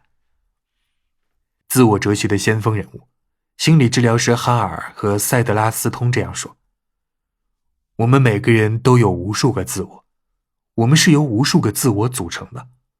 我们总是肯定某些自我的观点，否认、排斥另一些自我的观点。这种因为某些自我的过分认同和其他自我的排斥而形成的整体认知会有所失衡，也会有盲点。这就要求我们接受和认可所有的自我。这种自我之舞是令人惊讶的经历。随着我们内心世界的改变，我们周围的世界也发生了改变。施瓦茨和其他 AFS 的治疗师都认为，家庭治疗的技巧可以用于让不同的自我和谐相处。人是有智慧的，不会被疾病和经济亏损所束缚。人不是缺少智慧，只是因为恶化了与自己以及他人的关系而无法激发内心的力量，智慧就发挥不了。自我的某些部分会拖累我们，而其他的部分则替我们化解这些负担和拖累。我们的自我没有糟糕的部分，某些极端的自我只是我们用于面对艰难的生活和悲伤遭遇的工具。AFS 治疗的目标之一，就是为了让人们辨识、理解这些负担，并且放下这些负担，通过让不同的自我部分进行沟通，确定那些固化的、让状况失衡的负担问题，来实现这一目标。AFS 并没有说，我们内心的自我角色是一样的，如父母、成人和孩子。相反的，我们每个人都有许多个内心角色，这些角色都给他们取了个性化的名字。正如心理治疗师杰·厄利所说的，人类的心灵不是单一的，有时会产生非理性感受的事物，而是由很多个部分交互组成而形成的复杂系统。每个部分都有自己的思想和想法，这就像是一个心理的大家族，有受伤的孩子、冲动的少年、坚强的成人、吹毛求疵的父母、关心你的朋友、关爱你的家人等等厄利他还补充道，自我的每个部分都在你的生活中起了作用，它为你的心理状况和行为赋予了特性。每一个部分都在某种程度上对你有利，有的时候也有相反的作用。有些部分影响着你处理现实问题的方式，有些会帮助你抵御外部或者是内心的伤痛。有些部分对人很友好热情，有些部分呢则代表着你童年未化解的恐惧感和羞耻感。有些部分乐于表现自己，有些部分则是有远见的思想者，有些部分关心他人，还有些部分影响着你对自己的感觉等等啊。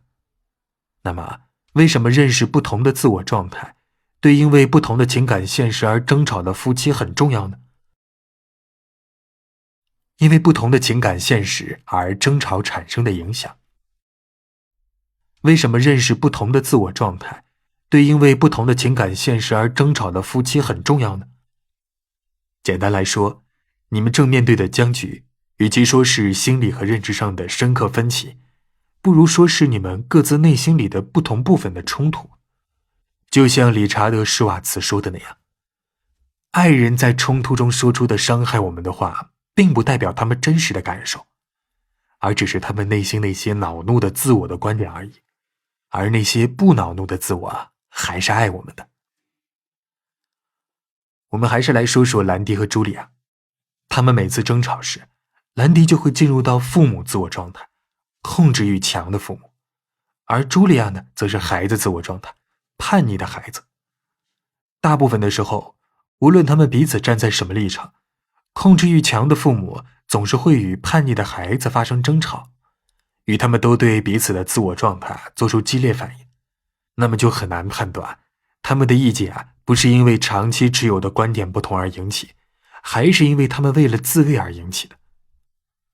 如果他们都能够以成人的自我状态相互沟通，那我们就会发现他们的矛盾其实并没有那么严重。我们每个人都有过人格的某个部分代言整个人格的时候，主宰人格发挥作用时，你的其他人格就有不一样的感受，而你却不知道，因为你在跟别人争吵时，你的主宰人格只有在表达自己的观点，而不是你所有人格综合形成的观点。还有一种可能是，这种冲突是由你的家庭内部关系决定的。也许每个人的观点都是因为各自的原生家庭带来的负担而来的，而这也就需要进行心理咨询来探索发现了。放下这些负担，他们可能会发现，他们也没有自己所想的那么不一样。认识你内心委员会的所有成员。我们在上面讨论的3种治疗方式，沟通分析、家庭治疗和 AFS 治疗，都建立在患者关系之上。心理治疗是有相关的专业知识，又是不属于家庭成员的第三方，无论是处理外部关系还是内部关系都对你有帮助。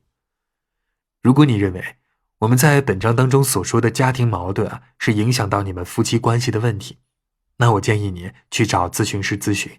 在这本书的后面附录当中，也有寻找到合适的治疗师的资源和建议。对于很多人来说，找治疗师太耗费时间和钱了，那你也可以采用适用于你和配偶的治疗方式。你还可以去读一些更多关于你想要采取治疗方式的书。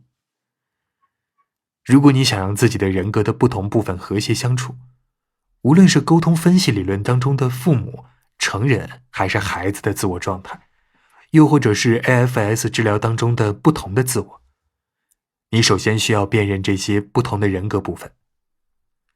心理治疗师们一致认为，每种人格个性都有特定的沟通方式，可感知的态度、观念以及特定的身体感觉。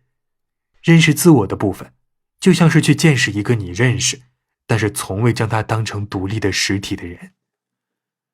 以下我们分享一些技巧，你可以在没有治疗师的帮助之下自己将人格的不同部分联系起来使用。首先分享的第一点是记日记。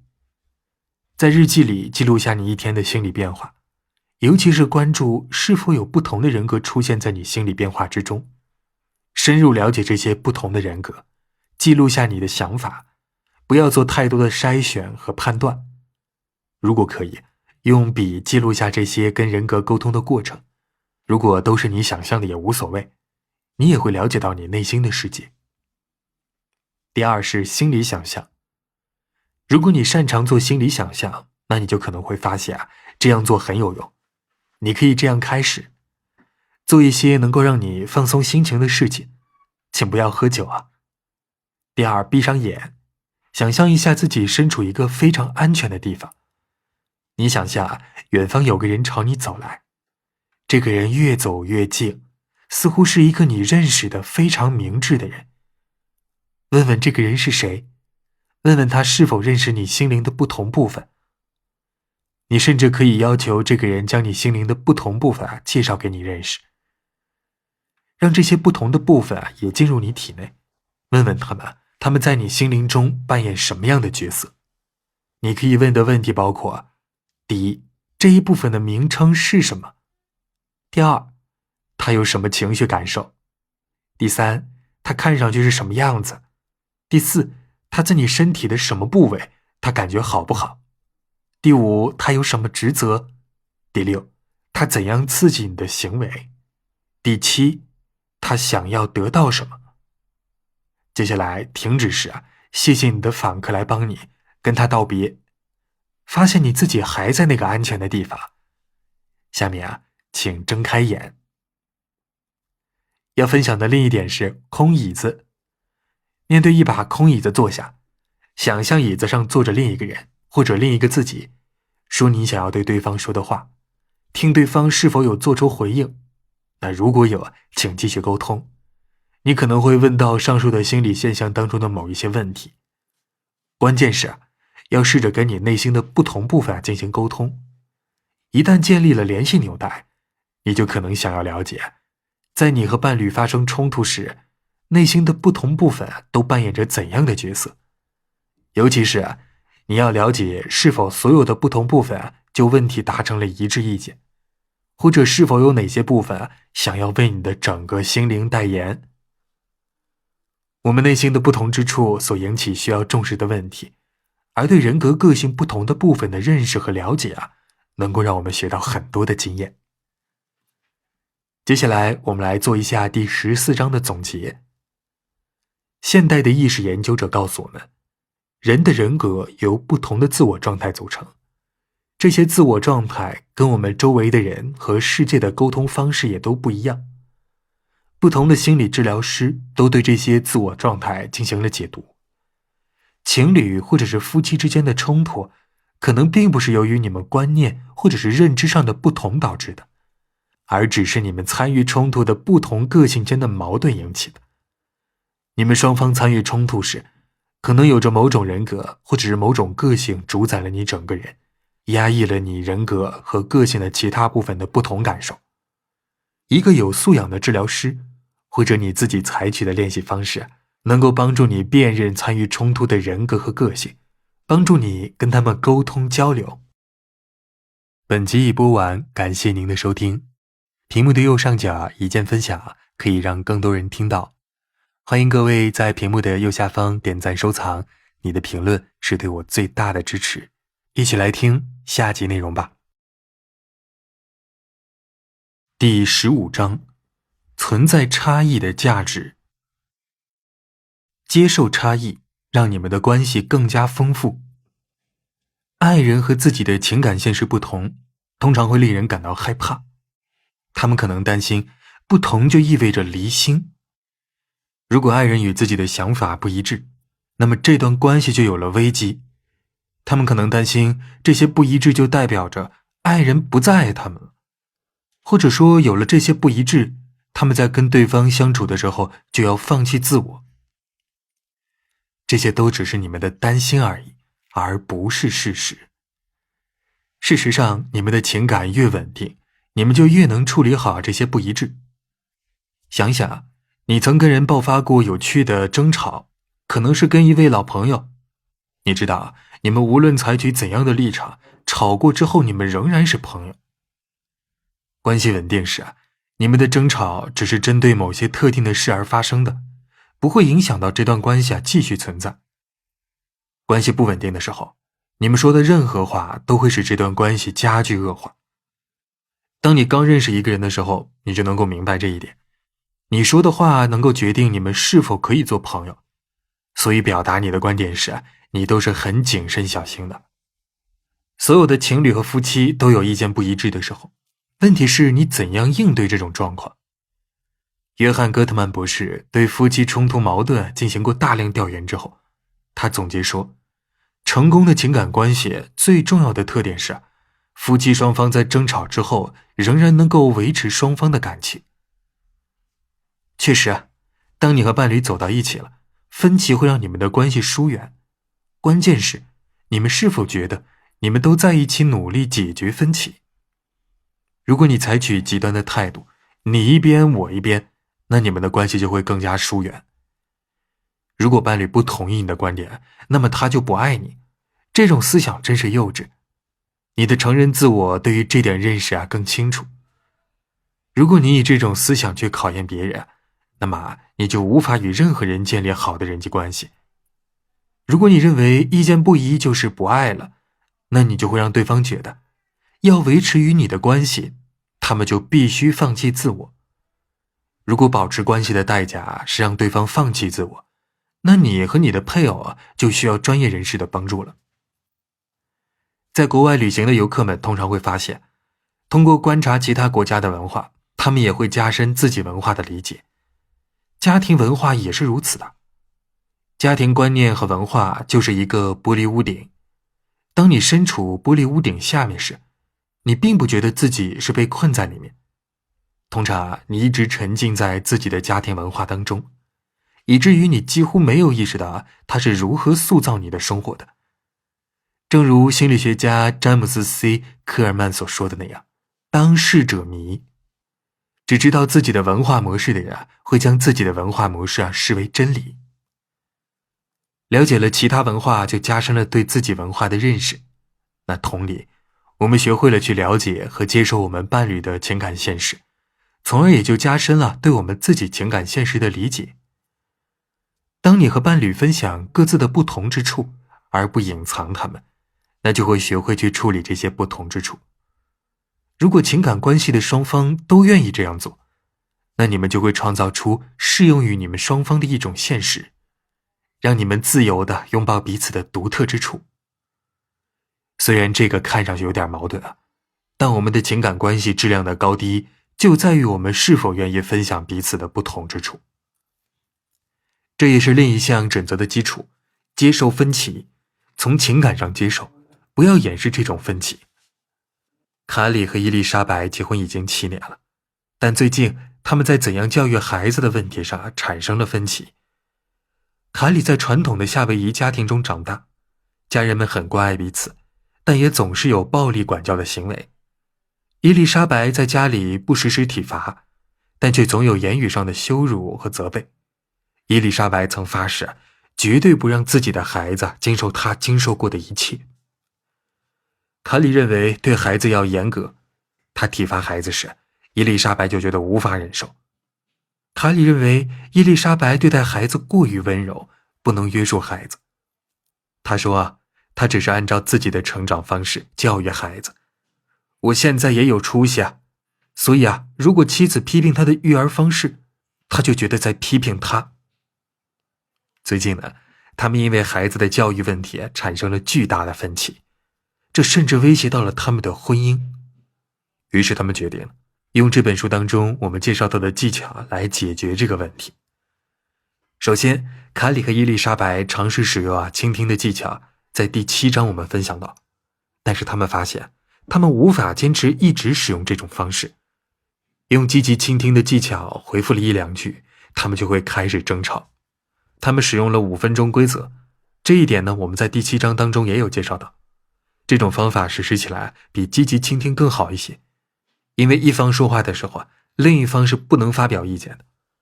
他们也同意使用我信息，避免指责和控诉，这避免了争吵升级。但卡里和伊丽莎白却说，他们偶尔也会使用你信息。接下来，他们使用了合作解决问题的方法。关于这一点呢，我们在第9章当中分享到。使用这种方法之后，他们达成了协议，一起参加教养孩子的课程。这也是他们的一大进步。在此之前，他们都没有接受过这方面的培训，但参加了课程之后，他们了解到了，没有接受过相关培训的大部分人，都是按照自己父母养育自己的方式来教养孩子的。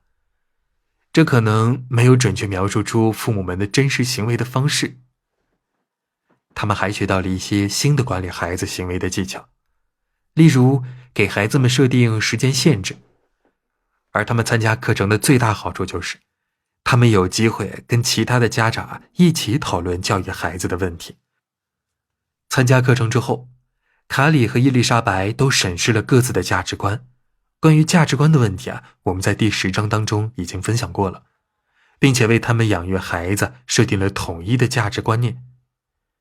他们采用的这种方式就是要标记出每种观念的积极的一面，然后双方要指出他们该怎样平衡两种好的观念。伊丽莎白更看重孩子自发去做事，而且要有创意，而卡里呢，则更关心孩子是否学到了自律和责任感。虽然这反映了他们的分歧，但最重要的是卡里和伊丽莎白都注意到，他们的观念其实很接近，虽然他们的方式截然相反，但观念并没有本质上的差异。即便是如此，卡里和伊丽莎白都认为他们需要专业性的帮助，他们也同意一起去找心理咨询师咨询。治疗师让卡里与他内心的小男孩沟通交流。令人诧异的是，他发现父亲体罚他的经历让他感到恐惧。他现在认识到，童年的大部分时候他都活在对父亲的恐惧之中。他也就认识到体罚孩子是不对的。这一发现让他很难受，挑战了他对孩子教养要严格的观念。伊丽莎白则发现他不仅对孩子没有设定边界，而且自己的生活中也有很多方面没有给自己设定边界。他喜欢指责孩子，让孩子产生内疚感，但却不喜欢给孩子设定界限和规则。他决定继续参与教养孩子的课程训练，学习给孩子们设定规则界限，督促孩子们遵守，而不体罚或者是责备他们。伊丽莎白和卡里仍然在努力调整他们教养方式的分歧。他们也认为，他们已经取得了相当的进步。卡里只有在特殊的情况下才会对孩子用体罚，而伊丽莎白也在学着温和地给孩子们设定规则界限，不指责他们。也许他们收获最大的回报是，他们感觉是在共同努力解决问题，而且这也让他们的夫妻关系得到了改善。卡里和伊丽莎白愿意花时间和精力去解决他们观念上的不同，这也证明了他们对彼此的感情是很深的。我们来做一下第15章的总结。情侣又或者是朋友处理彼此观念不一致的方式，取决于他们感情的深厚程度。情感关系稳定时，对特定问题的观念不一致不会影响到情感关系，而情感关系不稳定时呢，对任何问题的意见不一都可能会毁掉这段关系。关系越牢固，你们就越能处理好这些分歧。通过分享这些不一致而不隐藏它们，你们就能学会管理你们的分歧。如果你们学会了管理这些不一致，那你们也就开始创建一种合适你们的生活方式，让你们都欣赏彼此的特别之处。虽然看上去有一些矛盾，但你们的关系质量就取决于你们是否愿意与彼此共享你们的不同之处。审视这些分歧时，你们可能会发现，你们的观念分歧其实并没有之前想象的那么大。结语：你是怎样解决因为情感现实不同而产生的纠纷的？以下呢，我推荐一些指导的原则。第一，在肯定和信任自己情感现实的同时，要承认每一个人都有权以自己的方式去观察、体验周围的世界，这是他们自己的情感现实。这一观点是这本书的基础观点。如果你坚持认为他人应该跟你体验现实的方式一致，那你就有麻烦了，你会遇到很多的冲突。你要学着接受他人与你对现实的认知和感受不一样的事实，他们不会对同样的事情做出跟你同样的反应。你越早放弃成见，不再认为他们的感受和认知跟你不同是他们的问题，那么你还有他们也就更加快乐。第二，跟他人相互坦诚自己的感受和看法，而不要去挑别人的错处。大部分的冲突都是以相互指责开始的，我们需要学会只告诉对方我们的感受，而不指责是对方让我们产生不好的感受。在用这种方式表达自己感受的时候，我信息是一种非常重要的高能工具。你不能控制对方的反应方式，但是你可以减少让他们觉得受到攻击，做出自卫式行为的机会。第三，倾听既要用脑也要用心，即便你仍然不同意他人的看法和观念。化解冲突的时候，倾听是一种关键性的技能，但倾听必须既要用头脑又要用心。积极倾听就是一种既用头脑又用心的方式。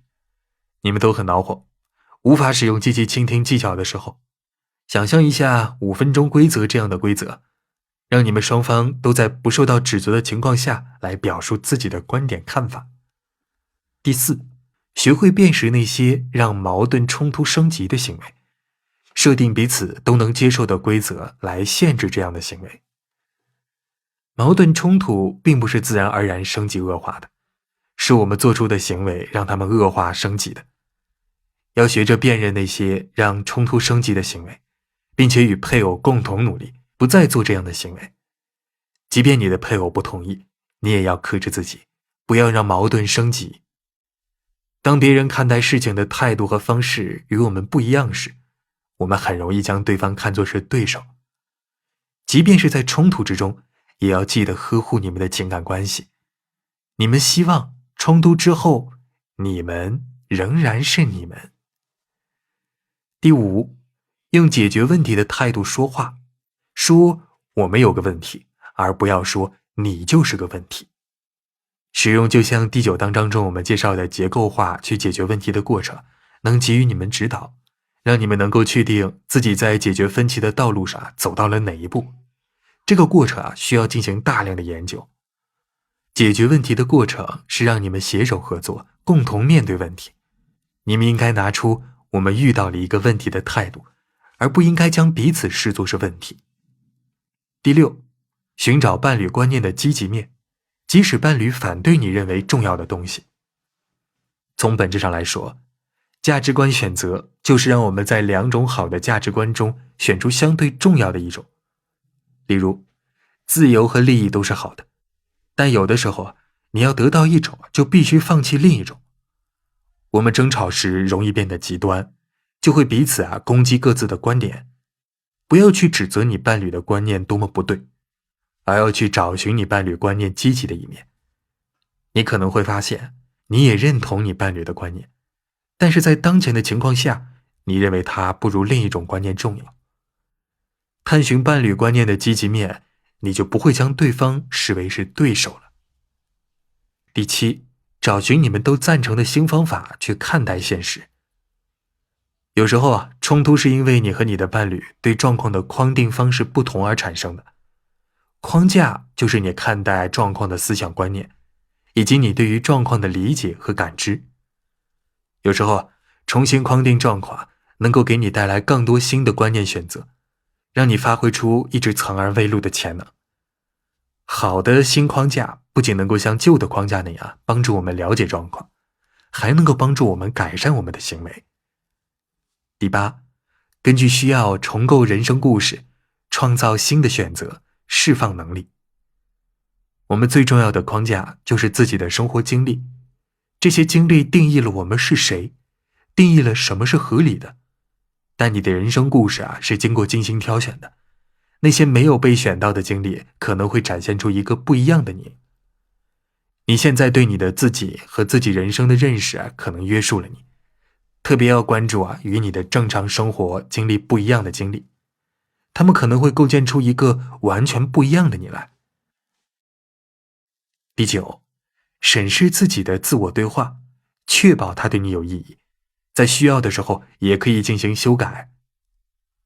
我们都有内心的声音，不断评论着我们的生活，有时候它给出的是消极评价，例如伙计啊，这做法真是愚蠢，你难道就不能做得好一点吗？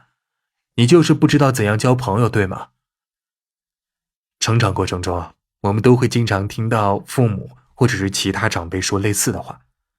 小的时候，我们将这些评判语当真了，而成人之后，我们需要重新审视那些限制了我们的消极性自我对话。此外，我们还需要以新的、积极的自我对话取代旧的、消极的自我对话。第10点，了解人格的不同方面，让他们相互对话。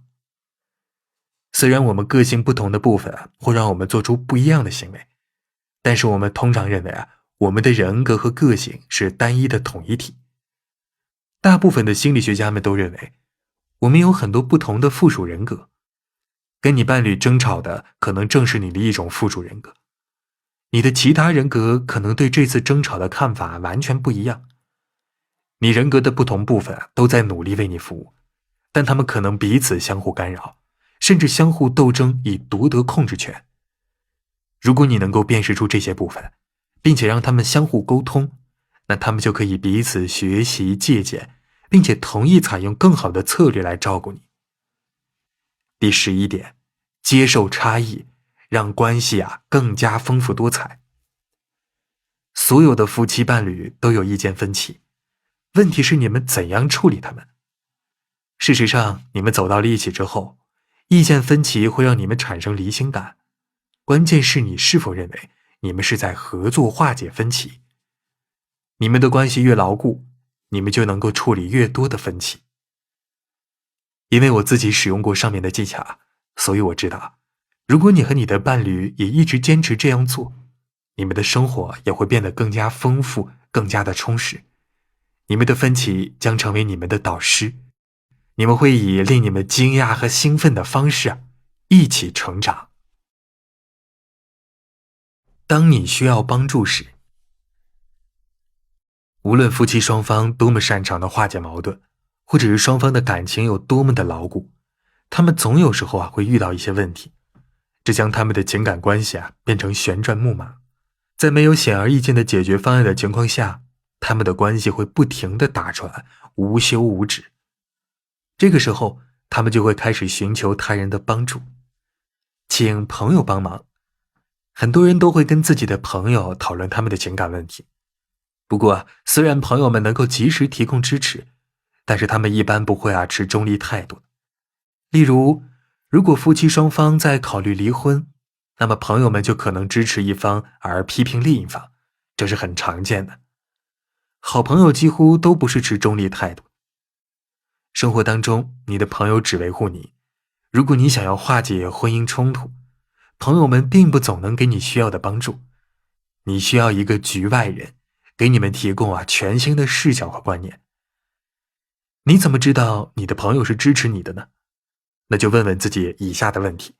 如果有2个以上的问题你的答案是肯定的，那这个朋友可能就对你很重要，能给予你很大的支持，但是他们却难以保持中立的态度。这位朋友会评价你或者你伴侣的行为吗？这位朋友会告诉你应该怎样处理你的问题或者是感情吗？这位朋友会偏袒你或者是你的伴侣吗？这位朋友对你应该怎样应对问题有自己的看法吗？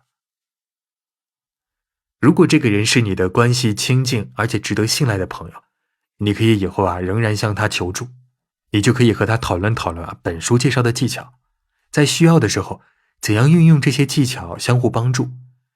你可以分享你学到的经验，让他也来听听这本书，一起使用本书介绍到的技巧。你还可以跟你的朋友达成协议，在朋友帮忙处理你们夫妻冲突时，也可以用积极倾听的技巧。你们可能还会承诺尊重彼此自己做决定的需要，避免轻易批评冲突当中的任何一方，也不要去告诉矛盾双方该怎样解决问题。第2类，寻求专业的帮助。如果朋友帮不了你，你可能会考虑寻求专业的帮助。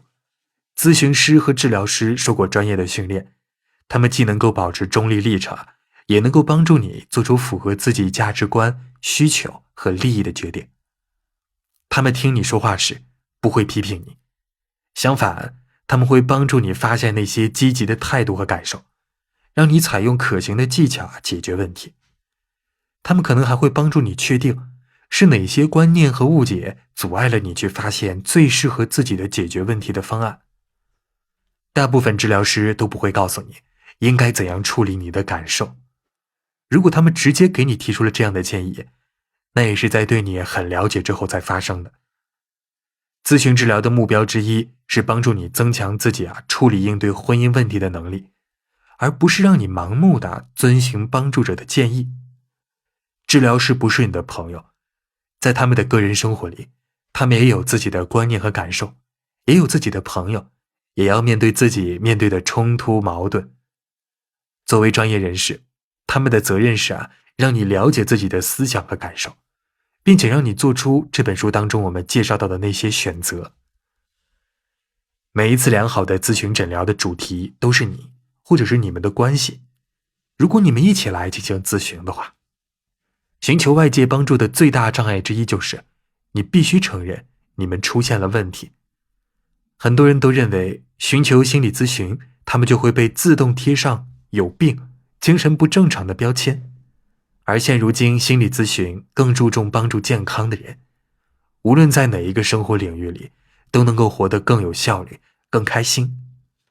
现在的咨询诊疗都是技能主导型的，这也就是说，这种诊疗旨在帮助人们建立处理日常生活问题的能力。大部分的社区里都有各种各样的职业咨询师可以帮忙。为了帮你选择最适合你的，我将在下面列出一系列的情况，以及能够帮助你们处理这些情况的人。技能培养。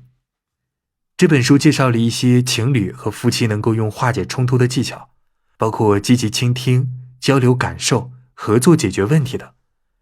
以实际使用这些技巧之前，在一个安全的、不受威胁的环境中进行练习是有帮助的。接受相应的训练课程，不仅能够让你们学到很多的技巧，还能够增加你们的亲近程度。在社区学院、心理健康咨询中心、家校合作机构、教堂或者是其他礼拜场所有沟通技能的课程。查看这些技能课程时，注意如沟通训练、积极倾听、我信息、和谐沟通、双赢的冲突解决方案这样的关键词。你还可以去私人治疗师那儿去咨询，来提高这些技能。我妻子和我求助的这些治疗师就允许我们在练习新技能的同时处理实际的生活问题，确保我们在做出自卫式行为或者是反应过于激烈时，帮助我们恢复理智，不再极端地看待问题。处理矛盾、关系和个人问题。探索解决冲突的办法时，明确冲突涉及的因素会很有帮助。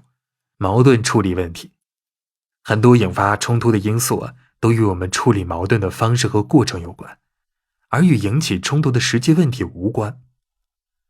因为我们处理方式通常就是习惯使然或者是自动化发生的，我们根本不会去思考这样的过程是否有问题。所以夫妻双方有的时候需要帮助，让他们明白他们用来解决问题的方式是怎样让他们产生冲突的。一个局外人往往能够看出这个过程中的问题，但问题的当事方却看不出来。有的时候，两个人只要明白了他们的沟通方式是导致矛盾的症结所在，那么他们的矛盾就能够很快得到解决。关系问题。伴侣间的冲突可能会引起各种各样的问题，例如赡养父母、夫妻间对彼此的忠诚度、对彼此和家庭的责任，以及对对方产生不切实际的期望。即便关系不错的夫妻，也可能遇到无法解决的情感问题。两人创建一段情感关系，那这段关系也像第三个人一样，会兼具两个人的个性特点。进行情感关系咨询时呢，最好是双方一起去。夫妻关注的问题应该是如何让双方更适应于彼此的关系，而不是相互指责对方的个性。自身问题。你可能会因为自身的问题进行心理咨询，因为你觉得无法充分表达自己的感受，或者你还留有童年时期未化解的恼怒和伤痛，又或者你总是觉得抑郁，这些问题都可以给你的情感关系带来压力，甚至会影响到你处理人际冲突的方式。但是它们从根本上而言都是你自身的问题，也应该由你单独来解决。很多情况下，在进行长期的咨询之前，你可以与一位可靠的咨询师进行电话预约。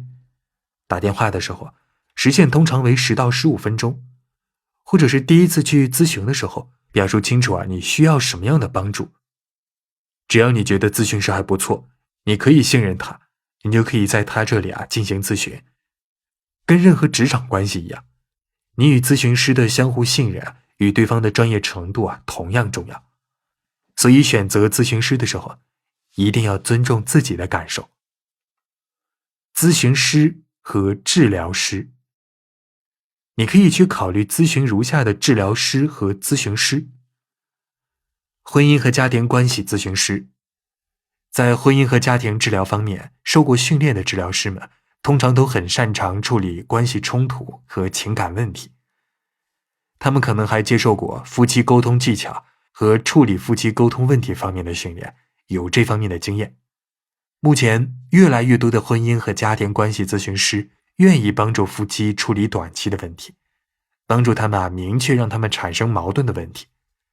在美国的很多州，婚姻和家庭关系咨询师都必须持有社会福利工作、心理学或者是婚姻和家庭关系咨询方面的证书。心理学家，有一些心理学家同时也是心理治疗师，有些不是。做心理治疗的心理学家，他们通常被称之为临床心理医师或者心理治疗师。有些心理治疗师主要关注的是咨询者本身的问题，而有一些则擅长帮助咨询者处理关系矛盾和问题。告诉心理治疗师你想要咨询什么问题，问问他们工作中主要处理的是哪些领域的问题。临床社会工作者，这些工作者就跟婚姻和家庭关系咨询师一样，都接受过家庭治疗方面的专业训练，但他们不只要关心关系问题、家庭问题，也要关心社会可能对夫妻双方产生的影响，或者是提供的资源。如果夫妻问题还涉及了家庭暴力的问题，那临床社会工作者还可以向当事人推荐可以帮忙处理这些问题的社会资源。精神分析学家，精神分析学家们做的是深度治疗，分析例如童年创伤之类的重大事件，对于解决自身问题很有帮助。精神分析治疗可以至少1周1次，甚至是1天1次，疗程周期可以长达数月，甚至是数年。虽然这种疗法对于解决自身问题很有帮助，但却不是专门针对情感矛盾和问题而设置的。心理医生，心理医生是心理健康专业的临床医生，其中有一些也是精神分析师。心理医生拥有处方权。如果你遭遇的情感问题可以通过药物控制，那你就可以去看心理医生。心理医生可能能帮助你处理自身问题，但处理情感问题的能力则取决于他们的兴趣以及是否接受过相应的训练。有些心理医生与心理治疗师合作，心理医生在必要的时候开药，而心理治疗师呢，则直接来处理来访者的情感问题。调解员，如果你们想要尽快地找到解决问题的办法，化解问题，而不是提高自己处理问题的技能，你可以去请他人来调解。家庭关系法庭越来越多地使用调解员来解决诸如子女监护权、财政开支这些管理的问题，房东和租户之间的问题，甚至是社区之间的纷争、环境争端等，也可以用到调解这种方式。从本质上来说，调解员提供了处理技能，帮各方有效地合作解决争端。调解者可以组织各方面去协调，指导不同的参与者，教他们沟通技能，帮他们解决问题。因为调解员主要负责具体事情的调解，所以很少有人会请调解员来解决情感问题。我们上面说到的这些专业人士之间可能存在着显著的差异。这样的话，在你确定在哪里进行长期咨询之前，你需要真正去见这些咨询师，了解他们。最重要的，你要明确你想要得到怎样的帮助。在跟咨询师沟通时，要声明这一点。你可以问一下他们的专业背景，不要被他们的专业性的话给吓到了，只问你需要问的问题。你是否与咨询师相处融洽？是否相信他们跟你有相同的价值观？是否相信他们能够帮到你？这应该是选择专业人士帮助时最重要的标准了。在我们的忙碌生活中，咨询师和治疗师越来越重要了。有他们的帮忙，我们可以解决多年未曾化解的重要问题。通过咨询，我们可以学到很多能够改善我们人际关系和生活质量的专业性知识。亲爱的各位听众这本《婚姻共情心理学》到这里就全部为您解读完毕了。感谢各位的收听和一路陪伴，也希望通过这本书，让我们学会共情式非暴力的沟通方法，能够重拾亲密关系，让我们在生活中能够和伴侣、家人好好说话，好好爱。如果你觉得这本书还不错，对你有所帮助，那么欢迎各位在评论区给我留言点赞，你的留言和点赞是对我最大的支持。当然，各位也可以点击屏幕的右上方一键分享按钮，让这本书的内容可以被更多人听到。下本新书我们再会了。